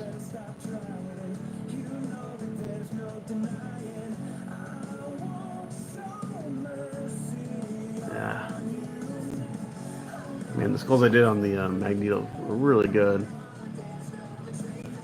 I remember how I did them.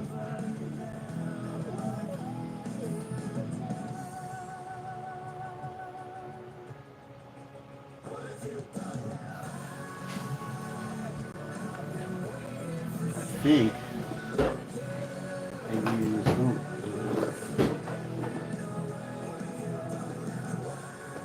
So I used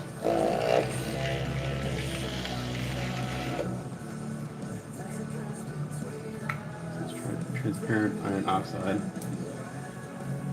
Do this. I'm gonna thin it down.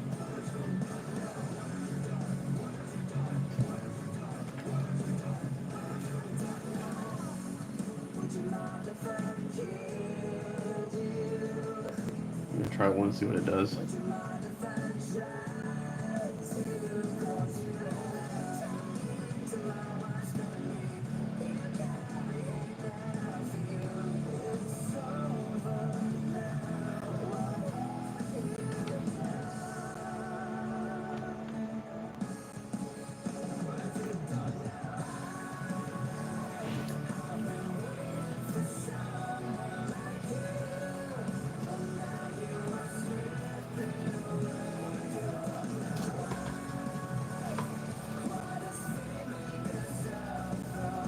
Well, that brush is trash. I'll be good. Just gonna brush down.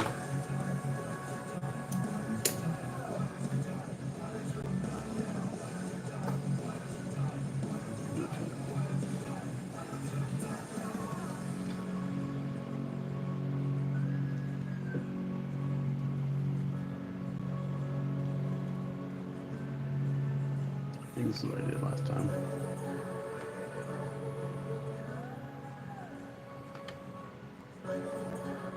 Hopefully I like this.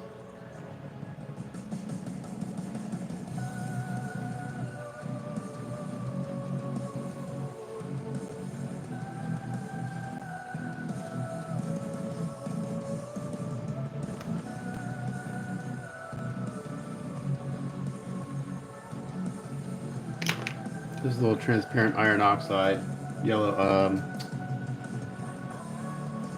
iron oxide from oh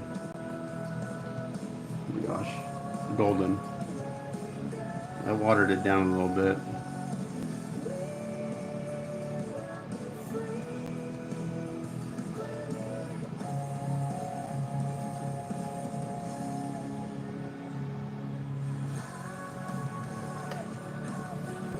So I'll do this, and then can go back and dry brush some more highlights on it, and it'll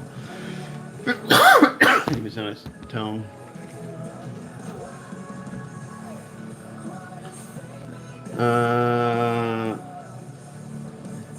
I can't remember the last time I did black leather. I have to go back and look. I don't remember what I've done videos on. If I did any videos on any of the Cyclopses with his jacket, that's a good one. Those turned out really, really nice. Probably the best, you have to go way back. One of my Hellboy builds is an older technique I was doing, but it works really well. I use a lot of watercolors and stippling and stuff and oils. But man, that looks good when you're done.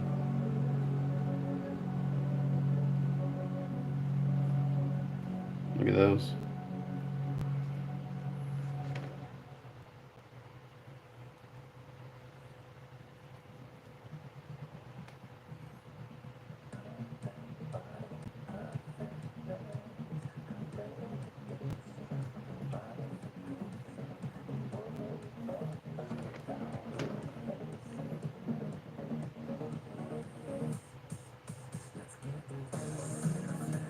Alexa, volume down.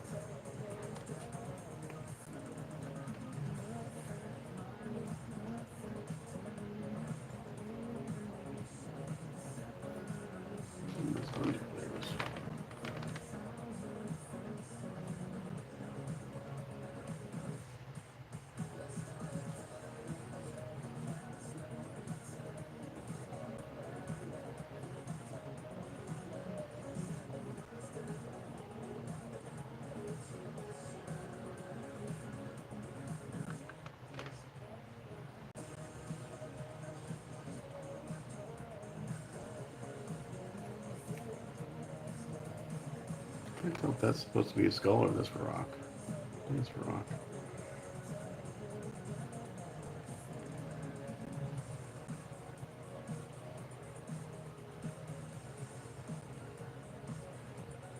No, pretend it's rock.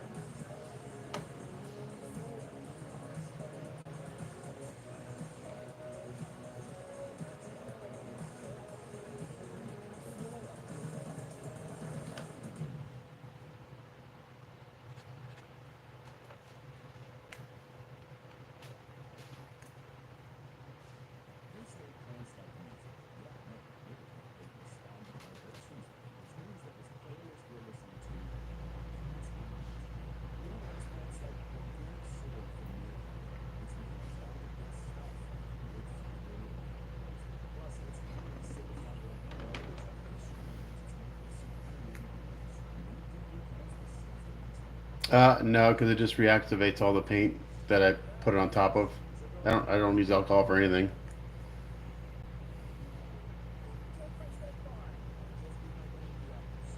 The only thing is alcohol for is cleaning my airbrush sometimes. That's it.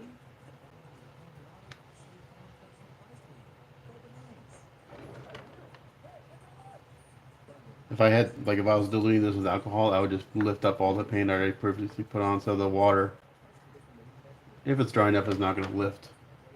If the underlying paint is dry enough, it won't lift. As long as I don't work it too much. If I sit here and kept dabbing on a spot, it would reactivate some of the paint, but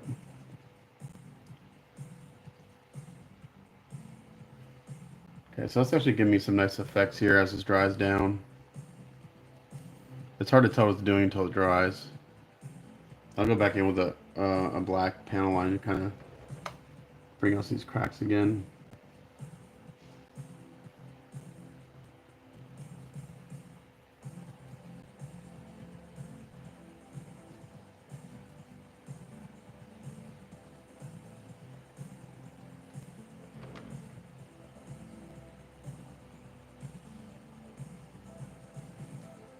With like this stippling technique, it destroys your brushes. So like these cheap brushes are perfect for this because you just destroy the tips.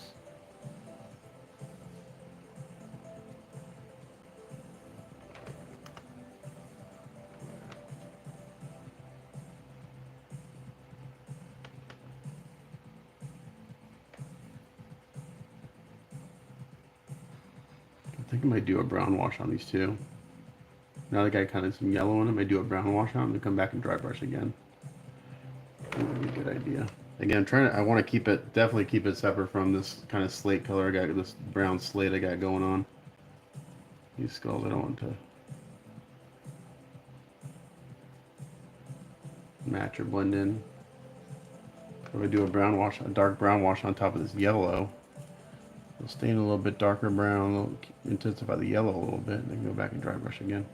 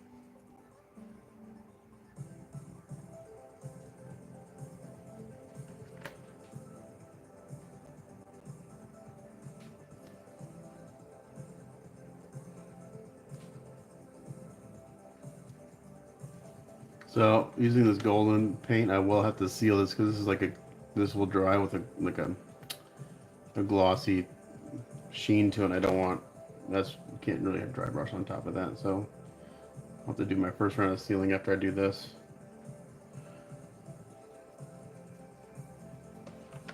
I don't think I could probably, well, I'll try to do the brown washer on top. We'll see what happens.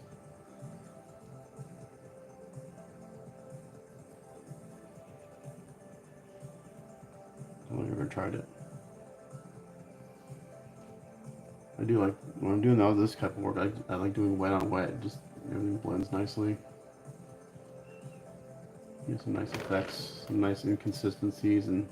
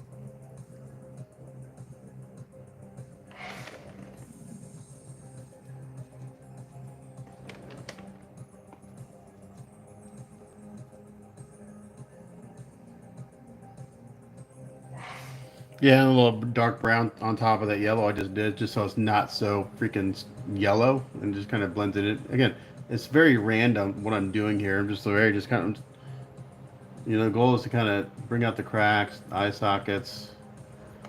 Um, so it's very random, just kind of letting it all meld together, and then when I go back and dry brush it for the third time, hopefully the skulls are in a place where I'm happy, and then it'll just be a matter of kind of doing some shading around the base of the skull when I um, kind of do the final blending and stuff. So this actually works pretty good, sponging a little bit. So those are the dark brown wash, the black and brown mixed together. I like that having having a little bit of that yellow tone to them. It kind of helps the idea that they're aged.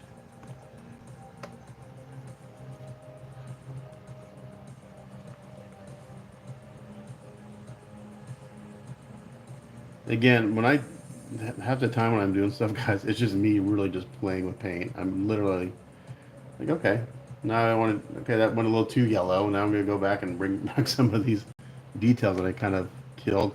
Like this skull right here and this skull right there, that's looking really good right now.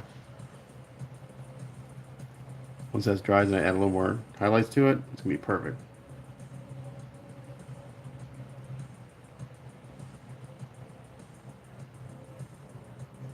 And really, once I flat coat everything, it really, that's when it all kind of sells and comes together.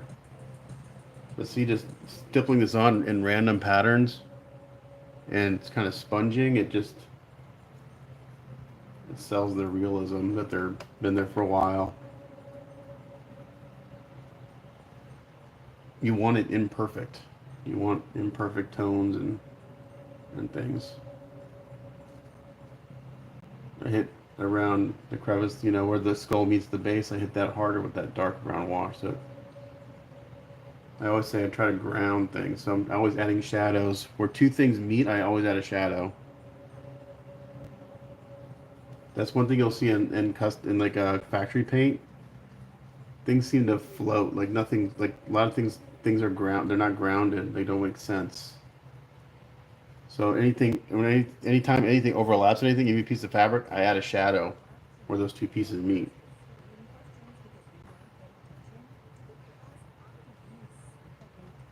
Now this golden paint, like I said, it's kind of got a glossy. I can feel it's a little sticky, which is fine.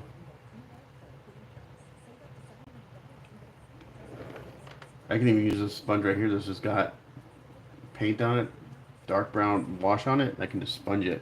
If you ever watch Casey Love paint? A lot of sponging, a lot of sponging, especially for skin tones and things.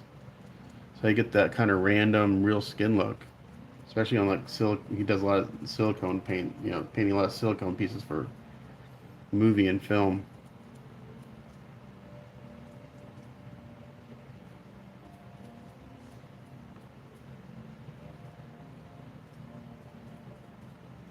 But like that skull, money.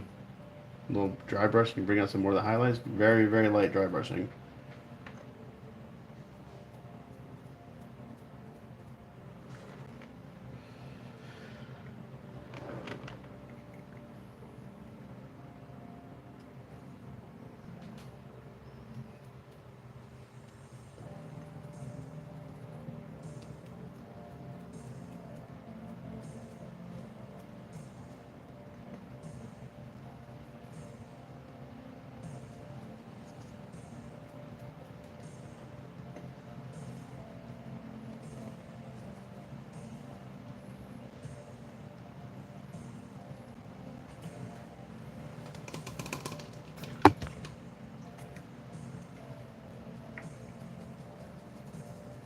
So this is my dark kind of bluish black wash. I'm going to go back and kind of hit. I got a little bit of that wash onto the rocks. I'm just going to kind of go back over with this slate color I mixed up. Help blend it in a little bit better.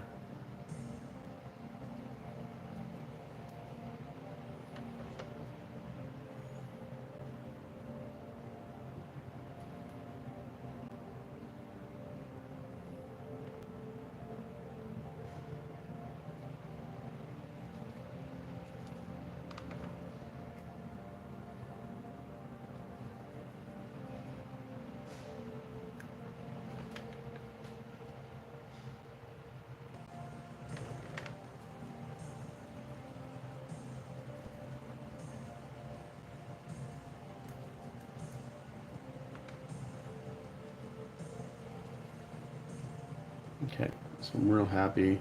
I'm glad I added that yellow to the skulls. Looks good.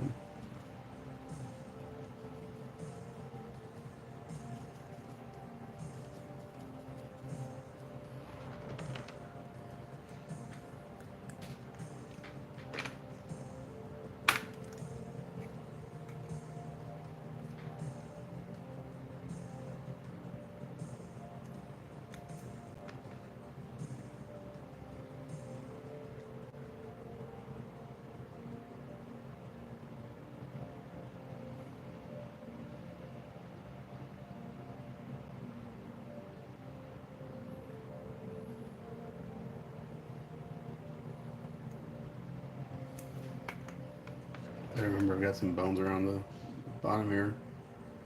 Kind of get the same treatment.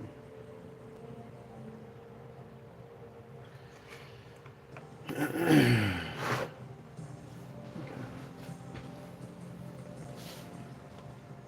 me go get some clean water real quick. My brushes.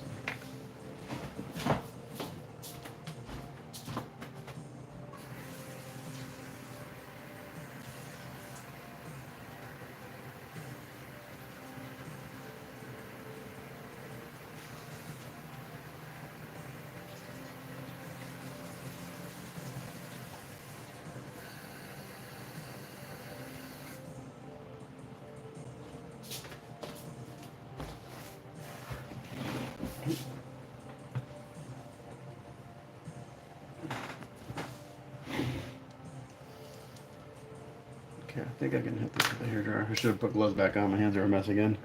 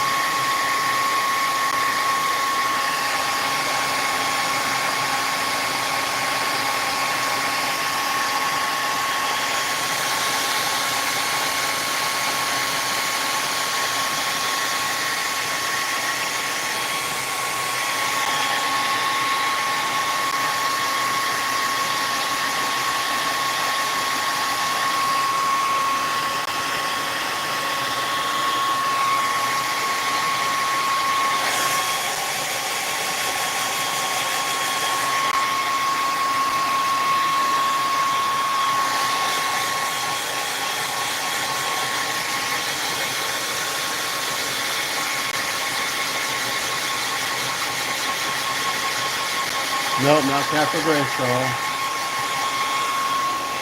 This is the base for Apocalypse. Okay, I'm gonna go seal this. I'll be back in a minute. I got a little bit there.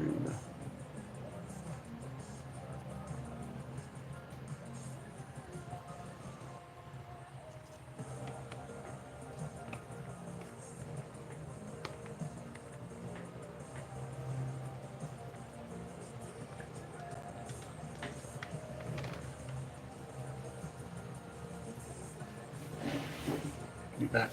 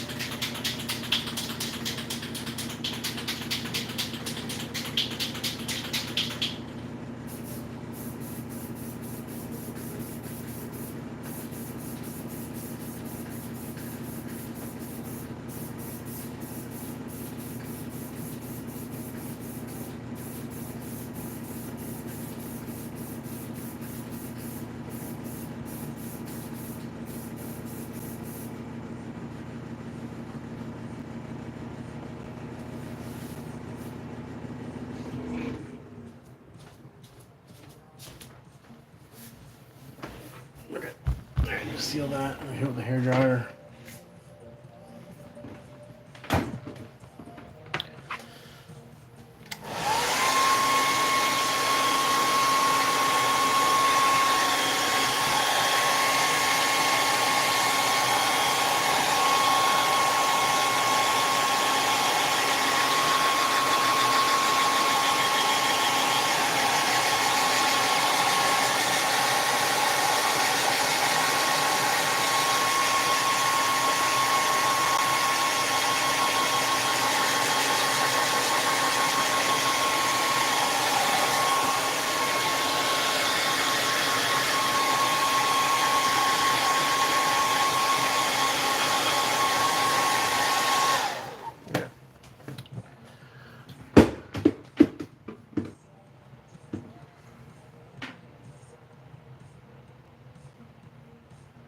Okay, I'm gonna dry brush these skulls a little bit. Okay, I don't want to bring it up too bright. I don't want to lose the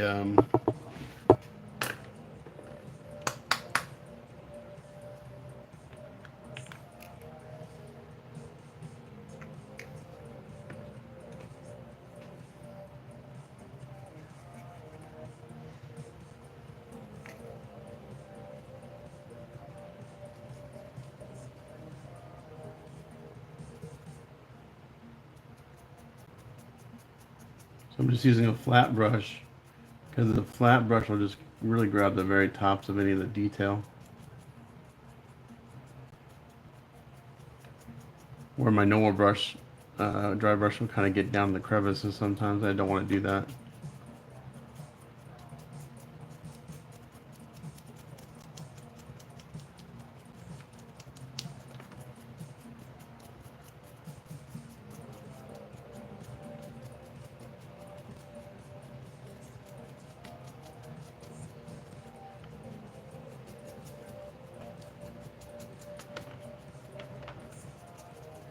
Okay, I'm kind of probably happy where the skulls are.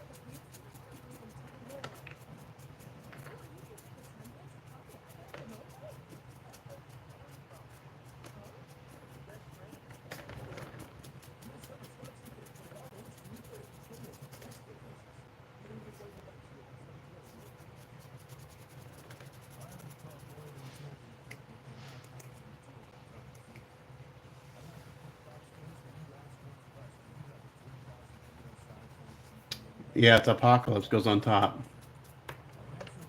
You'd have to go back and look at some of my posts on Facebook to see what it looks like with them on there. I'm not going to put them on there right now because I'm painting.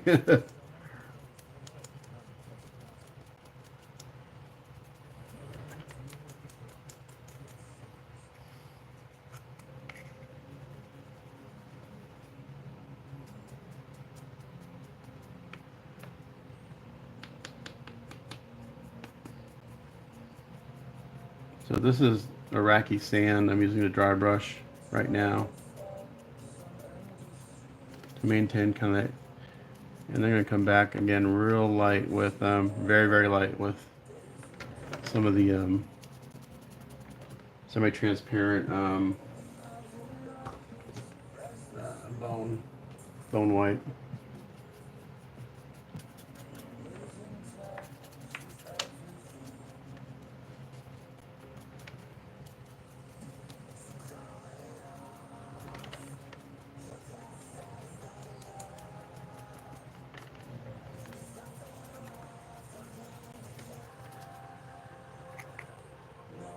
Apocalypse or Marvel.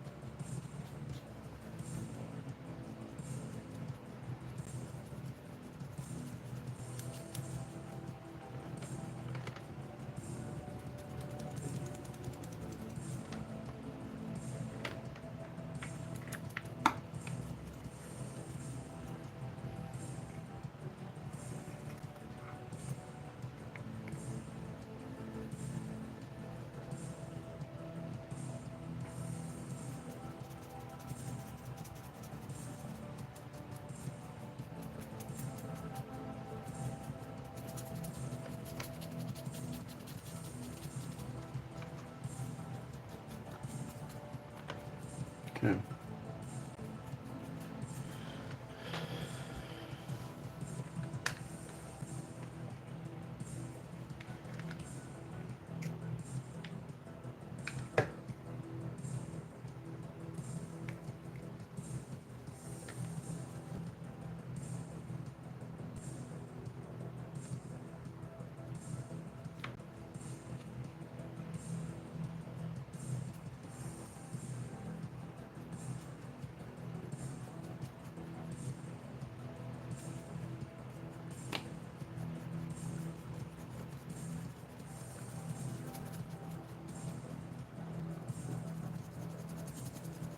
And then just in the very high spots with a little brighter highlight.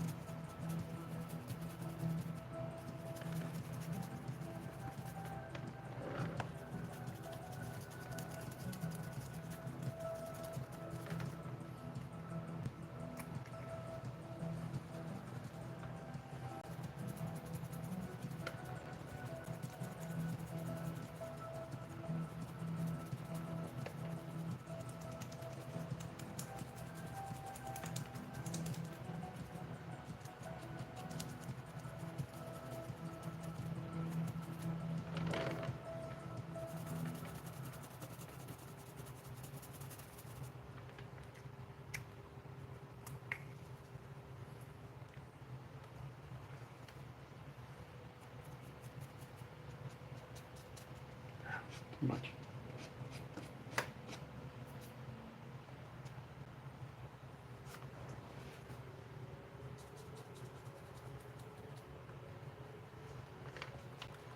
These bones over here are a little, they seem a little more decrepit looking, which is fine.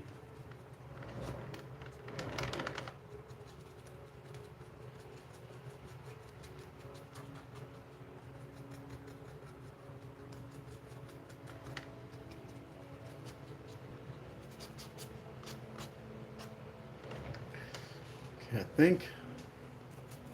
think I'm happy with the skulls. I do more work on the stonework around them.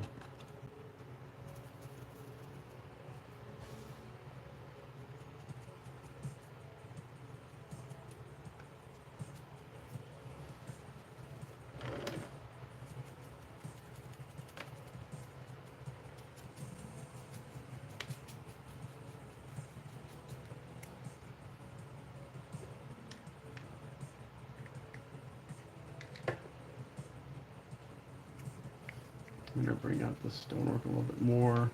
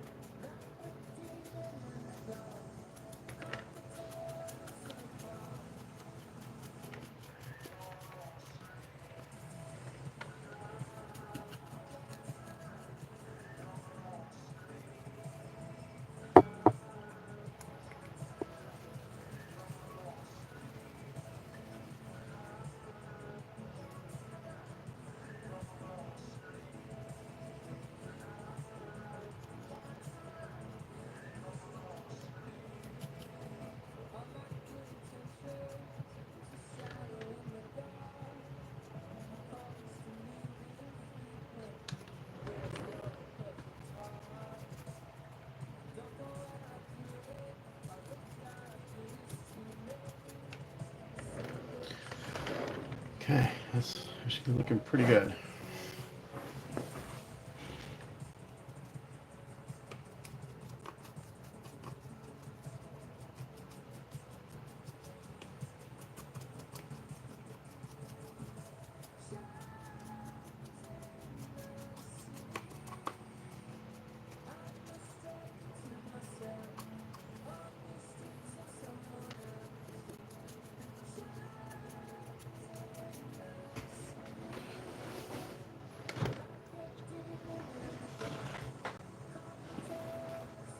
Ah, crap.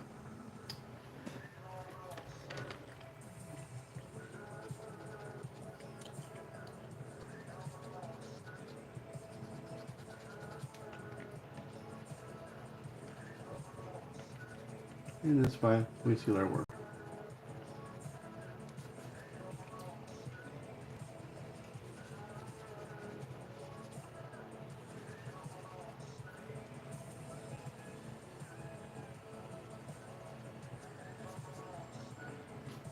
Not the end of the world. Okay.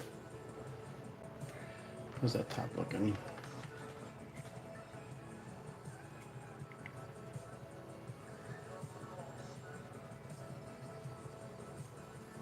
A little more contrast still.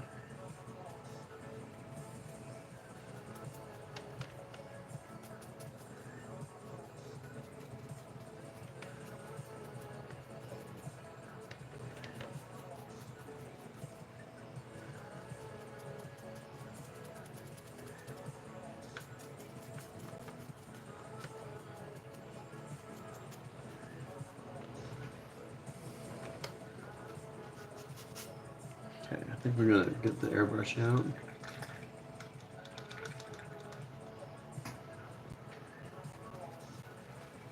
Well, no, let me work on before I do that.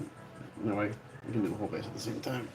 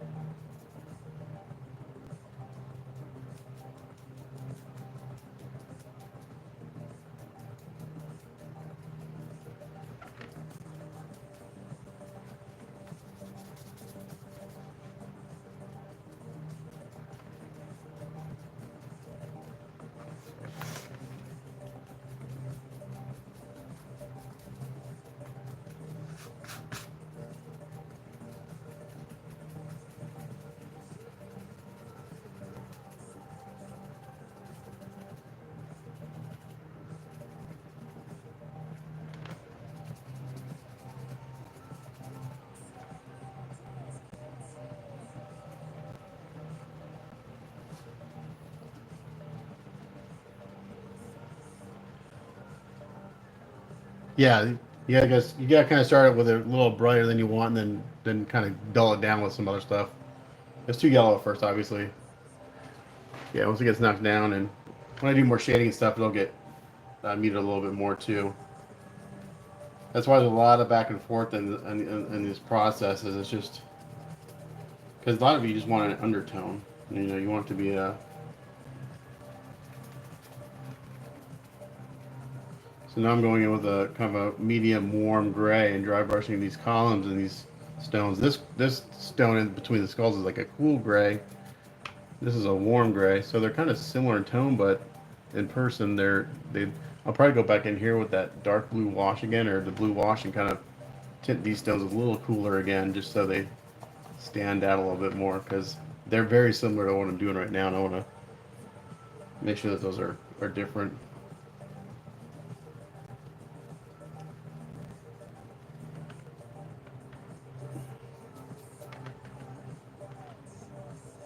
Yeah, the yellow is a little bit jarring right at first. It was too much.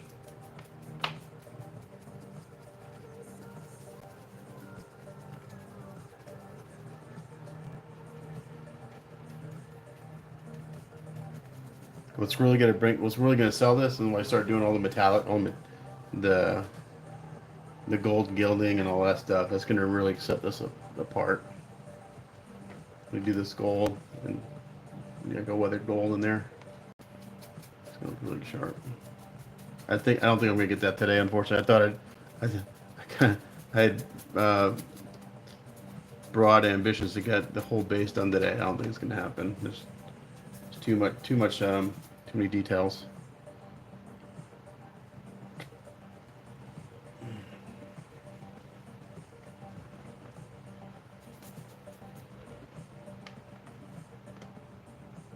Yep, too much.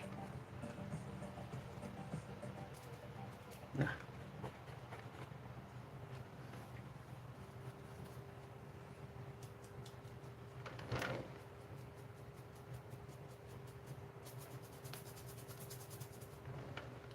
By doing that black wash on all these columns and then dry brushing, you're gonna get this all the scroll work and stuff is coming out nicely now. I think you can see it in camera. I don't know. I'm zoomed out pretty far, so it's kind of hard to see. Trying to bring out all the hieroglyphics and things a little bit more.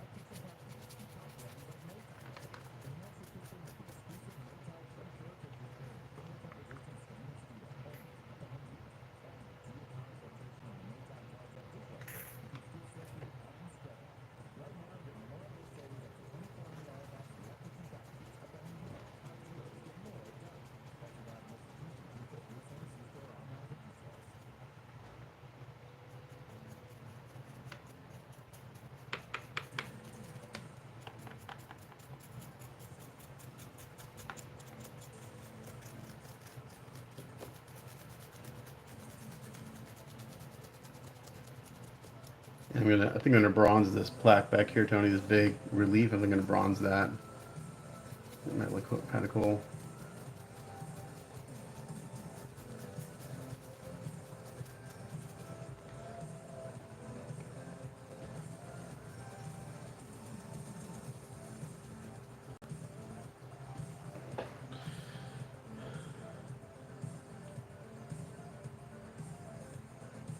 Don't use a Vallejo primer. I don't like it. It's never stuck for me. Use Tonal res.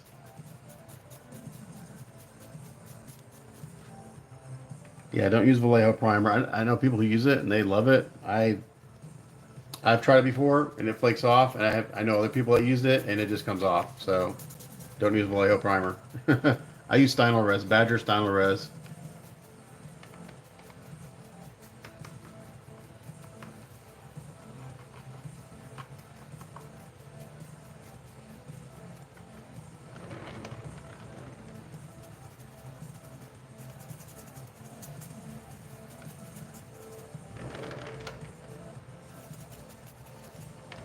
So when I first started this morning, I kind of did some light tan highlights on all the stone. I'm not covering those up completely. I'm just kind of adding to them, so we get some nice tonal variation in here.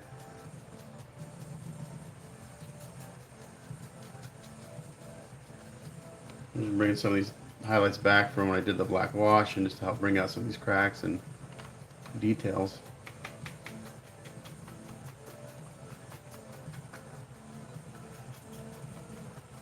It's funny. So I've got my computer going next to me, and I don't know about what you guys hear on your end, but on my computer, it's delayed at least 10 seconds, if not longer, from what I'm seeing on my computer. It's interesting.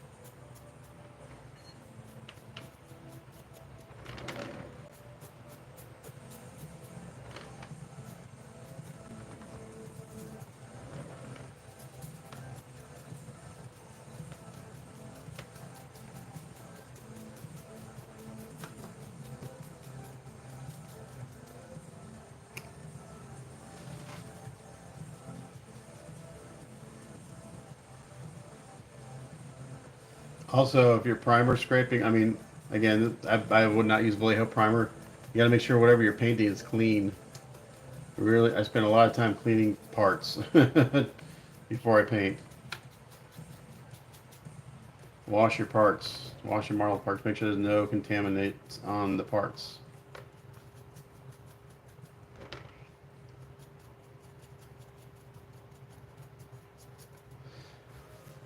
Okay, I think those are looking pretty good. Those columns and things.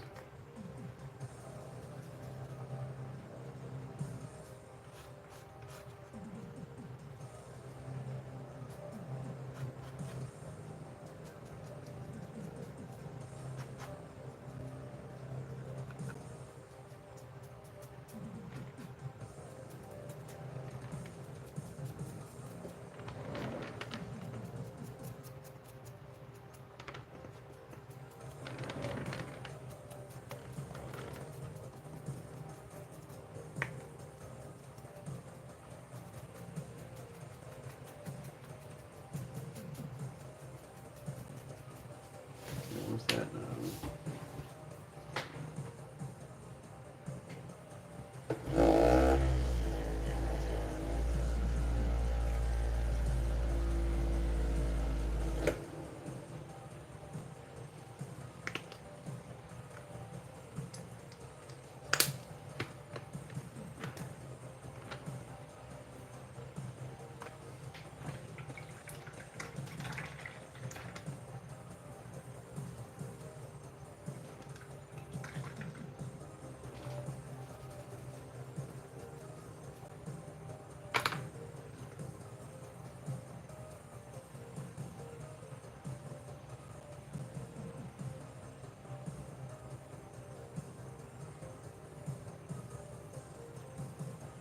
Kind of going over this blue-gray again. Wash on this slate kind of stone to cool it down a little bit again, and just to make sure it really kind of stands out amongst all the warmer tones. So we just get a nice tonal variation between that stone and everything else.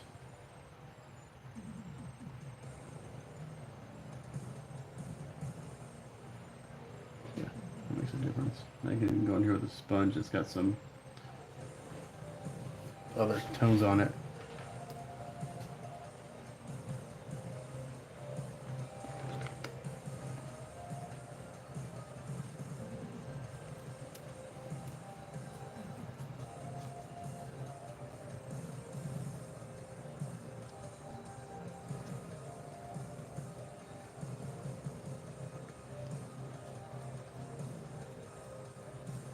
So I got this is a blue-gray wash, and I'm using my dirty sponge. Yeah, I've seen their turtle, Teenage Mutant Ninja Turtle file that Brett on Ground Effect is doing. It looks really good. I don't belong to any Patreons. I used to belong to a bunch, and it's like, why I don't ever download this stuff and I never print it. So again, I'm just gonna kind of going over all these rocks that I previously did. I had this wash, but I mixed it in with black to get this rock, this kind of grayish, bluish gray slate look. Then I highlighted it. Now I'm going to go back in with this blue wash again, and I'm going to use my dirty sponge to kind of pick up some of the wash, and it'll stain it with a little bit of the dirty, whatever colors on my sponge to kind of help blend it in. Just kind of give it a more natural look.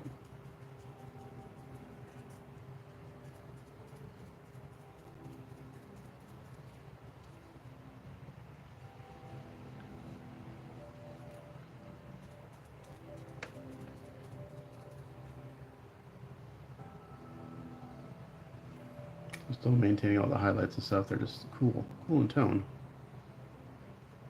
We have all these warm tones going on. I want a little coolness in his piece. So it's the perfect way to do it.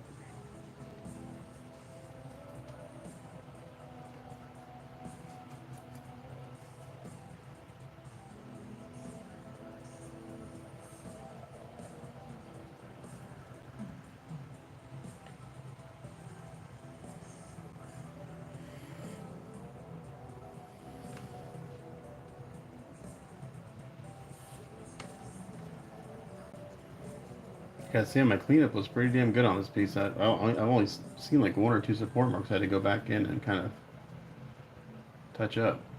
It's pretty good.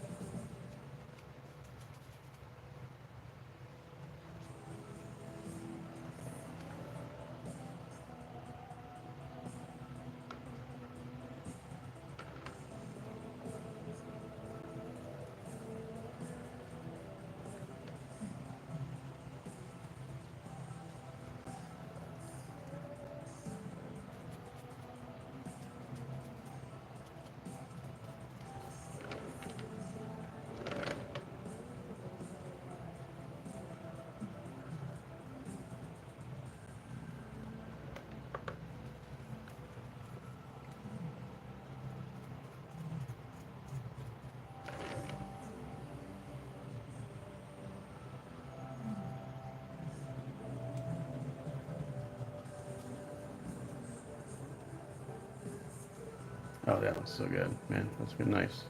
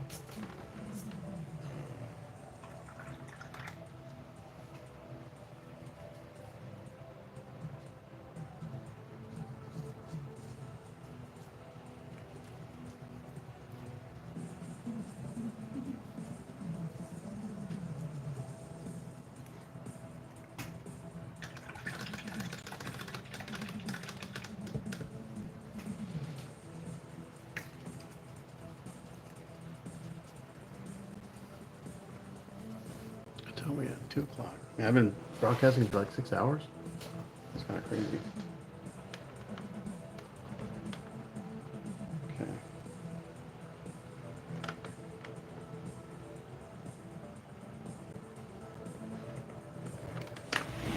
Brush on.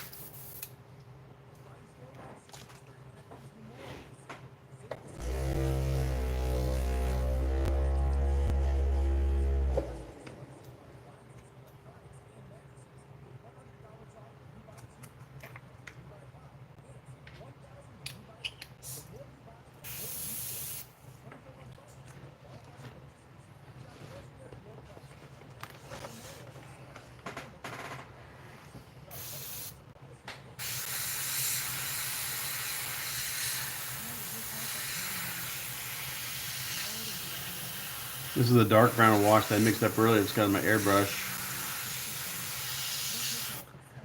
I go in here and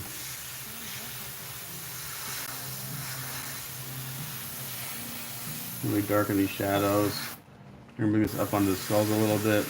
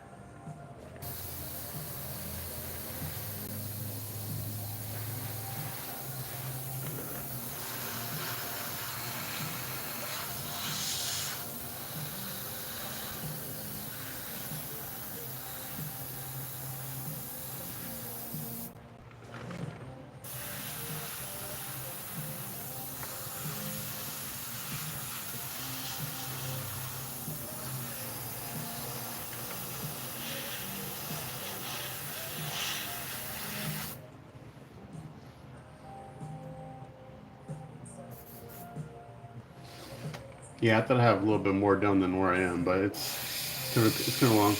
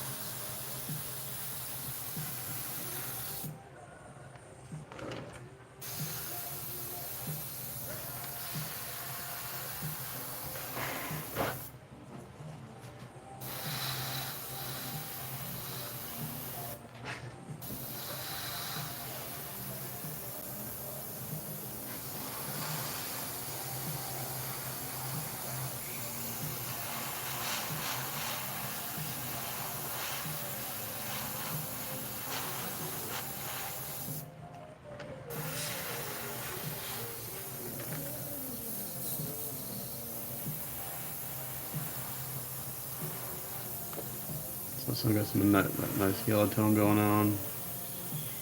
I'm gonna darken it through these skulls. They all don't need to be the same tone, especially the ones that are kind of buried. We're just darken those down a little bit.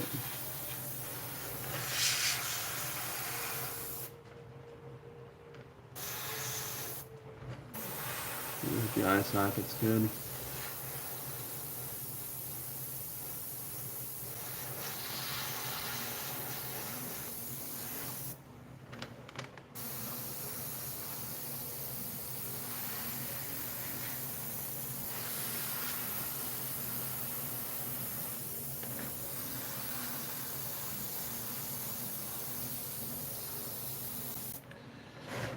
I think I'm happy with the skulls and the rocks on top. I use a .35 needle, and the I never know what my PSI is. I can't read any of my air pressure gauges. They're all messy. I just adjust it until it sprays until it sprays the way I want. Same thing with all my paints. I never know what my PSI is. I can't read my pressure gauges. They're all dirty and melted from lacquer, thinner, and paint. So I can't tell you.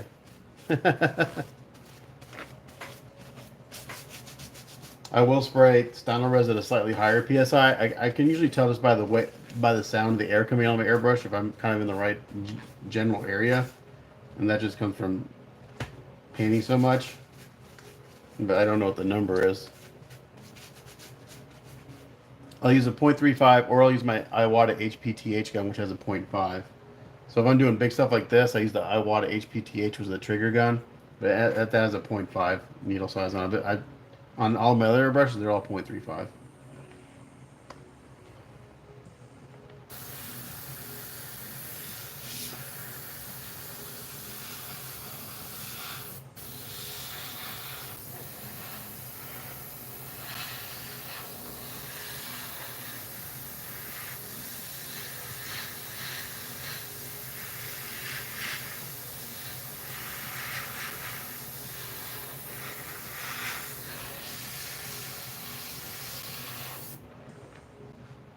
Sure, that sounds good. I really don't know.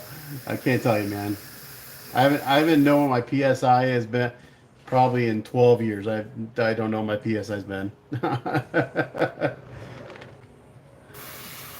I used to get really caught up on PSI, and eventually, like I didn't care. I just whatever. I did my paint the way I needed it and adjust my air pressure to the way I needed it. Yeah, I actually started around. I started at 8, but I didn't start broadcasting till what 8:30, 8:40.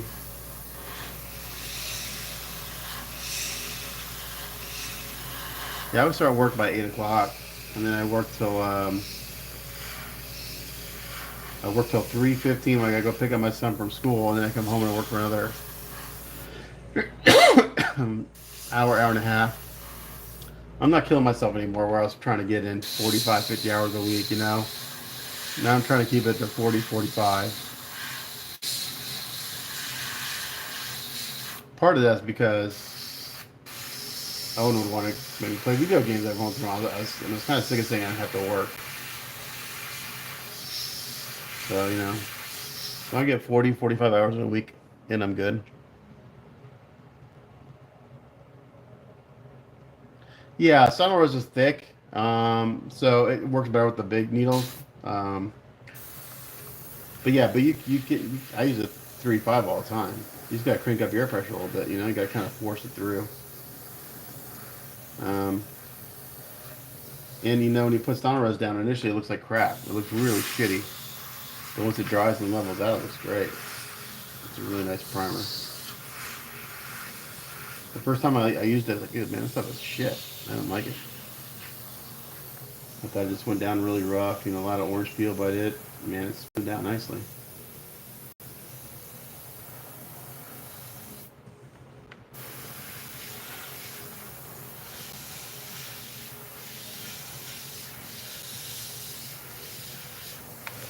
I'm gonna bring out these spirals a little bit. Darken.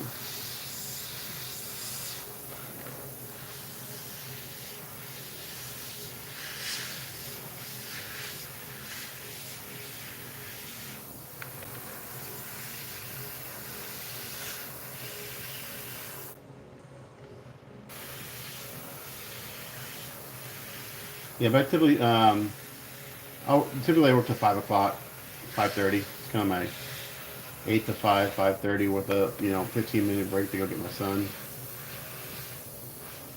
from school. But other than that, I work all day. I hardly ever take lunch breaks. I just once I get painting, I don't ever stop. Just keep going, man. Kind of get in a groove, you know.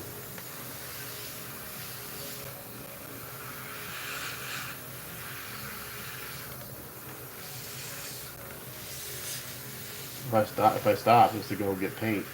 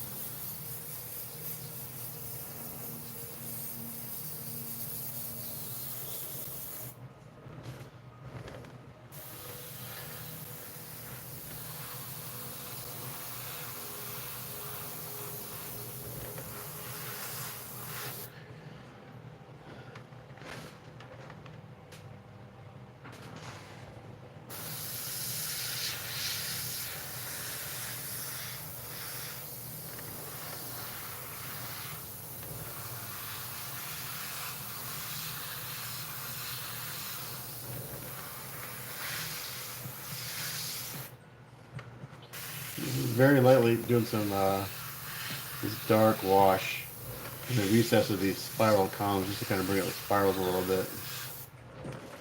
Try to maintain my shading. I hope you can see that I've got like basically three tones of stone. I've got this kind of neutral gray for this and the on the hieroglyphics. Then I've got like a blue slate kind of for the top in this spot, and then I've got the brown kind of steps. So hopefully you can see that in camera. I can see it in person really well. I'm not sure if it's translating on camera.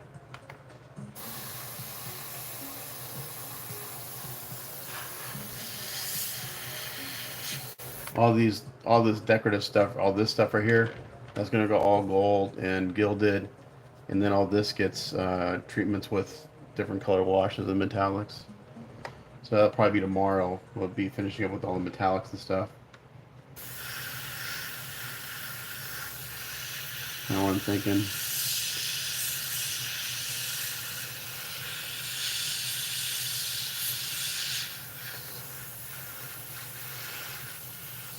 These bones over here make these bones kind of really just dark and kind of.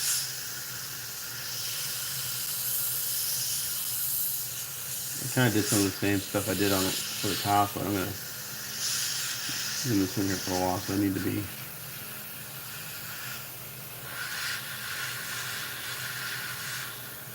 Not so pristine.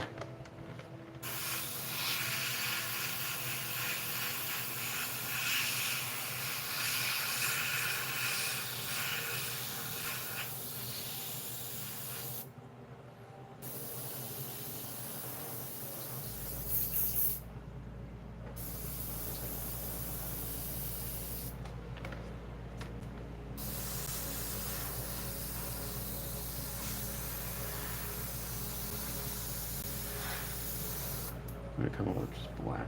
Oh, let's use this.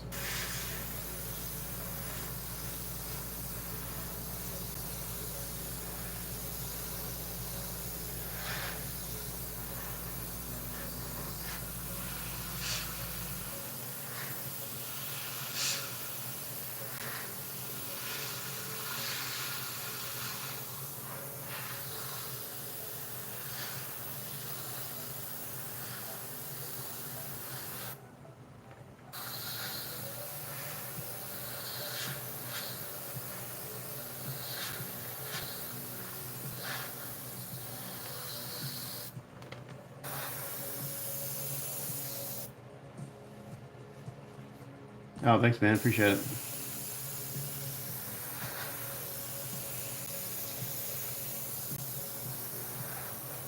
I do my best.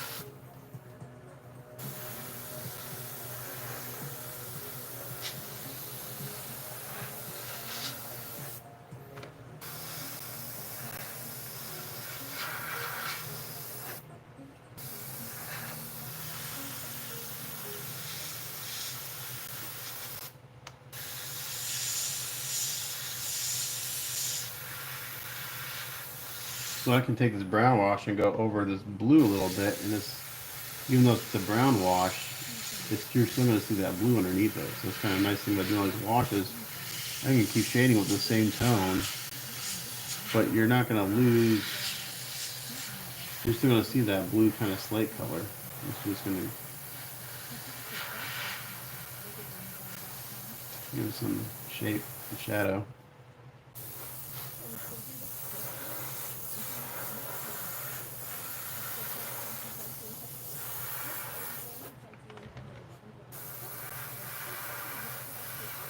They like to do a dart around on the very bottom just to, again, anchor it so it's sitting on your table or wherever it's anchored.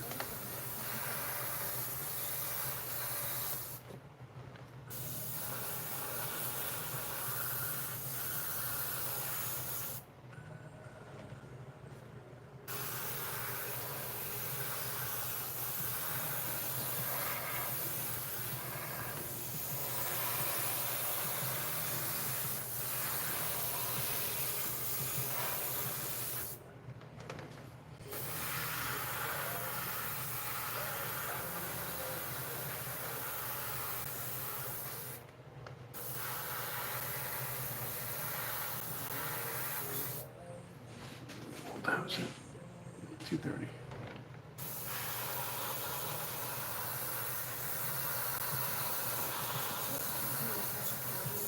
I love airbrushing these washes, man. You get some really nice, just subtle shading with it.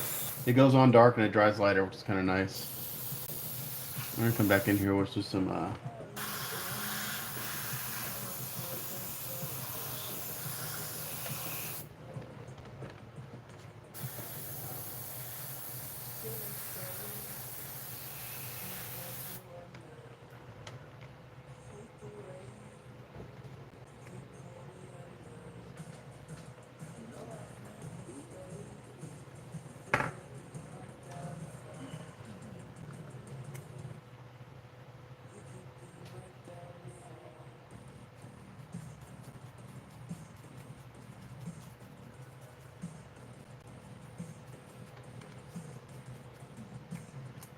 Is this what I think it is?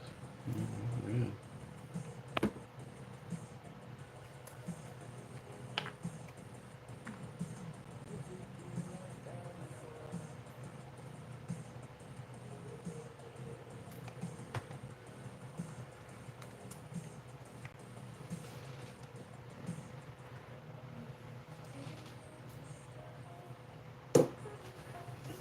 I'm gonna try something here. Don't know if it's gonna work. I don't see why it wouldn't work.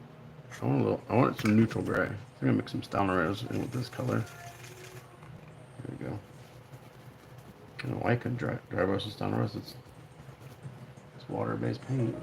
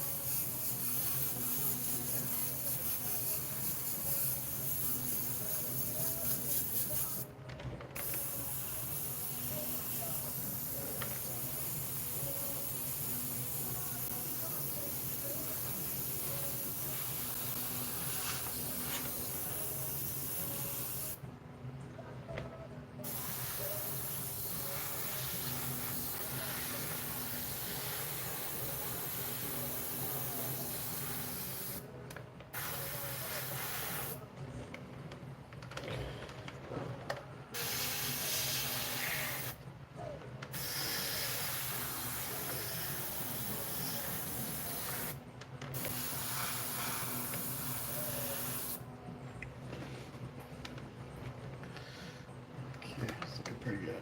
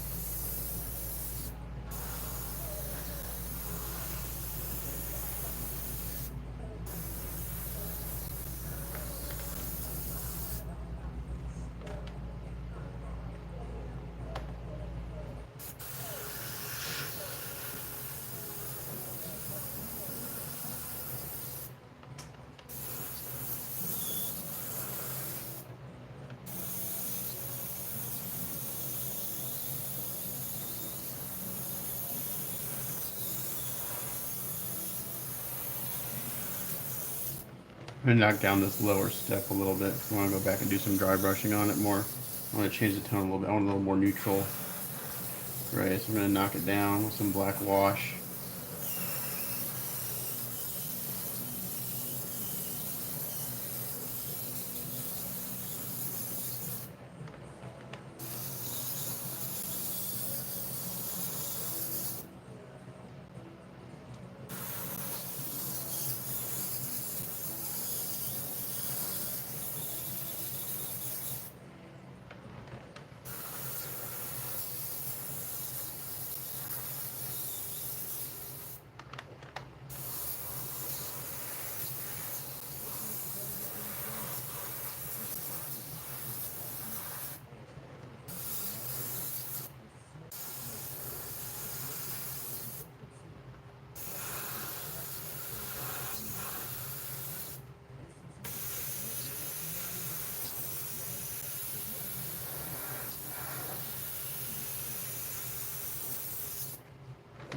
lip 2 here.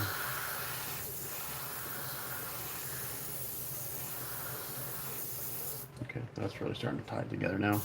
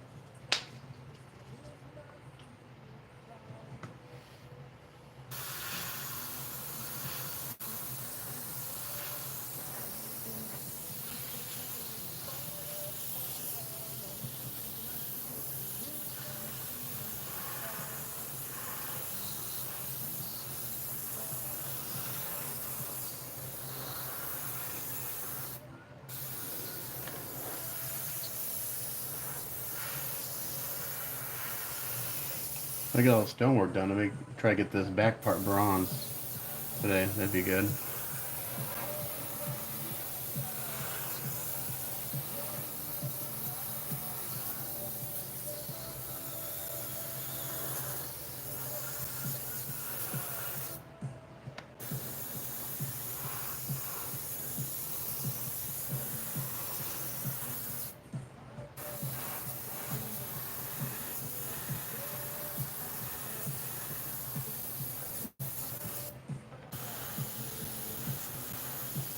I lost my bones over here. I want to go back and kind of paint those again, unfortunately, but part of doing the airbrushing after all that.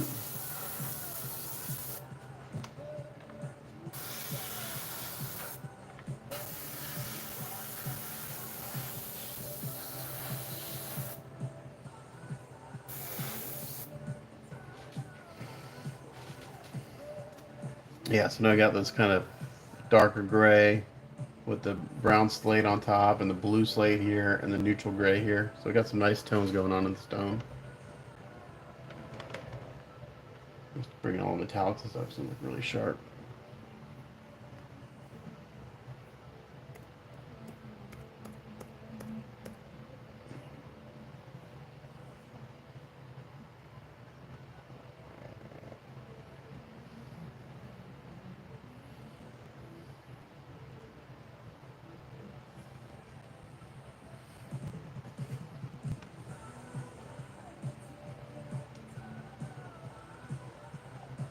Look at the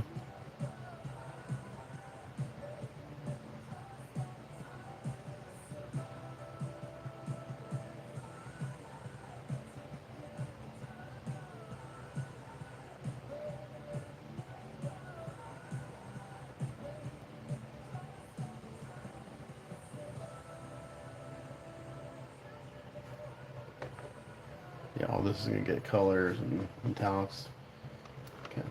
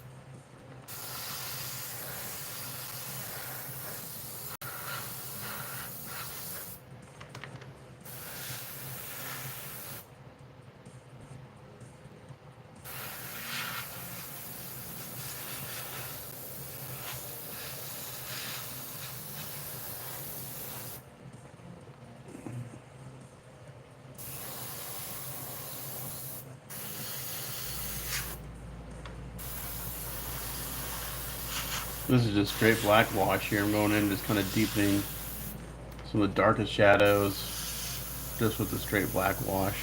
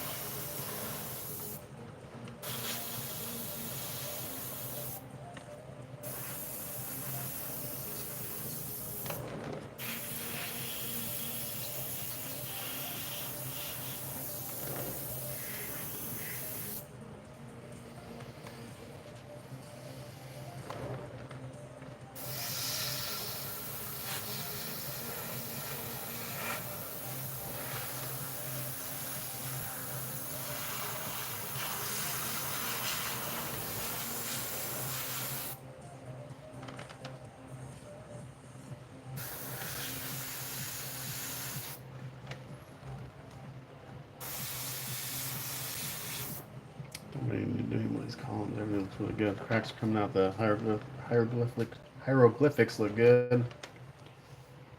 Let's see.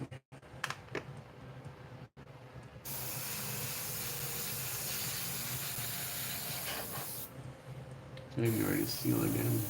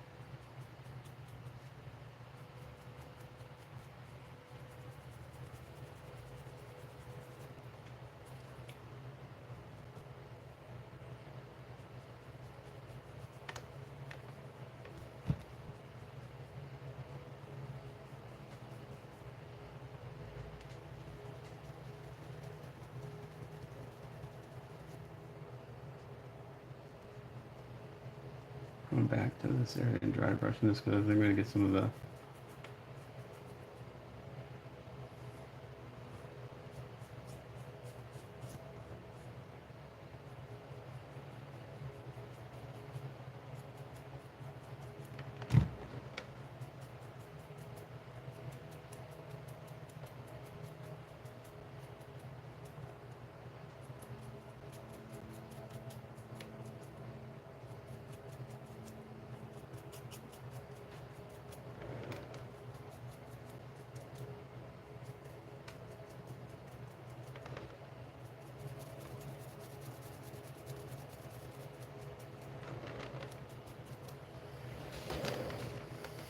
okay. I'm going to sign off at 3 in about 10 minutes because I can seal this and let this dry and go get my son. And then there's a few little things to do on the stonework, but I mean, Tony's been watching. I'm not sure if he's still there. Just for him, he can tell me. I'll send him some photos, but I think the skulls and stonework. I may leave this dark. I thought about going back and dry brushing some on. I may just leave it like there because you can see my highlighting underneath it. The first time I did dry brushing, I may just leave it. I kind of like this dark edge around it. It looks good. Why mess with something if it looks good?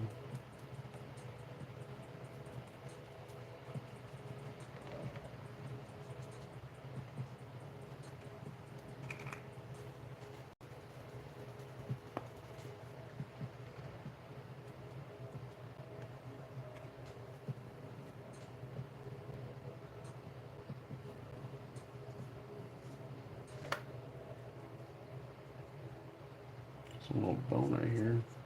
I kind of got obliterated when I was doing my ear brushing, so we can come back in here and bring it out.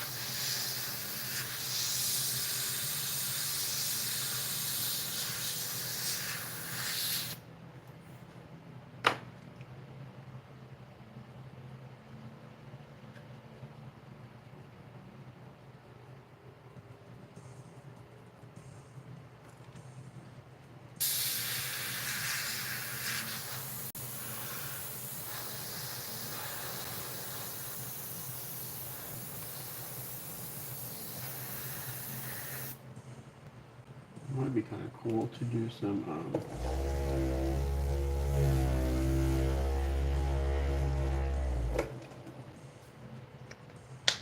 and introduce a little bit of dark green in some of the corners, just to kind of give a sense of maybe some moss or something that's growing in the corners.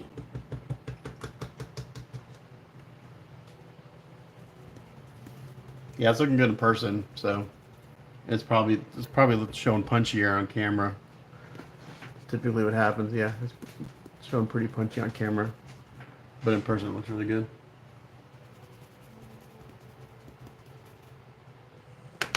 So I got a little dark green here. I'm just gonna a little subtle, put some of this in some of the corners.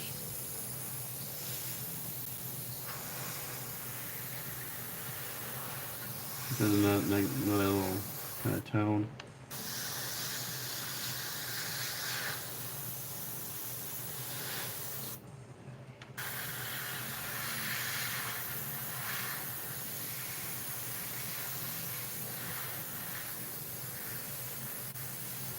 Like adding dark green here and there, especially on rocks in the recesses.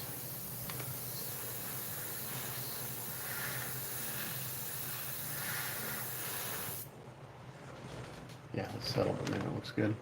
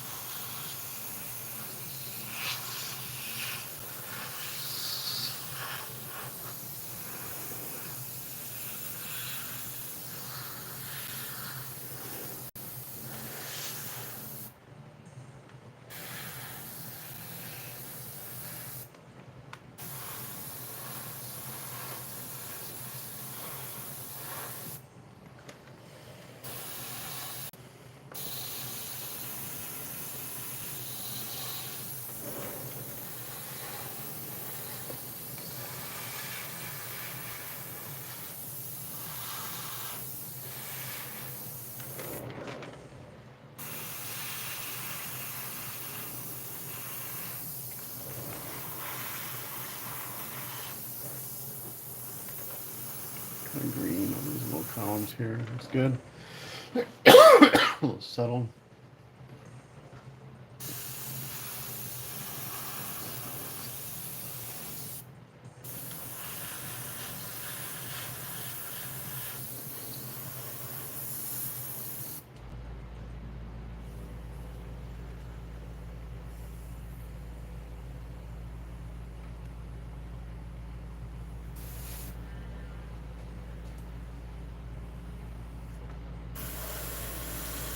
Alright, gentlemen, or whoever's watching. I'm not sure if any ladies are watching.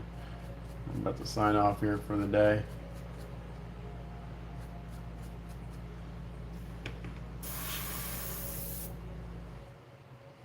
I think this is looking pretty good. And tomorrow we'll work on, hopefully I can get everything else finished up on this. But I'll have to do all the urns and stuff too, the flaming urns. But I think the skulls and the steps, I think are pretty good. Bones are looking good.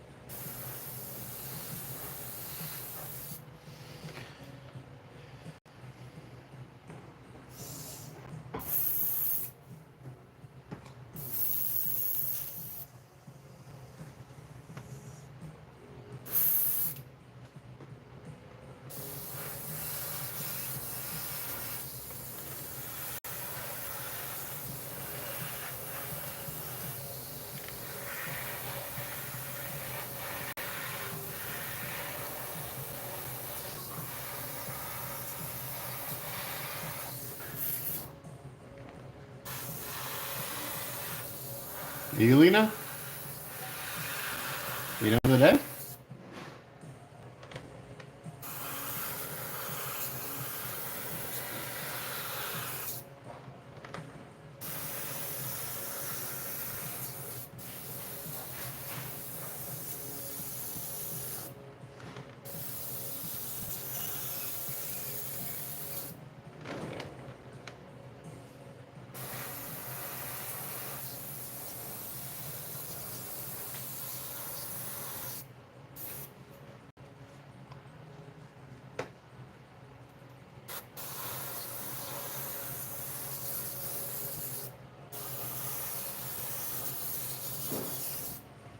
Yeah, I like that bottom step darker. I thought I was gonna do it lighter, but I like it darker. Just anchors, again, anchors everything. Okay, boys and girls, I think I'm gonna sign off. Thanks for hanging out. Long broadcast. But I started like at 8:40, 8:30. So 6 hours.